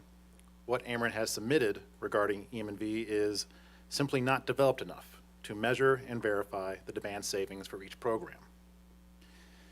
Things to keep in mind when reviewing Ameren's proposed EMV plan include: are the results of EMV applied on a prospective or retrospective basis? While staff does not directly address this question in his testimony, Staff Witness Jay Lubert does discuss the impact of retrospective versus prospective EMV on seasonality. And staff supports the position of OPC Witness Dr. Mark, who recommends that EMV be done on a retrospective basis. I encourage you to ask both questions to both Mr. Lubert and Dr. Mark on why a retrospective EMV is essential in the context of MEEIA. Staff has multiple concerns about issues that Ameren has failed to address in its proposed EMV plan. This includes the omission of the following. First, there is the rebound effect. The rebound effect arises in energy efficiency programs when a more efficient asset, like an appliance or HVAC unit, is now being used more than it previously was. Staff witness Dr. Hari Pudel has put forward testimony describing this effect and is happy to take any questions you may have. The interactive effects. the interaction of primary and secondary measures within the application, the throughput disincentive, and how Ameren intends to use this information to inform potential future MEEIA cycles must be taken into account. Staff witness Justin Tevy is available to answer any questions you may have on this topic. The principal agent issue. This problem arises when one party to a contract, in this case the ratepayers, cannot directly observe the actions or efforts of the other party, the agent, in this case Ameren, Missouri. The ratepayers can only observe the outcomes of Ameren's actions. Since the actions of Ameren cannot be observed, ratepayers have no say in pushing Ameren to pursue the most optimal action. Staff witness Justin Tevy is also available to answer any questions you have on this topic. Back to the Inflation Reduction Act. As pointed out earlier in this hearing, staff's independent auditor, Evergreen Economics, suggests that the IRA projects be entirely excluded from Ameren's MEEIA savings claims. If IRA projects are to be included, a low negotiated net-to-gross ratio should be used to reflect the dominant influence of the IRA. Staff agrees with Evergreen's suggestion and recommends a ratio of no higher than 10%. Staff witness Mark Kiesling is available to answer any questions you may have on this topic. Free ridership. Again, as discussed during the IRA portion of this hearing, the current application does not adequately provide restrictions and safeguards to prevent or minimize free ridership. Staff witnesses Mark Kiesling and Francisco Del Pozo are available to answer any additional questions you may have on this topic. Spillover. It is important to note the presence of spillover prior to the implementation of these programs. Staff witness Dr. Hari Padel has put forward testimony describing this effect and is happy to take your questions on the subject. Time-based rates. This will tie into the net throughput disincentive issue later in these proceedings. Without precise and updated savings data, it is very difficult to determine realistic net impacts. For EMV, Dr. Harry Padel has put forward testimony describing this and is happy to take any questions you may have. Also tomorrow, when we do reach the net throughput disincentive issue, I implore you to ask Sarah Lange about this as well. The commission is also being asked to determine if EMV should be completed by a single independent commission-approved consultant with no utility oversight. The answer is yes. Independence of EMV is crucial to identifying the net benefits of a given MEEIA cycle. The EMV process to date has relied on several assumptions, and the verification has occurred for a relatively small sample size of measures. Further, after final EMV reports are filed for any given program year, there is not a process in place to ensure those evaluating savings actually occurred as they were deemed to have. Staff witnesses Dr. Padel and Brad Fortson are happy to take any questions you may have on this issue. Next, the commission is being asked to approve, modify, or reject the Technical Resource Manual, or TRM, and the deemed savings table. Both should be rejected. Both are voluminous and give the appearance of providing very accurate estimates of energy and demand savings, but the sources utilized for thousands of assumptions included are opaque. Many of the assumptions within the deemed savings table are hard-coded without citations. Many of the citations that do exist within the TRM and deemed savings tables are no longer valid. Citations that are still valid within the TRM and deemed savings table are largely vague references to entire documents that are often hundreds of pages long. In this case, staff performed a limited review of the TRM and deemed savings table and identified assumed values that do not appear reasonable, are reliant on studies that are likely outdated, and many of which did not provide clear citation to justifications for the assumptions. Staff witness Jay Lubert is available today to answer any effects you may have regarding the flaws in the TRM and deemed savings table and how this affects EMV. Staff further argues that no MEEIA cycle should be approved prior to the submission of a TRM and deemed savings table with serviceable links and page-specific citations of the assumptions that are reasonable, justified, and well documented. Staff witness Jay Lubert is available to answer any questions you may have about the importance of ensuing these documents are reasonable, justified, and well documented. Also, as a note, when it comes to the low-income programs, there is also an impact of that on the NTD as well, and I implore you to save questions about that for tomorrow when Sarah Lange comes up as well. Thank you for your time, and if you have any questions, I'm happy to entertain them. Mr. Pringle, thank you. Any bench questions? All right, Mr. Pringle, thank you. Thank you. Any opening on behalf of Renew Missouri? None at this time, Judge. Thank you. Any opening on behalf of NRDC? No, thank you, Judge. Thank you. Any opening on behalf of Public Counsel? Yes, Judge, thank you. You're welcome. Whenever you're ready.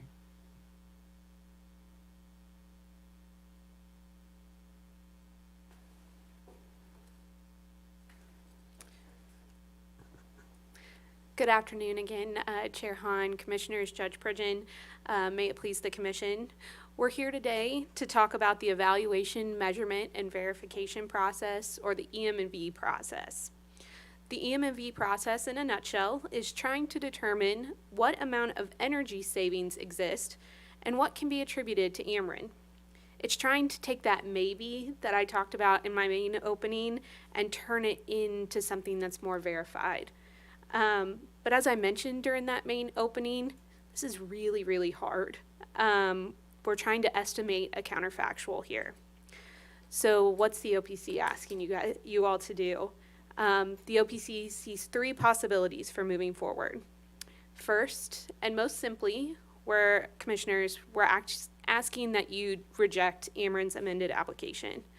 This, of course, would eliminate the need to do any sort of EM&V process. Second, you could move forward with Dr. Mark's suggestion towards a statewide program and order a limited, simple EM&V as he discusses. Or third, if you wish to move forward with MEEIA energy efficiency programs and an EM&V, the OPC requests that you provide the parties some guidance on the considerations that are listed in the list of issues. These considerations include things like operational inefficiencies, which would account for things like individuals forgetting to change their air filters in their furnaces. It would also include time-based rates and the rebound effect, where an individual uses more energy after adopting an energy efficiency measure. Each of these items affect the attribution due to Ameren. Dr. Mark includes in his rebuttal testimony a table that gives estimated reductions for many of those considerations. Without your guidance on these issues now, should you approve any MEEIA programs, it's likely that we will have very contentious EM&V dockets in the future. If you move forward with this third option, the OPC also encourages you, Commissioners, to require that the EM&V be completed by a single, independent, commission-approved consultant with no utility oversight. As staff has stated throughout the hearing, the details here matter. With EM&V, the inputs really matter.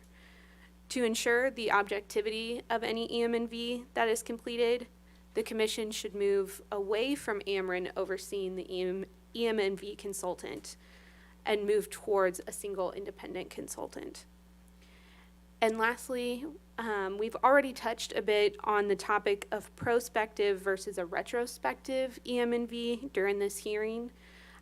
This is one of our listed sub-issues in this issue as well. As Dr. Mark has testified, a prospective EM&V process requires you, Commission, to first determine the savings attributed to Ameren. This again would require a consideration of those list of issues that are included in our list of issues. A retrospective EM&V process requires that those considerations be made after the programs are implemented. And the OPC believes that a retrospective process should be used moving forward. But again, it will also require consideration of those listed issues as well. And again, Commissioners, I encourage you to ask Dr. Mark any questions that you have, and I'm happy to take any questions that you have now as well. Ms. Van Gerpen, thank you. Any bench questions? All right. Thank you, Counsel. I believe we are ready to go to, is it Mr. Grazer? I hope I'm pronouncing that correctly, from Ameren, Missouri. Thank you. I believe that is correct, Your Honor. He'll come, and as a reminder, he was sworn in yesterday, and so we would tender him for cross as soon as he arrives. Very good. Thank you.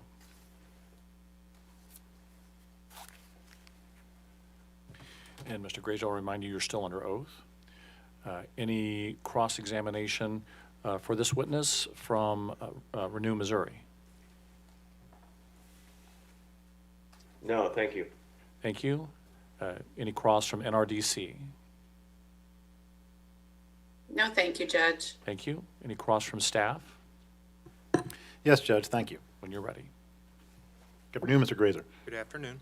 And were you present when Ms. Moore gave her opening statement? Yes. And did you hear her say that the Illinois TRM, Volume 3, is over 1,000 pages long? I did. Do you know, are there any references or citations to the Illinois TRM in Ameren's TRM? Yes, there are. Do you know how many? I do not know off the top of my head. Thank you, sir. One moment, Judge.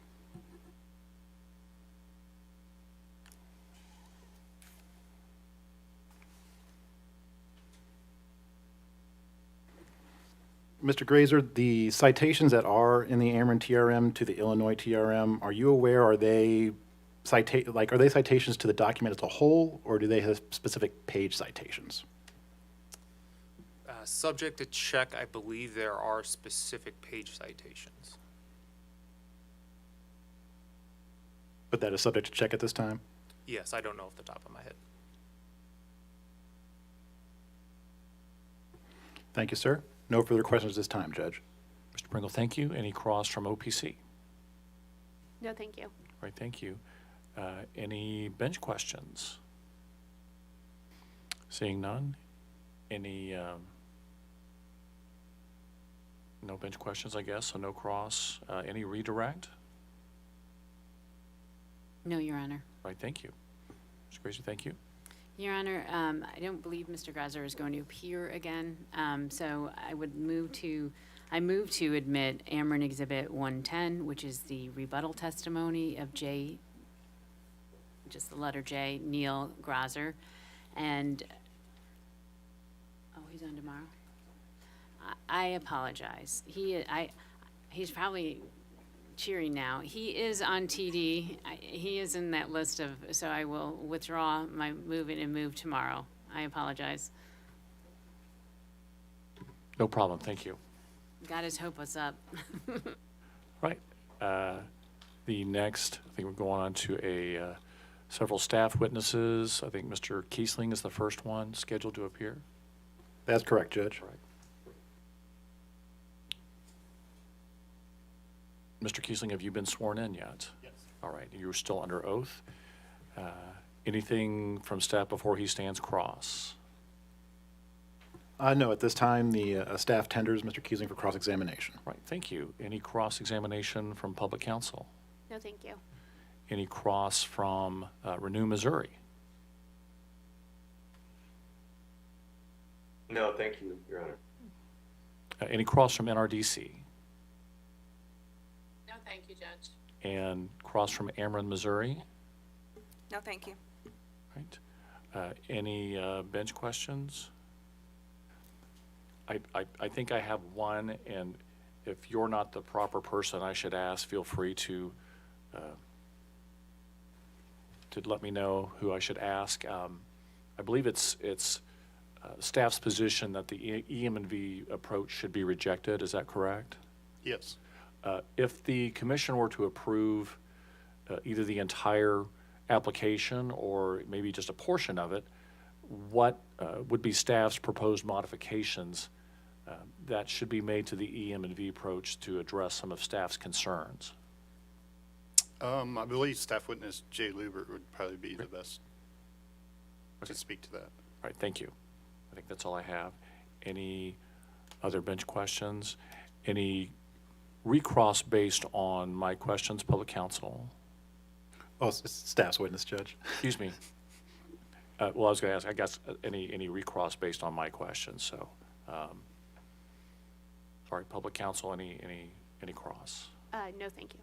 Renew Missouri, None, thank you. NRDC, No, thank you. Ameren, Missouri, No, thank you, Judge. any redirect? No redirect, Judge. Thank Right, you. Thank you. Thank you. You may step down.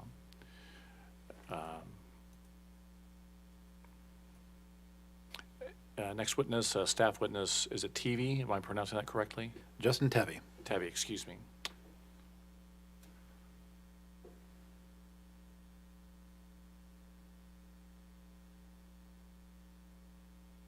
And Mr. Tevye, you're still under oath? Yes. Anything from staff before he stands cross? No, Judge. At this time, staff tenders Mr. Tevye for cross-examination. All right, thank you. Any cross from public counsel? No, thank you. Any cross from Renew Missouri? No, thank you. Cross from NRDC? No, thank you. Ameren, Missouri? No, thank you, Judge. Any bench questions? All right. Thank you very much. You may step down. Thank you. Next Judge. witness, I'm sorry, go ahead. For staff's next two witnesses, this will be the first time both have come to the stand, so I will have to go through direct. Very good, thank you. I believe Mr. Del Pozo. That is correct.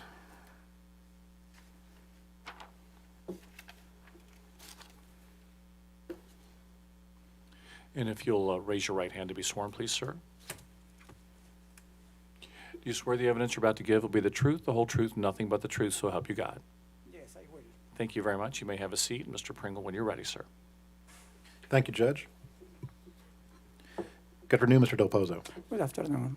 Please state and spell your name for the record. Francisco space DEL space POZO. Thank you, Mr. Del Pozo. And by whom are you employed and in what capacity? Public Service Commission. I am economist in the Tariff and Rate Design Department. Thank you, Mr. Del Pozo. And are you the same Francisco Del Pozo who caused to sponsor rebuttal testimony in this matter that has been pre-marked as Staff Exhibit 215? Yes. At this time, do you have any corrections to make to Exhibit 215? Yes, I have a small correction to do in the page number 2, line 11. It should be replacement on failure instead of return on equity.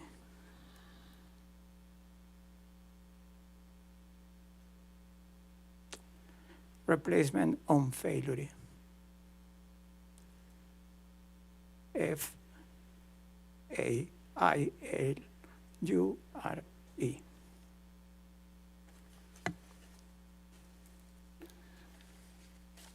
And you have any additional corrections at this time, Mr. Del Pozo?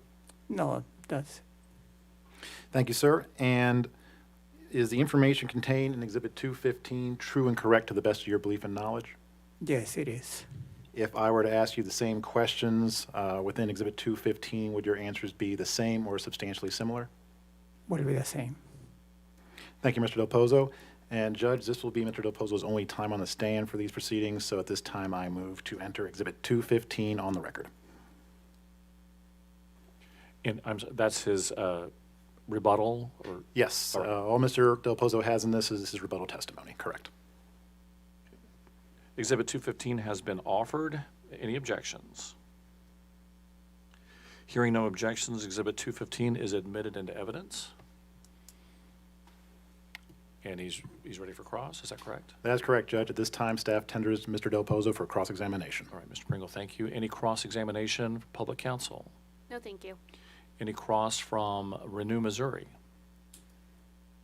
No, thank you. Thank you. Any cross from NRDC? Thank you. Ameren, Missouri? No, thank you, Judge. Any bench questions for this witness? All right. Hearing none. Thank you very much. Thank you. And is it Dr. Pudell, the next witness? Is that correct? That is correct, Judge. Dr. Hari Pudell.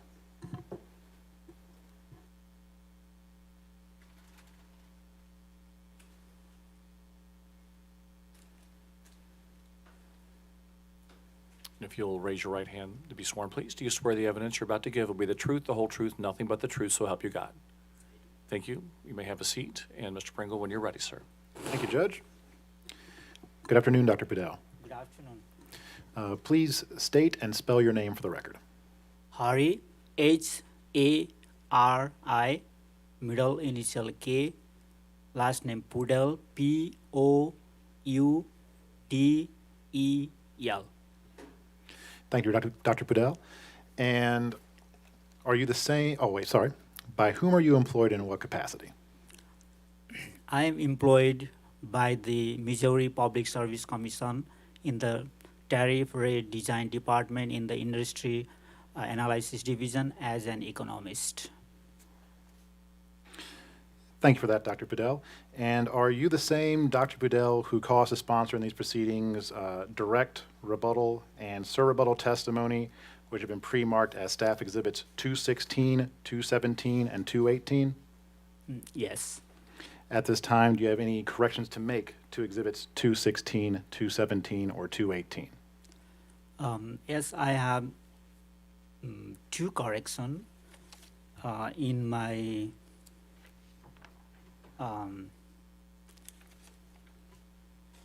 surrebuttal testimony on page 4 and 5. If you go to the footnote, the footnote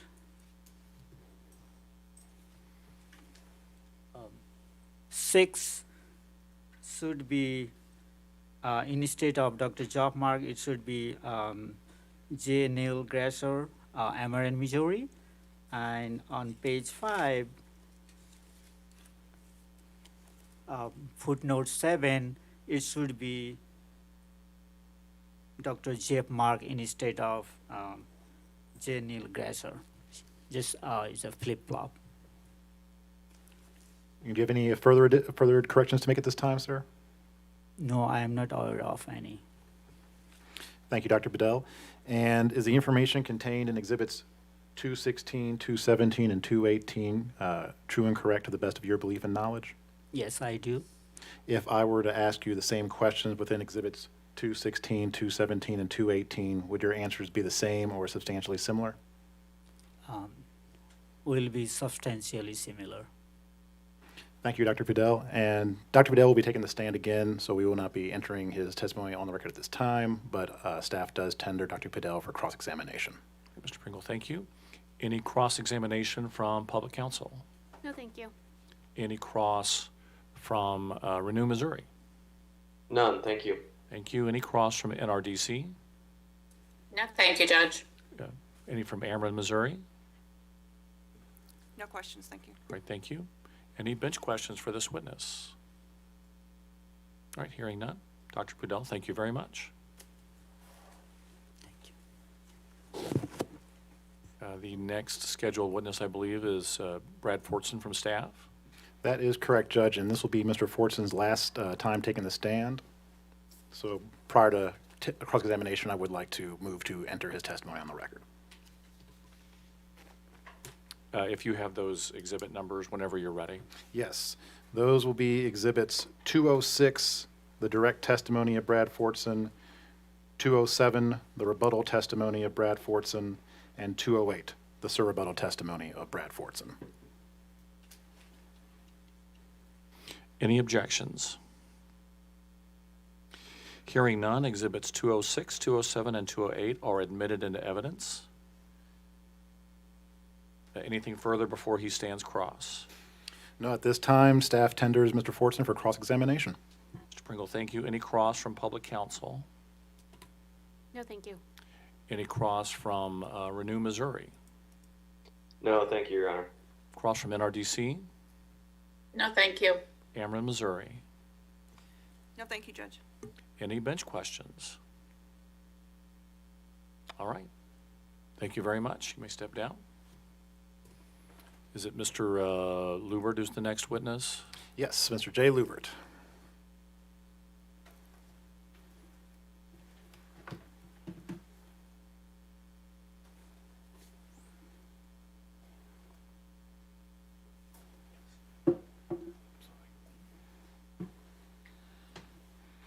And Judge, Mr. Lubert will be taking the stand a few more times in these proceedings, so at this time we tender Mr. Lubert for cross-examination. Mr. Pringle, thank you. Any cross from public counsel? No, thank you. Renew Missouri, any cross? No, thank you. NRDC? No, thank you. Ameren, Missouri? None, thank you. All right, thank you. Any bench questions? I do, I Got one, think, Judge. I'm sorry, Commissioner Mitchell, go ahead, sir. So we've heard a bit about kind of the completeness and reliability of the data in the TRM. And could you elaborate a little bit on that, or give us your opinion on what you think the reliability of that data is? I can. I guess, so I think one thing to keep in mind is that the TRM documents, I think there are 3 documents that Ameren's asking approval of, is also feed into deemed savings tables, where they're utilizing some of the formulas that are included within the TRM to then calculate an estimated annual energy savings amount from each measure. And then they're utilizing a factor to multiply by that energy savings amount to come up with with Ameren's estimated demand impact. And like I mentioned before, that's limited to one time period. So we did some analysis of the TRM early on when Ameren first filed its application in this case. It was in 2023, and we identified that there were a lot of links either broken or that there were a lot of assumptions that were included there that just didn't have any citations. So when you're thinking about estimating the energy savings value from installing one measure, and that's how granular this document is getting, you can imagine that there are a lot of assumptions that go into that. Some of them being the existing equipment type, some of them being the expected useful life. There may be hours of use in a given year that is going in as an assumption. A lot of different variables that can vary not only by the piece of equipment, but also by the location, your climate. Certain measures are going to operate more frequently here in the Midwest than they might in the Northeast, and vice versa. Certain measures are going to operate less here than they would in another location, maybe in Southern California, and vice versa. That again, I know we sound like broken records here over this last week, but the details really matter, and it matters for a number of reasons. For the TRM and the deemed savings table, what I would say is that in the review that we've done, we struggled to walk through a single measure, or let alone, a series of measures, and not come to a point that a number was hard-coded, that we couldn't follow back with a citation, or if there was a citation, maybe it was a reference to, I think as Mr. Pringle mentioned, maybe it's a reference to a document that's 1,000 pages long, or one that we didn't have whenever the company provided that document. So for those citations, let's just kind of break it into those categories, right? The ones that don't have citations, you have a hard-coded number that's maybe out 10 decimal places, and we don't have any support for it. I don't think that there's any question that that's problematic, especially when we're considering kind of the outcome of what the TRM and the deemed savings table is providing. Citations with links to a source that no longer exists or we can't identify where it is. Obviously, that's problematic. Kind of falls into that same bucket as the prior one. And then the third is we have some citations to some very large documents, but without what we've asked for is page-specific citations, or to the extent that it comes from a table, a file, an Excel file, tell us what cell you're using for that assumption. And the reason that's important is that some of these documents that they may be referencing might be talking about various different types of equipment or various different assumptions that go into the calculation of a very a detailed formula. And if you kind of look through the TRM, it doesn't take long to see that there are some formulas that might have, you know, upwards of 7 to 10 variables. So you're thinking about that many variables and having compounding issues of not having citations there. It gets out of hand really quick.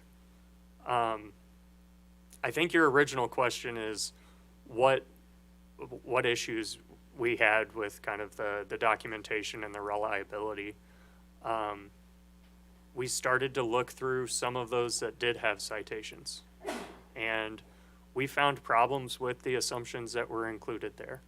Some of the baselines that were being utilized, and one specifically that one of the staff witnesses pointed out in their direct testimony, may have been rebuttal testimony, I'm sorry,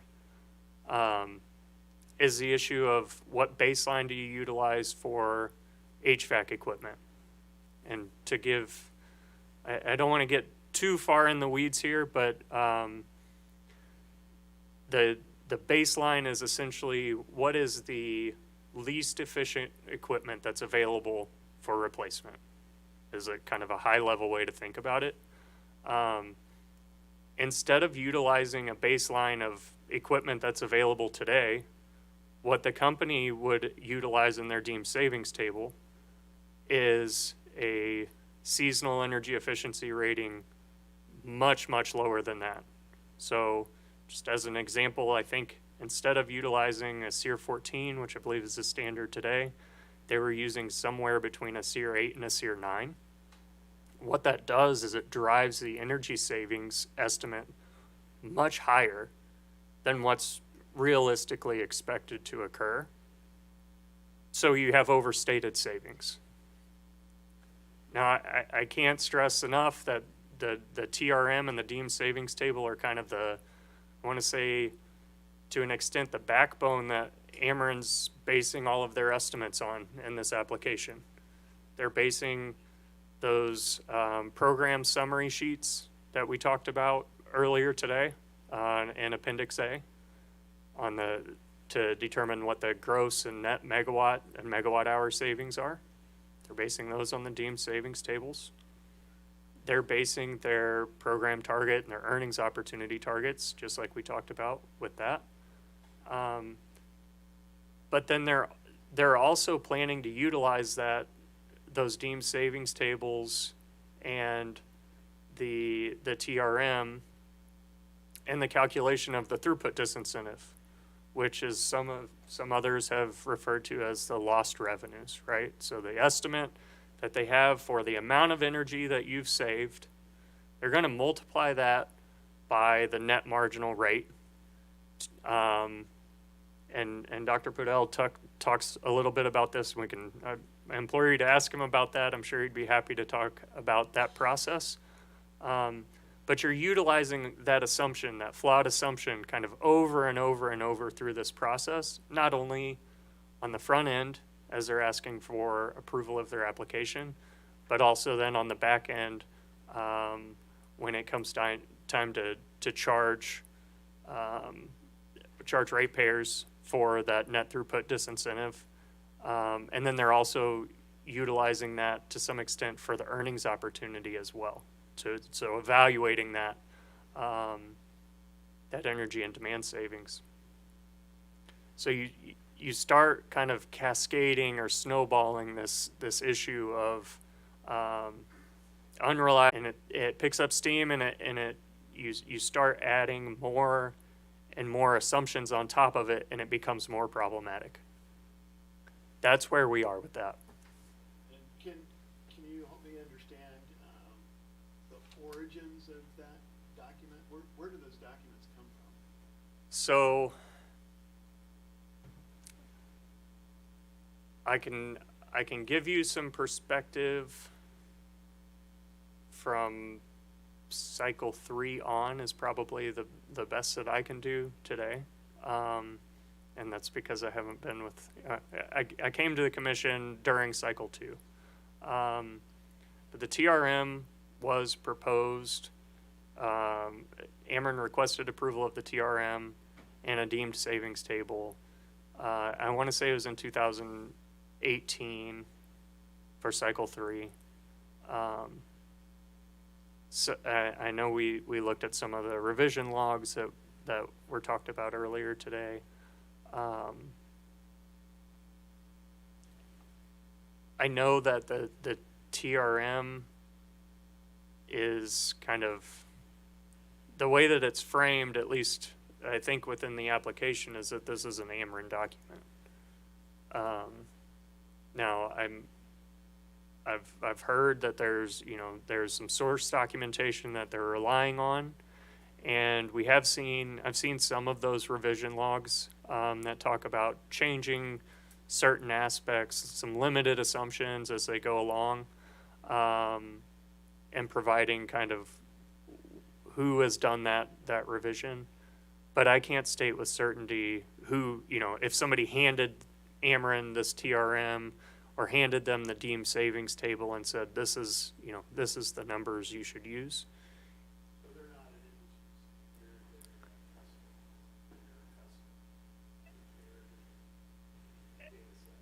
As far as I know, and I guess one thing that I'd say to that effect is, even if this was a third-party product that was handed to Ameren, it's imperative that they understand the assumptions that are going into it for many reasons. One, to know what kind of impacts to expect, but the more important reason is that you're using that as the basis to charge customers, and we have to have support for that. So I do think that there's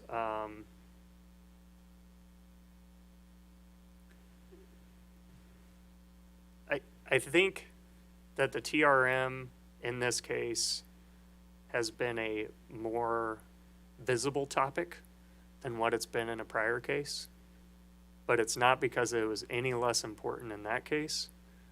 We just have a better understanding of kind of what's driving that end result, or what's driving the estimated end result. Is there a relationship between data in those two documents, whether prospective or retrospective? Is there a connection? Yes. So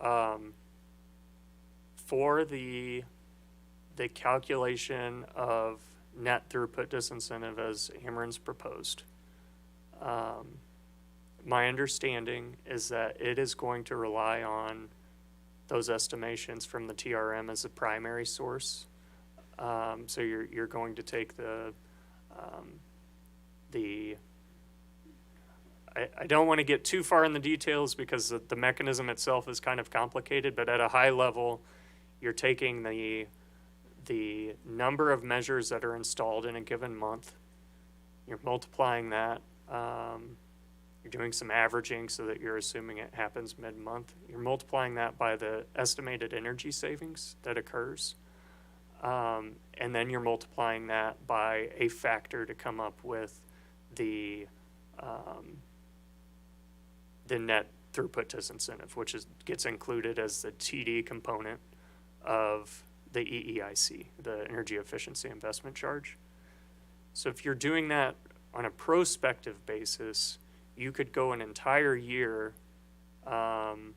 looking at installations of measures and never go back and account for the fact that maybe it wasn't reasonable to attribute, I think as Dr. Mark has talked about, maybe it wasn't reasonable to attribute all of the savings to a given program. Maybe it was more reasonable to attribute only 50% or 10%, something along those lines.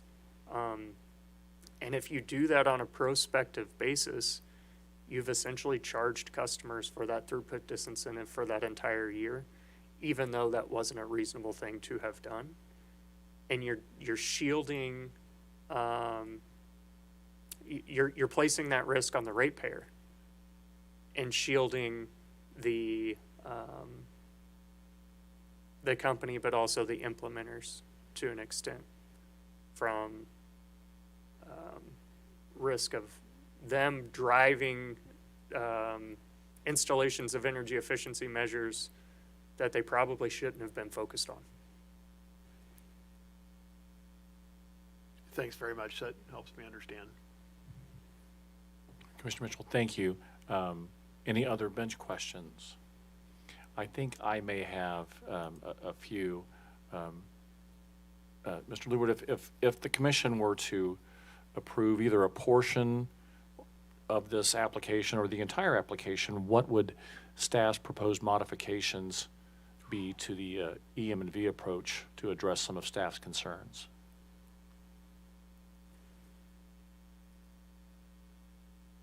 That's a difficult question. I will say, we've gone pretty quick through this topic, so it might take a while. And I don't know that I'm going to be able to give a comprehensive answer. But I can certainly give some things that could be done, or what staff thinks should have been done on the front end in order to improve the CM&V process. First thing that I'm going to point out is if you look at the EM&V plan, quote unquote plan, for each of these programs, they're pretty generic. You're going to see a lot of similarity between each of the EM&V plans for each program, even though they're pretty different programs, the design of them, who they're impacting, that type of thing. The answer from staff's perspective is, as you're planning for programs, you need to have a well thought out plan for how you're going to evaluate these things, and that needs to play into how you actually design the program. So there are going to be some measures that are extremely difficult to evaluate. There are going to be other measures that are much easier to evaluate, and there should be a cost differential between those two things if you're trying to get the same level of accuracy. That's something that can be well thought of, or thought of well ahead of time prior to implementation of that plan.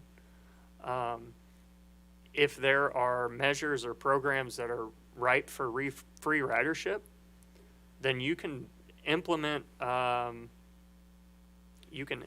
steps leading up to that point to minimize some of that free ridership, so that you don't have to deal with as much of it on the back end. And when we're talking about those changes, implementing kind of the results of the EM&V, to the extent that you can minimize those large swings from what you expected to have occurred to what actually occurred, what you've evaluated or you've measured, ideally you've verified to have occurred, that's probably an ideal situation. On the front end, what we're looking at within this application are Ameren's estimates of megawatt hour savings and megawatt savings. That's the document that we were all looking through together. To the extent that you can accurately quantify or at least account for the difference that's going to occur between kind of the gross or the unadjusted amount compared to the net, it's a much better look at it from the front end if you know that there are large issues that are going to drive differences. So accounting for those types of things ahead of time is a good idea. I know that we have a list of topics that we've included within the issues list. By and large, I'd say our position is that those things should be accounted for ahead of time, have a plan in place, have it documented. Ideally have it documented at the time that you've done your application, so that we can have staff experts and other party experts provide the commission with their insights on whether or not they think it's a reasonable plan to account for some of those things. And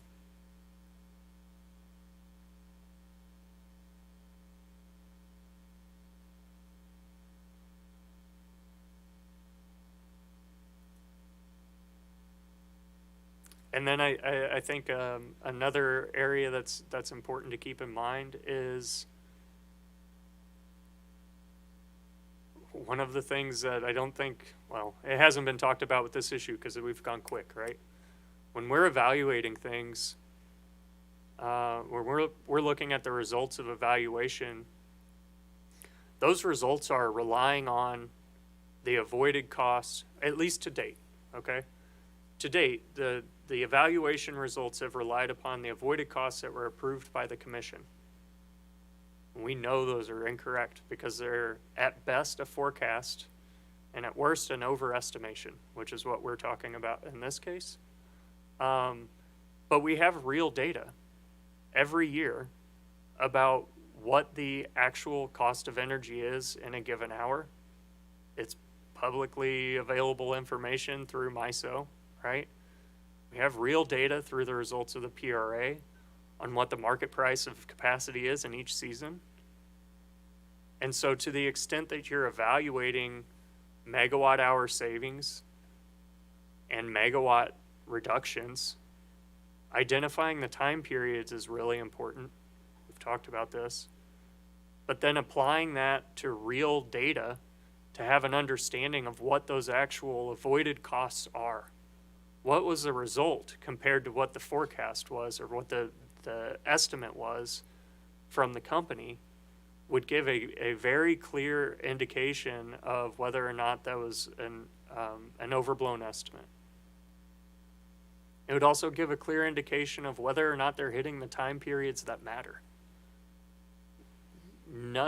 I've looked at EM&V reports. I haven't seen anything that accounts for what the actual cost of energy is over that time period, what the actual reductions are in a given hour. Now it's going to be, even if you did that as best as you could, it's going to be an estimate, but it would be a more granular estimate. And then I guess the last thing that really kind of would be especially important is understanding what that impact is, not only over that year, but over time. Because if what we're talking about here is trying to kind of compare demand side resources to a supply side resource, and what the ultimate goal is to drive benefits to all ratepayers through a deferral of a supply side resource in the future, then the demand savings that occur out in that future time period are more important than possibly what happens today. If I'm looking at a deferral of a resource that doesn't happen for 12 years, but I'm only evaluating the megawatt reductions that happened in year one, I'm drawing a blind eye to the thing that actually matters, which is what is the megawatt reduction that occurs later? That's more important. And does it occur later and in the time period that I really needed it most, or at least what I was basing my my justification on? I don't think any of that's been looked at thoroughly through EM&V. Those are improvements. I'm sure that I'm missing a few, but I also know that the commission has limited time and we've got other issues too. So if there are more specific questions, I'd be happy to answer them. We've tried to lay out kind of the issues we've identified within our testimony.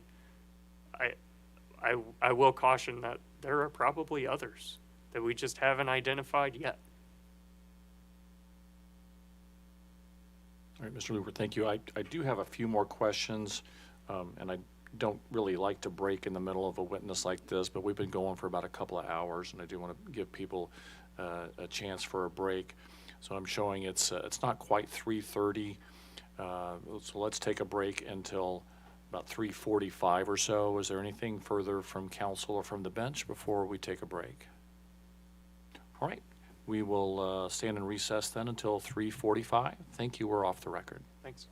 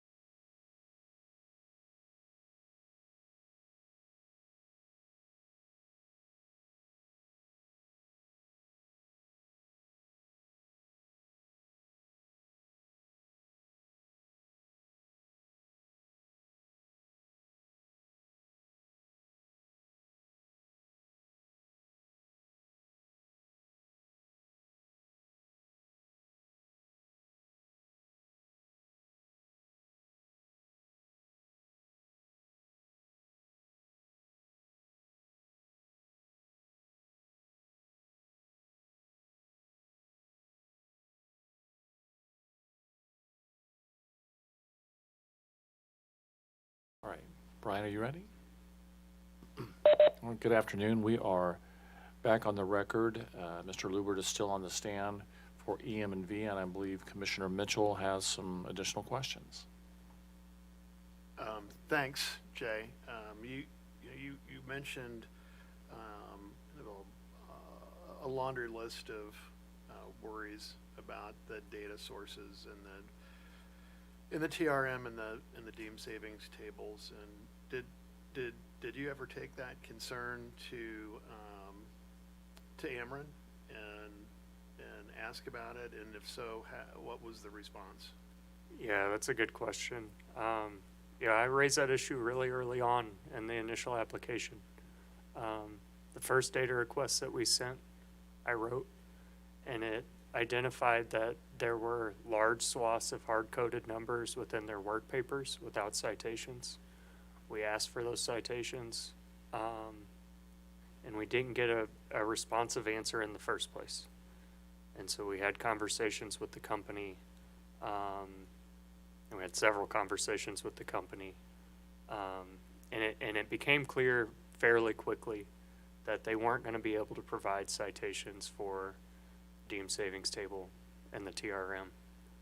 I talk about this a little bit within my rebuttal testimony, kind of a condensed timeline of events, if you will, between the initial application and then part of the impetus from staff's perspective of kind of thinking about an extension for this calendar year was with the intention of having a new application that would include support, right?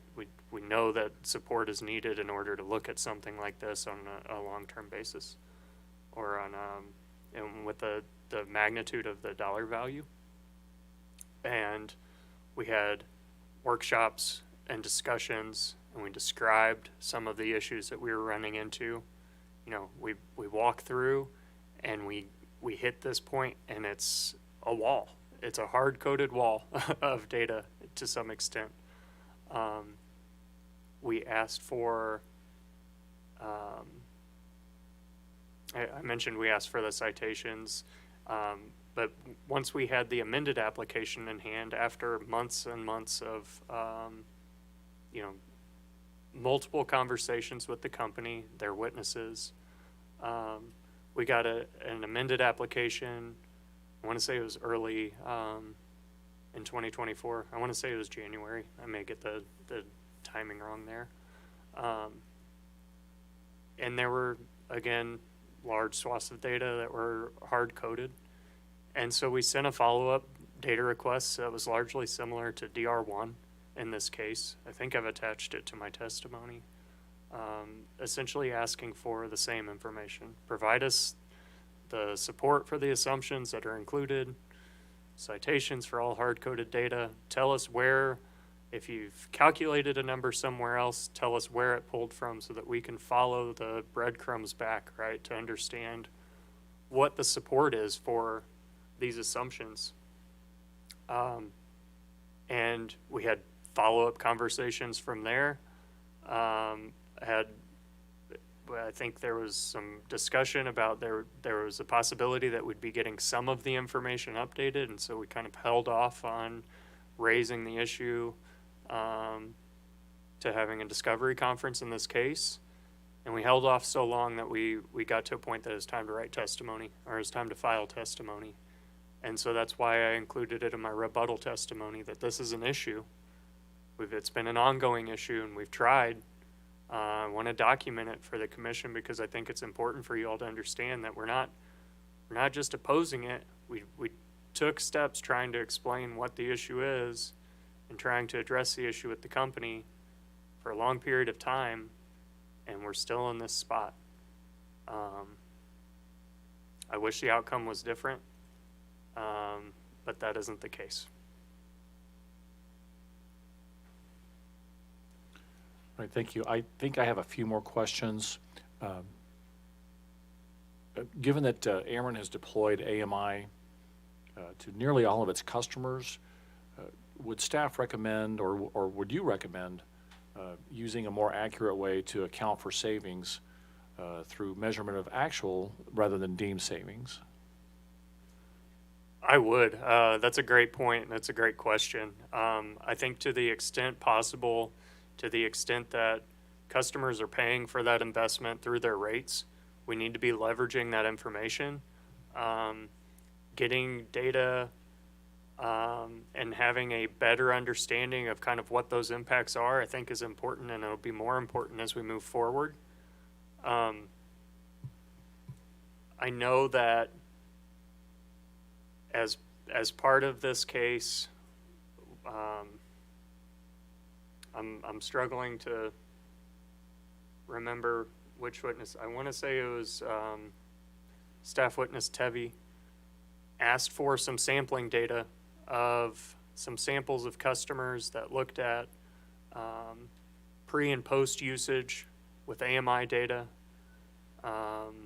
looking at that kind of that information over a number of years. I think to the extent that it's possible to leverage that information, either if it's for cost savings for EM&V or for accuracy for EM&V, if it's anywhere comparable cost, I think that's where this has to move. If MEEIA is going to move forward, we've got to utilize that infrastructure that customers are already paying for, because they're paying for it regardless. If you can avoid making assumptions on top of assumptions on top of assumptions and utilize real data, I'd say that's preferable. Does Ameren and do the other parties have the data needed to do EM&V in more of a measured manner?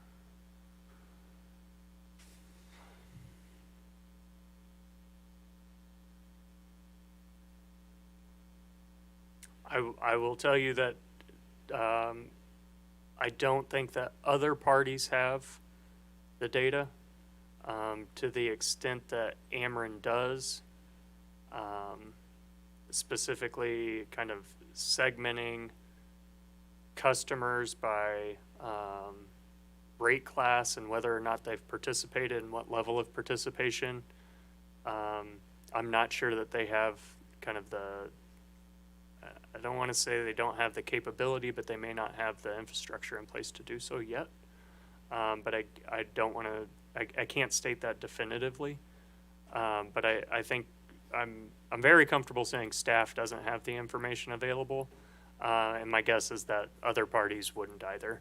We have kind of a fairly, a more transparent view than some of the other parties that are typically subject to these cases. Would a single EM&V consultant be able to verify savings through a measured approach?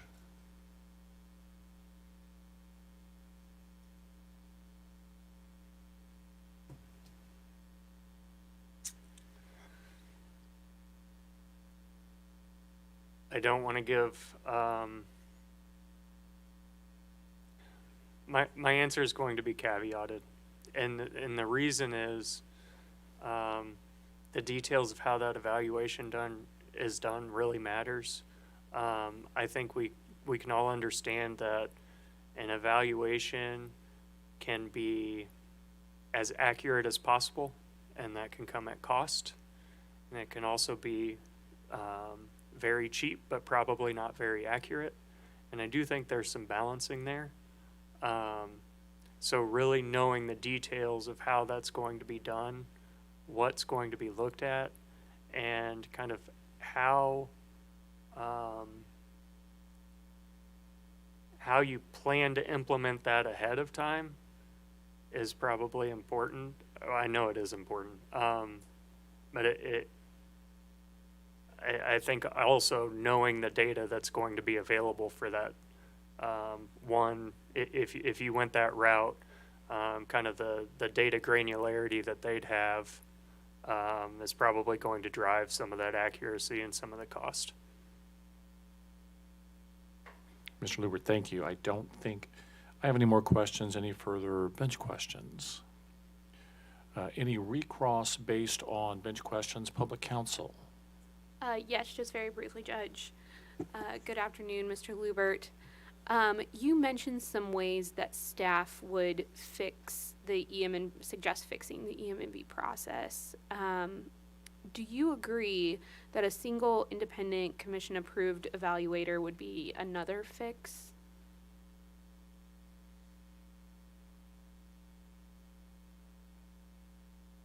I think my answer is probably going to be very similar to Judge Pridgeon's question, and it would depend on the details.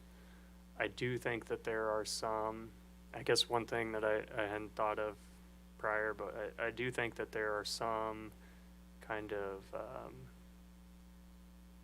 potential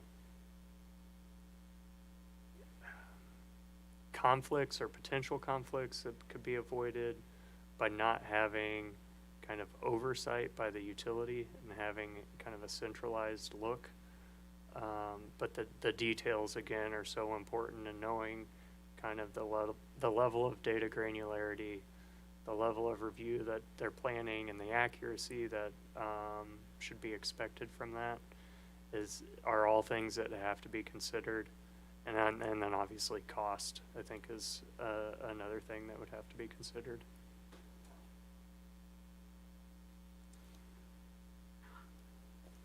Would you agree with me, though, that it would likely be cheaper to do a single independent audit evaluator as opposed to the current methodology, which uses multiple? There's a chance that there would be some cost savings just from, I think if nothing else, the ability to standardize some of the review, and I guess to take that a step further, it'd probably make review a bit simpler from the staff perspective, not having separate contractors doing something for each utility, and then, oh, by the way, they switch contractors nearly every cycle. Sometimes they have multiple contractors do evaluations in the same cycle, and so you have this, difference in data formatting, report formatting, what they're actually providing. I mean, I think from an administration standpoint, just from staff's perspective, the review would be simpler, but the details are so important, and I know I sound like a bit of a broken record on that, but I can't stress it enough. Thank you. Again, talking about those corrections that you mentioned, you would agree with me that the review necessary to determine that the programs worked as they were supposed to with your proposed corrections to EM&B, that review process would be time and labor intensive. Is that correct? I think reasonable evaluation, measurement, or verification is by its nature going to be time and labor intensive. There are certain aspects that are going to be more so. My assumption is that well-planned programs, well-designed evaluations from the beginning can alleviate some of those costs that might pop up if you're not accounting for things like massive amounts of free ridership or other aspects from the front end, and you're allowing for large amounts of customers to participate and take incentives that would have, let's say, just would have otherwise purchased that equipment anyway. I think you're subjecting more cost to EM&B to appropriately or to accurately account for that than if you can take steps to kind of mitigate those ahead of time. So the short answer is yes, changes to EM&B are going to come with a cost. We currently have a cost of EM&B, and I think it's been established as labor and time intensive already. So improvement can, I think it could probably cut both ways. And just to make sure I understand your answer correctly, my question was the review on behalf of other parties like staff or OPC who would be reviewing those EM&V reports. Would your corrections to the EM&V process increase the review time for those parties? Oh, I'm sorry. I didn't understand that question. Thank you for asking again. I think the answer is that many of the improvements that I laid out would shorten the review time. Having things well documented from the beginning, having them kind of fleshed out through the case timeline process, so we've had a chance to review, a fully and well documented, well supported plan ahead of time. We've written testimony, the company's written testimony back to kind of explain what their thought process is. I think having those types of things well documented before the commission ever goes to approve a plan can alleviate some of that time. And ideally, if you've kind of planned accordingly to avoid some of these issues that we're going to, that have been brought up within the issues list, those are, I don't know a good way to say this, headaches you can avoid ahead of time. And maybe not avoid, but minimize, right? Some of these are going to happen regardless, but there are steps that can be taken to kind of mitigate those from the front end. Great, thank you. Nothing further. Ms. Van Kerpen, thank you. Any cross from Renew Missouri? Any cross from NRDC? No, thank you, Judge. Thank you. Any from Ameren, Missouri? Yes, Judge. Good afternoon, Mr. Lubert. Good afternoon.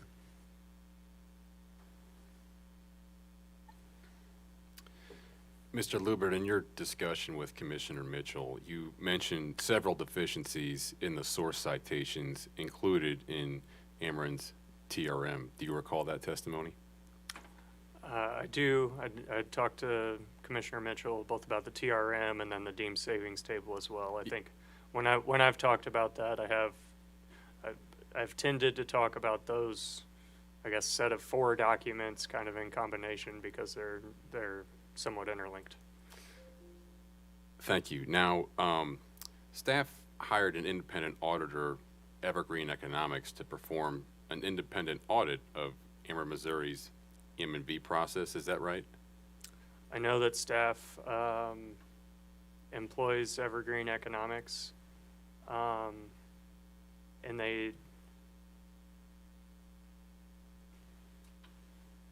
does that answer your question? Specifically, did Evergreen Economics prepare for staff's review a document entitled Final Report dated June 11th, 2024, Independent EM&V Audit of the Ameren, Missouri Plan Year 2023 Program Evaluations? That's possible, but I can't really speak to it. I haven't been involved in that part of the process. Mr. Fortson could probably speak to that better. Understand. You also had some discussion with Commissioner Mitchell about your efforts to get more information from Ameren in regard to the TRM and a few other things. Do you recall that testimony? I do. And I think you attached to your rebuttal testimony Ameren's response to one of your follow-up DRs. You mentioned, let me back up. You mentioned an initial DR. I think you said DR1. And then you mentioned there was, you submitted a follow-up DR. Did I summarize that correctly? I did, well, I issued several follow-up DRs. But I think if I'm recalling the discussion that you're referencing, the follow-up to data request 1 was after the amended application filing. And we did send something that was substantially similar, a little bit pared back, but a very similar data request. And the follow-up DR, would that be DR number 0124 attached to your rebuttal testimony? Yeah, I was gonna say, I do think that I had attached that. I can confirm if you give me a minute or a Please. few. All right.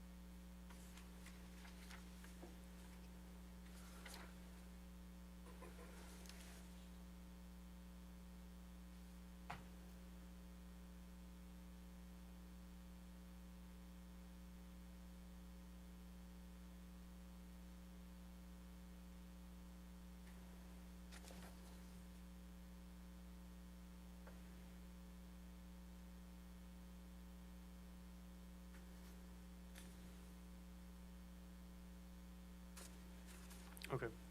Yeah, scheduled JLR4, I think, is the response to data request 124. And the date of the response by Ameren is March 8th, 2024, is that correct? That's correct. And is it true that Ameren provided, beyond just this cover sheet that's attached to your rebuttal testimony, a large number of reports and Excel files? Ameren did provide a file, and I'm trying to think if it was in response to this data request. It may have been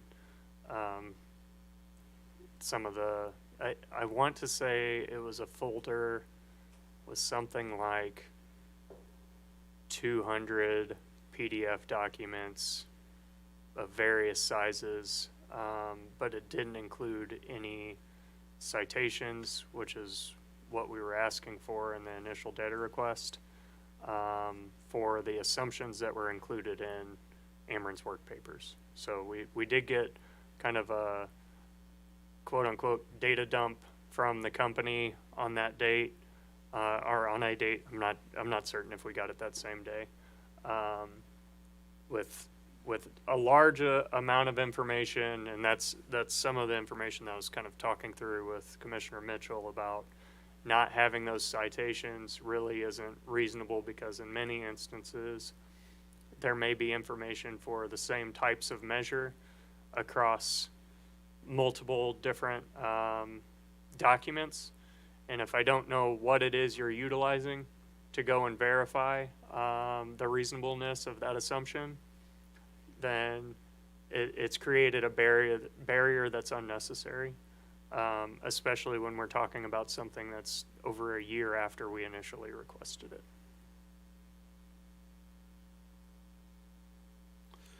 No further questions. Thank you for your time, Mr. Lubert. Thanks. Thank you, counsel. Any redirect?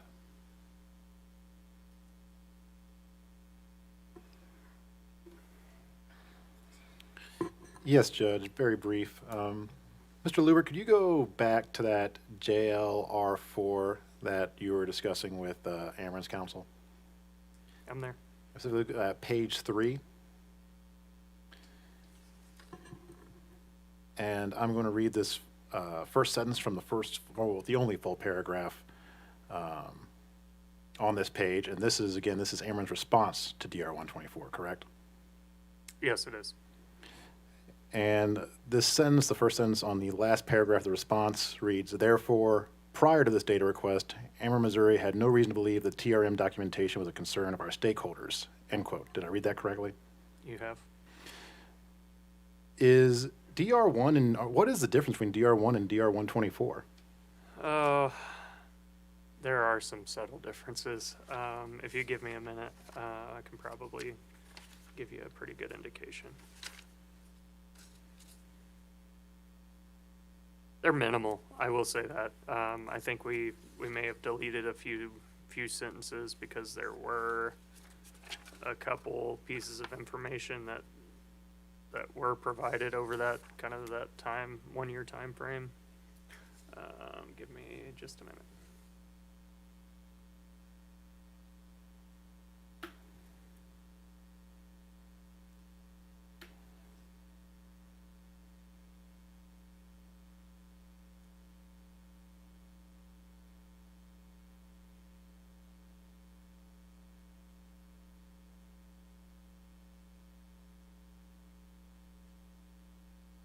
Okay, so the first difference between DR1 that I included as JLR1,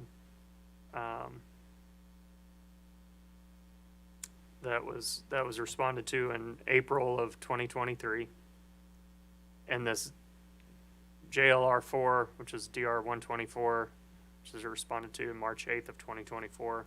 First difference in the question was we removed a request to provide all work papers utilized by Ameren to support claims, data, figures, tables, and graphics included in the report and appendices.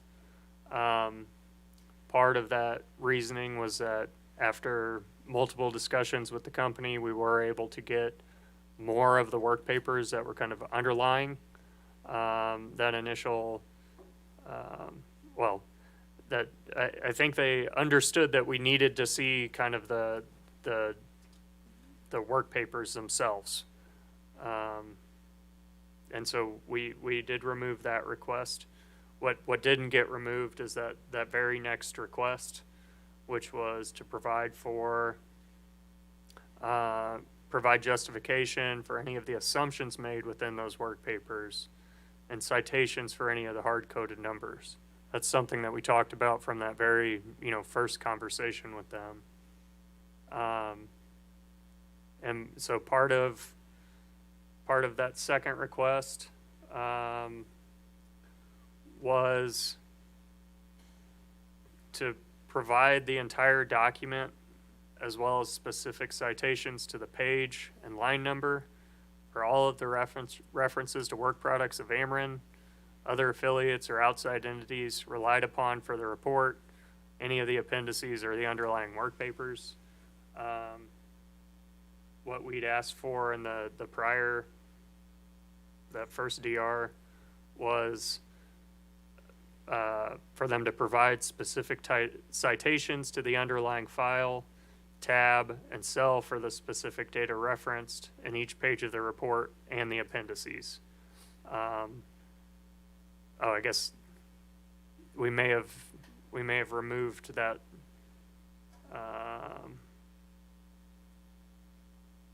Sorry, I think number 4 matches up with 4 of the initial request matches up maybe with number 2. What also remained there is a reference to Appendix I, which is one of the TRM documents. And what we said is, as an example, we've got these issues with the hard-coded information. We've been asking you for it. We've talked about it. But we threw it in as an example that Appendix I refers to numerous sources of information. It doesn't provide those source documents, nor the page numbers where the information relied upon can be found. Now, that's an issue that was, apparent throughout many of the work papers. But we wanted to provide, here is an example when you look at my testimony, I mean, the status report is JLR2. We had a status report in this case prior to, I think it was prior to the extension filing for the program year 2024. It describes some of the information that we were talking with the company and we'd asked for them to provide, and kind of lays out, hey, we're going to have these workshops. This is the information we need you to address. I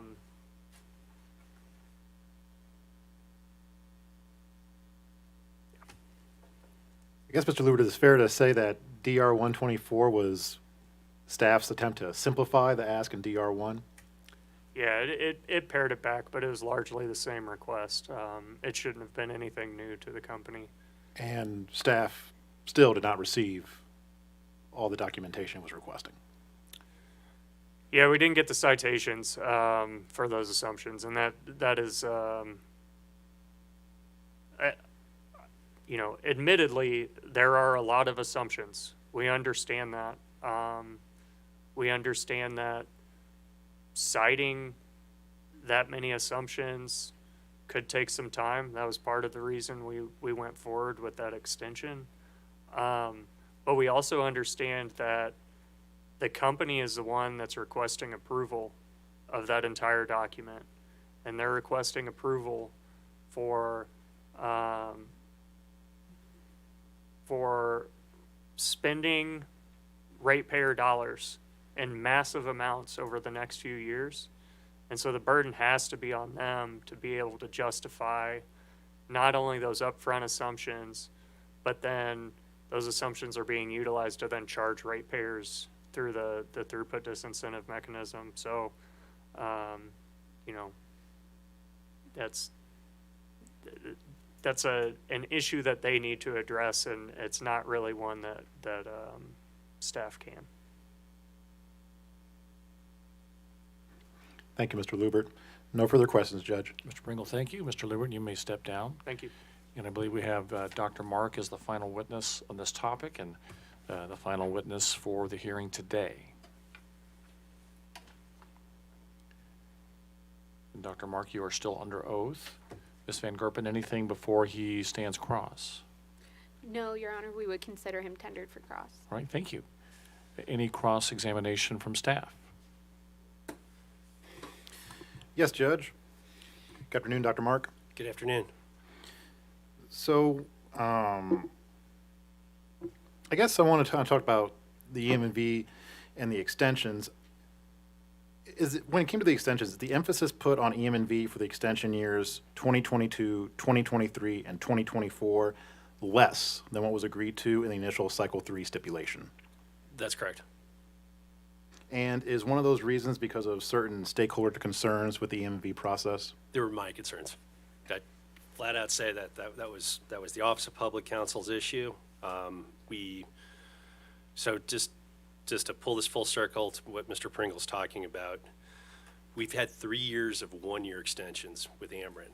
The EM&V in those have been Your Honor, bridge programs. I'm going to object again on the basis that this is, I call it friendly direct testimony, and I'm not sure it's exactly on point, and to the extent that OPC agreed to something in negotiations, I think that's privileged. The reason behind that, we do have the settlement, and so I'm a little concerned that we're breaching that responsibility to not discuss some of the rationale behind settlements, and there you go. Those are my objections. All right, thank you. Mr. Pringle? I'm fairly confident that Dr. Mark can answer the question without getting into the black box of settlement. Yeah, And since this is the EM&V issue, I do believe it is relevant. Yeah, I will overrule, and obviously I don't want you to get into, Dr. Mark, I don't want you to get into settlement discussions, so thank you. Understand. EM&V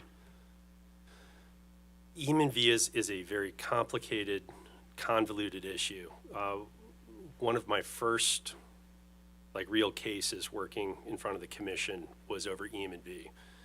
In MEEIA Cycle 1, we had very, very contentious EM&V discussions, and it centered around CFL lighting. Hundreds of pages of testimony in very short timeframes were filed over, oh boy, I mean, it was several years, that took into account just the first year savings associated with that. Just a little context here, at the time, Ameren, Missouri, about 95% of their programs were just all CFL light bulbs. And the company claimed a term of art that you haven't heard yet, but it's called market effects. And the term of art is supposed to denote that the company's influence on lighting was so massive that it changed, absent that, it would not have changed the market. Now, keep in mind, like, within a year or two, CFLs were obsolete, technologically obsolete, because LEDs took over. But that was the argument. And when we're talking about, well, the NTG should be, if everything is going right, it's a 1.0. If you have free riders at all, it's less than that. In this case, they were saying that it shouldn't be 1.0, it should be like 1.3, because we changed the market and we had this spillover effect that was associated with it. Well, proving a counterfactual is difficult. Proving a counterfactual against third-party implementers, and this is part of the issue that we take, and one of our recommendations is that there should just be one independent EM&V, ideally, under the PSC's jurisdiction, because when you give people money and ask if the program that gave you money worked, what do you think they're going to say? Even if we sit there and say that they're ethically, reasonable, it still has a cloud of bias that's associated with that. And that came full circle, with our first experience with EM&V. So the argument there was such where each one of these reports, and we do an EM&V report each year. You've heard a little bit about the TRM, and I'm going to throw out a lot of terms that might be a little confusing, but it's what we call, in the Latin term, ex ante and ex post. So the ex ante is what we believe, a widget represents today under ideal situations, engineering estimates, all right? The light bulb should save this under ideal conditions. That's part of the ex ante, and that's what Mr. Lubert's talking about, where a lot of these assumptions aren't probably factually correct. Historically, we've not spent a lot of time working on that. We've spent more time working on the ex post part of it. That ex post is how much can be attributed to Ameren's result of that. The one-year extensions deviated from previous EM&V cycles because we cut the fat, because we cut out a lot of the problematic issues where we would have discrepancies in the past, and we made it on a spend basis, and that has pros and cons. I mean, again, there's trade-offs here, but it was really to avoid the contentious issues that can arise from EM&V and that have historically. Honestly, I still have,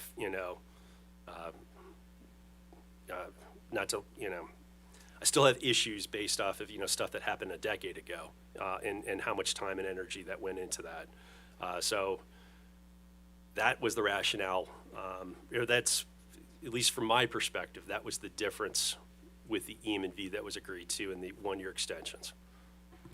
Thank you, Dr. Mark. And that, the fat that was cut out that you just described, was that fat still cut out when the amended application was filed? No. I mean, so this amended application is a step back. We're going back to where we were before we got to that stage. And that's, again, why we're coming down as hard as we are in these programs.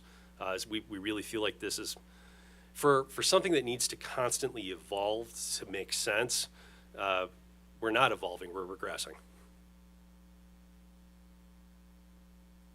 Thank you, Dr. Mark. No further questions at this time, Judge. Mr. Pringle, thank you. Any cross from Renew Missouri? Any cross from NRDC? No, Judge, thank you. Thank you. Ameren, Missouri, any cross? Yes, thank you, Your Honor. Good afternoon, Dr. Mark. How are you? Good afternoon, I'm good. Good. Did you review the Evergreen Economics independent EMV audit of Ameren, Missouri for program year 2023. It was filed in MEEIA 3 on June 11th, 2024. I did not. All right, so you're not aware of any of the conclusions or findings? Only at a very high level. All right, and for program year 2023, would the independent auditor have used the same or perhaps an earlier version of the TRM that's on file today? Yes.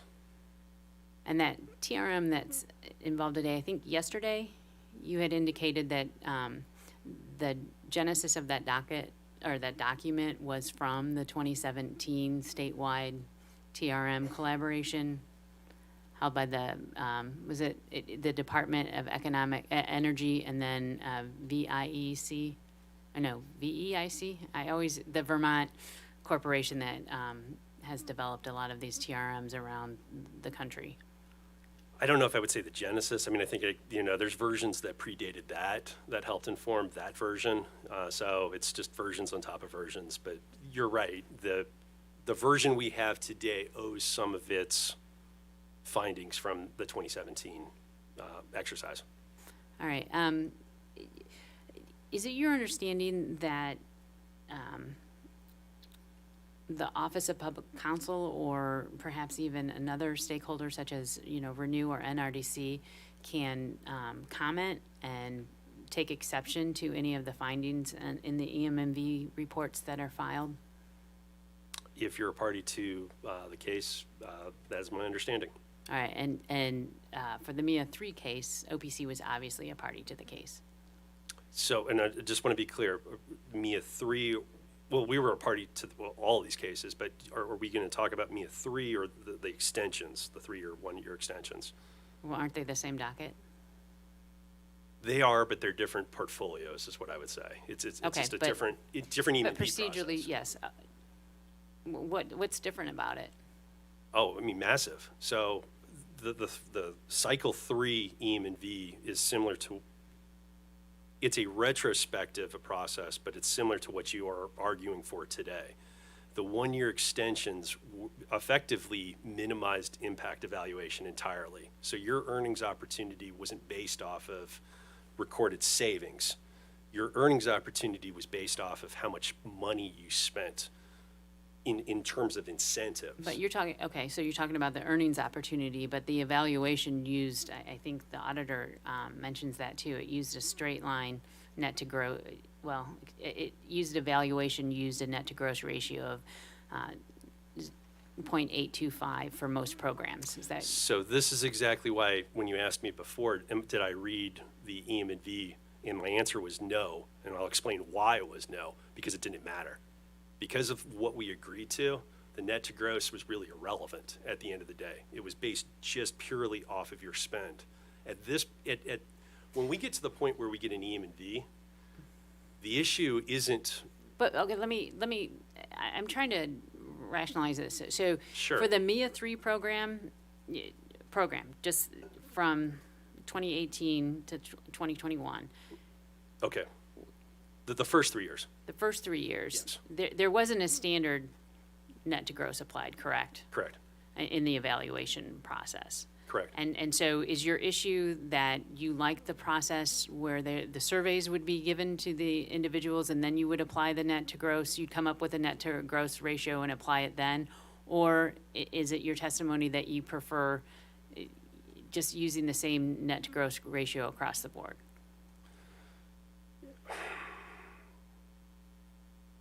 It depends. If I may, I'll explain. I guess I'm hearing, I don't know. It's not an I don't know. It depends.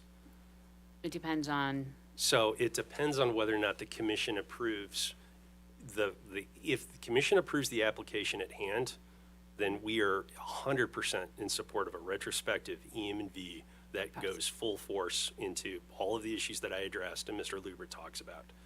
If there is some other version, such as my alternative version, I recommend that we scrap that idea and we focus on what we did in the 1 year extensions, because it's a bridge program. if I want to make sure we're on the same page. So if the commission approves a 3-year plan, 2018 to 2021, okay, the first 3 years, there wasn't a standard net to gross applied, correct? In the evaluation process. So is your issue that you like the process where the surveys would be given to the individuals and then you would apply the net to gross, you'd come up with a net to gross ratio and apply it then? Or is it your testimony that you prefer just using the same net to gross ratio across the board? It depends. if the commission approves your application, if the commission comes back and says, we agree that Ameren, Missouri should move forward, but they should modify their EM&V to take into account X, that's fine. I mean, it's not fine. I mean, we reject the application, but if you're going to move forward with that, my entire testimony really is laid out that way. In each one of these topics, I say, here's effectively a menu of options for the commission to consider. If the commission is going to move forward with this in the manner that the company is proposing, then we recommend a retrospective EM&V that considers the rebound effect, principal agent, operational inefficiencies, interactive effects, all of that taking into account in that EM&V process. But if you don't, then we say, you're effectively adopting my light version, then I don't have as much concern. I don't have as much risk. And if you understand, I mean, the issue really comes down to, from my vantage point, are ratepayers on the hook for $70 million of potential earnings opportunity, or for something significantly less that's associated with the actual value of what you would be able to earn absent these programs? To me, it's a huge difference. And I have to make those decisions at the end of the day. I mean, there's one of me in our office. So am I going to put my time into going deep into this? Well, I'm going to have to if it's at $70 million.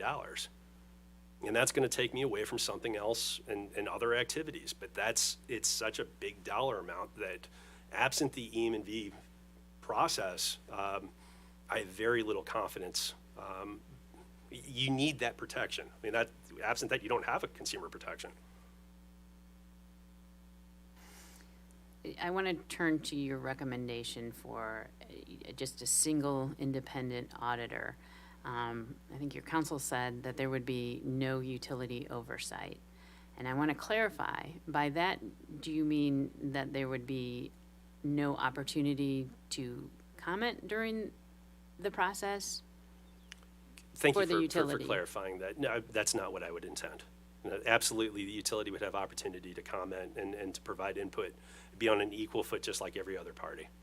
Well, but during the evaluation process, doesn't the auditor kind of communicate back and forth with the company asking questions? So your proposal wouldn't bar any of that. Wouldn't bar that. But what about, sometimes the independent auditor finds improvements?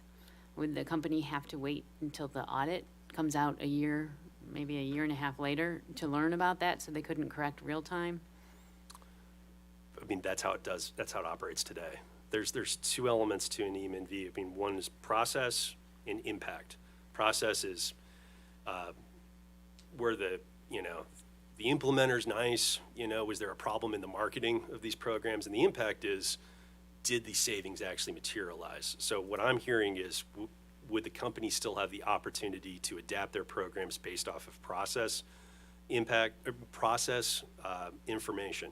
My experience in working with EM&Vs, and many EM&Vs at this point, is often the first time everybody's hearing about these results is when they present it, the process part of it. So we've talked a little bit about the 11-step process and how that takes place. I mean, there is something in place for the utilities to modify their programs, but there's still a process. So adapting, I guess the concern that you raise, I don't believe is a concern. So then, what do you mean it's not a concern? I want to understand that your response, and is it because under your structure, the utility would be able to learn about those as the auditor is discovering them, so that they can make corrections, or was it your intent? So if this is a concern for the company, I have zero problem with drafting up a contract that stipulates that the process element of their evaluation is one that's predicated on continuous feedback to the stakeholders, as opposed to waiting until the end of it. That seems eminently reasonable. So then, is your concern with the company oversight that some of that instantaneous feedback isn't provided to stakeholders? My concern is twofold. We're talking about a lot of money here.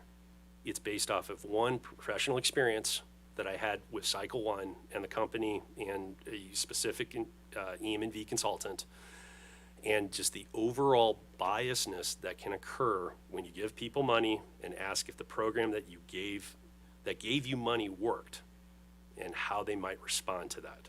Right, but during the subsequent MEEIA cycles, we've identified that issue and corrected it. Would you agree with me I would agree that? it's gotten better. What has changed that gives me heartburn is we've gotten better at our job too.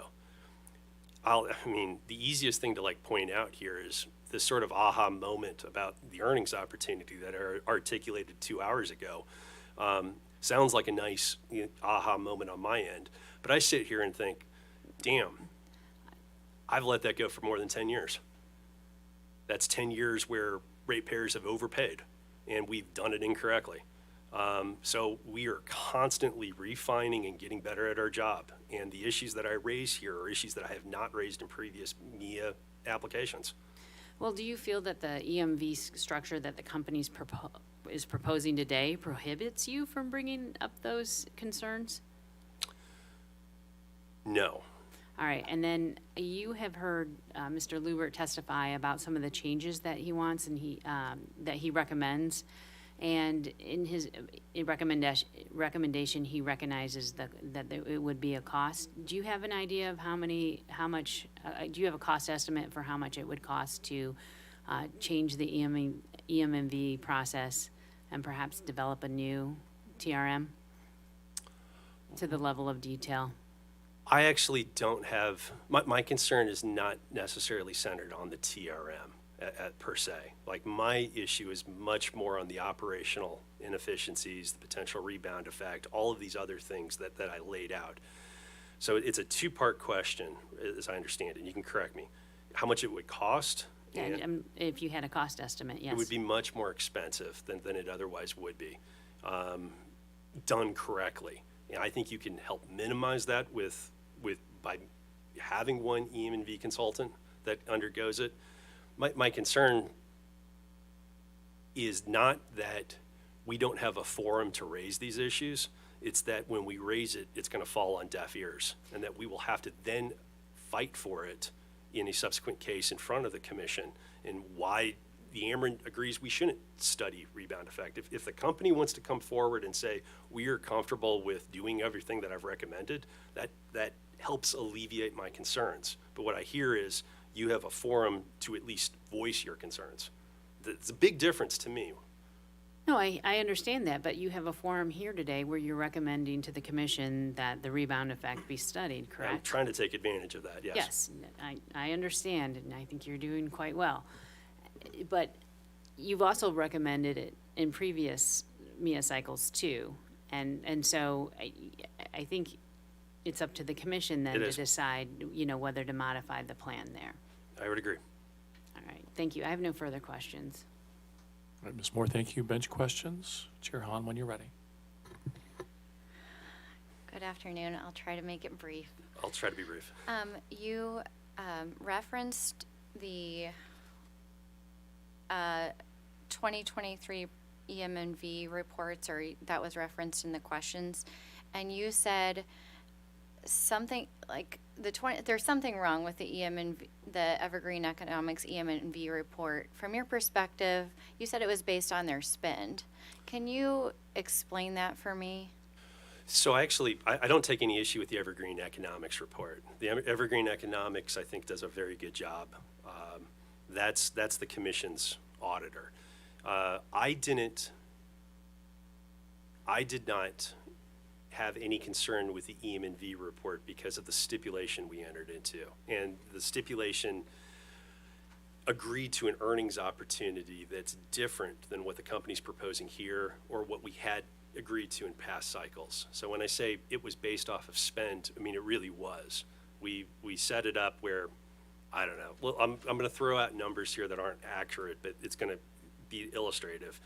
$30 million was allocated for residential programs. We had a floor that you had to spend at least this amount, and we did that for different programs, and that's important too, because I know the commission looks at that report and sees these different, we can talk more about this in the program section, but you see those different programs and you see, wow, this one's not doing anything and this one's doing.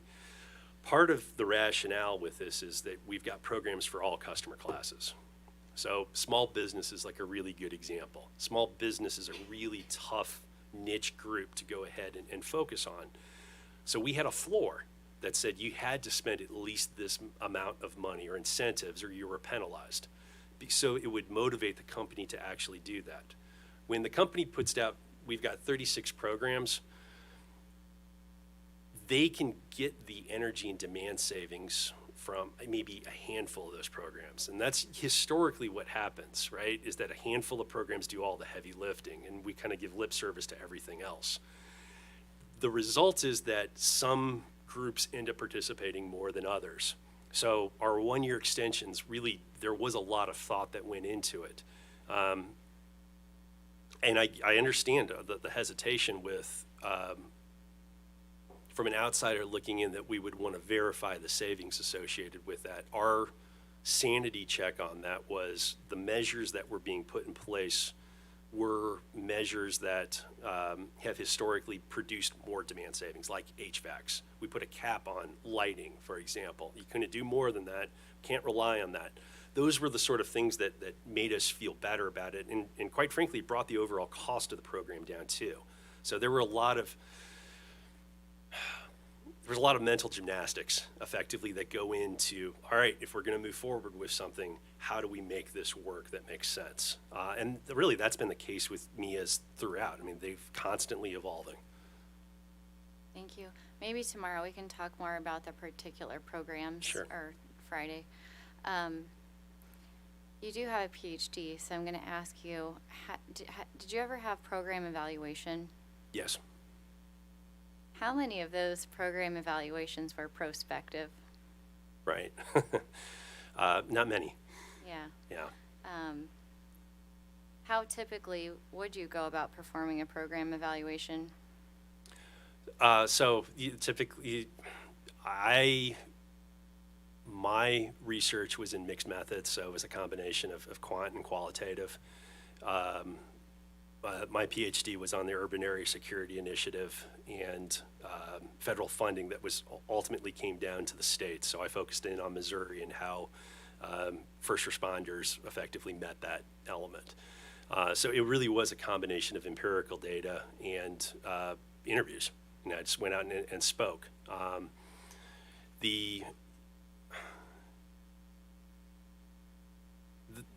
I mean, based off your question, I think you recognize the problem with prospective EM&V. And Mr. Lubert articulated that effectively you're getting 1 year of likely overstated savings that are getting into that. And that means in year 2, so if you move forward with the programs in 2025, 2025 would be locked into that prospective. In 2026, we would look at the 2025 evaluation, and then we would there would be a sausage making process involved, and we would have to agree to a number, or we'd have to take it in front of you. And then again, we're back in the same boat where we sit there and it's just reasonable minds can disagree over stuff. And that's really what it is. So. I think that answers my Okay. question. Thank you. Chair Hahn, thank you. Any further bench questions? Any recross based on bench questions from staff? One moment, Judge.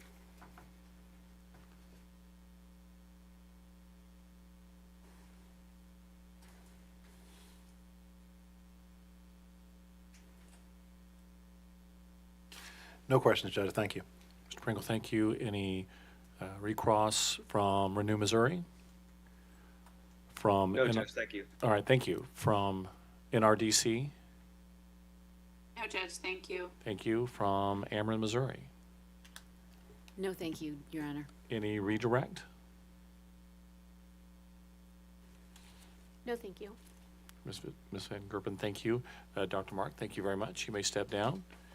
And that will wrap up today's portion of the hearing. We will plan to resume tomorrow morning at 9, going on to net throughput disincentive, and then we will see if we stay on schedule. Thank you for getting us back on schedule this afternoon. I appreciate the pace this afternoon. Anything further from council or the bench before we go off the record? No, Your Honor. Right, hearing nothing, we will be in recess until tomorrow morning at 9. Thank you. We're off the record.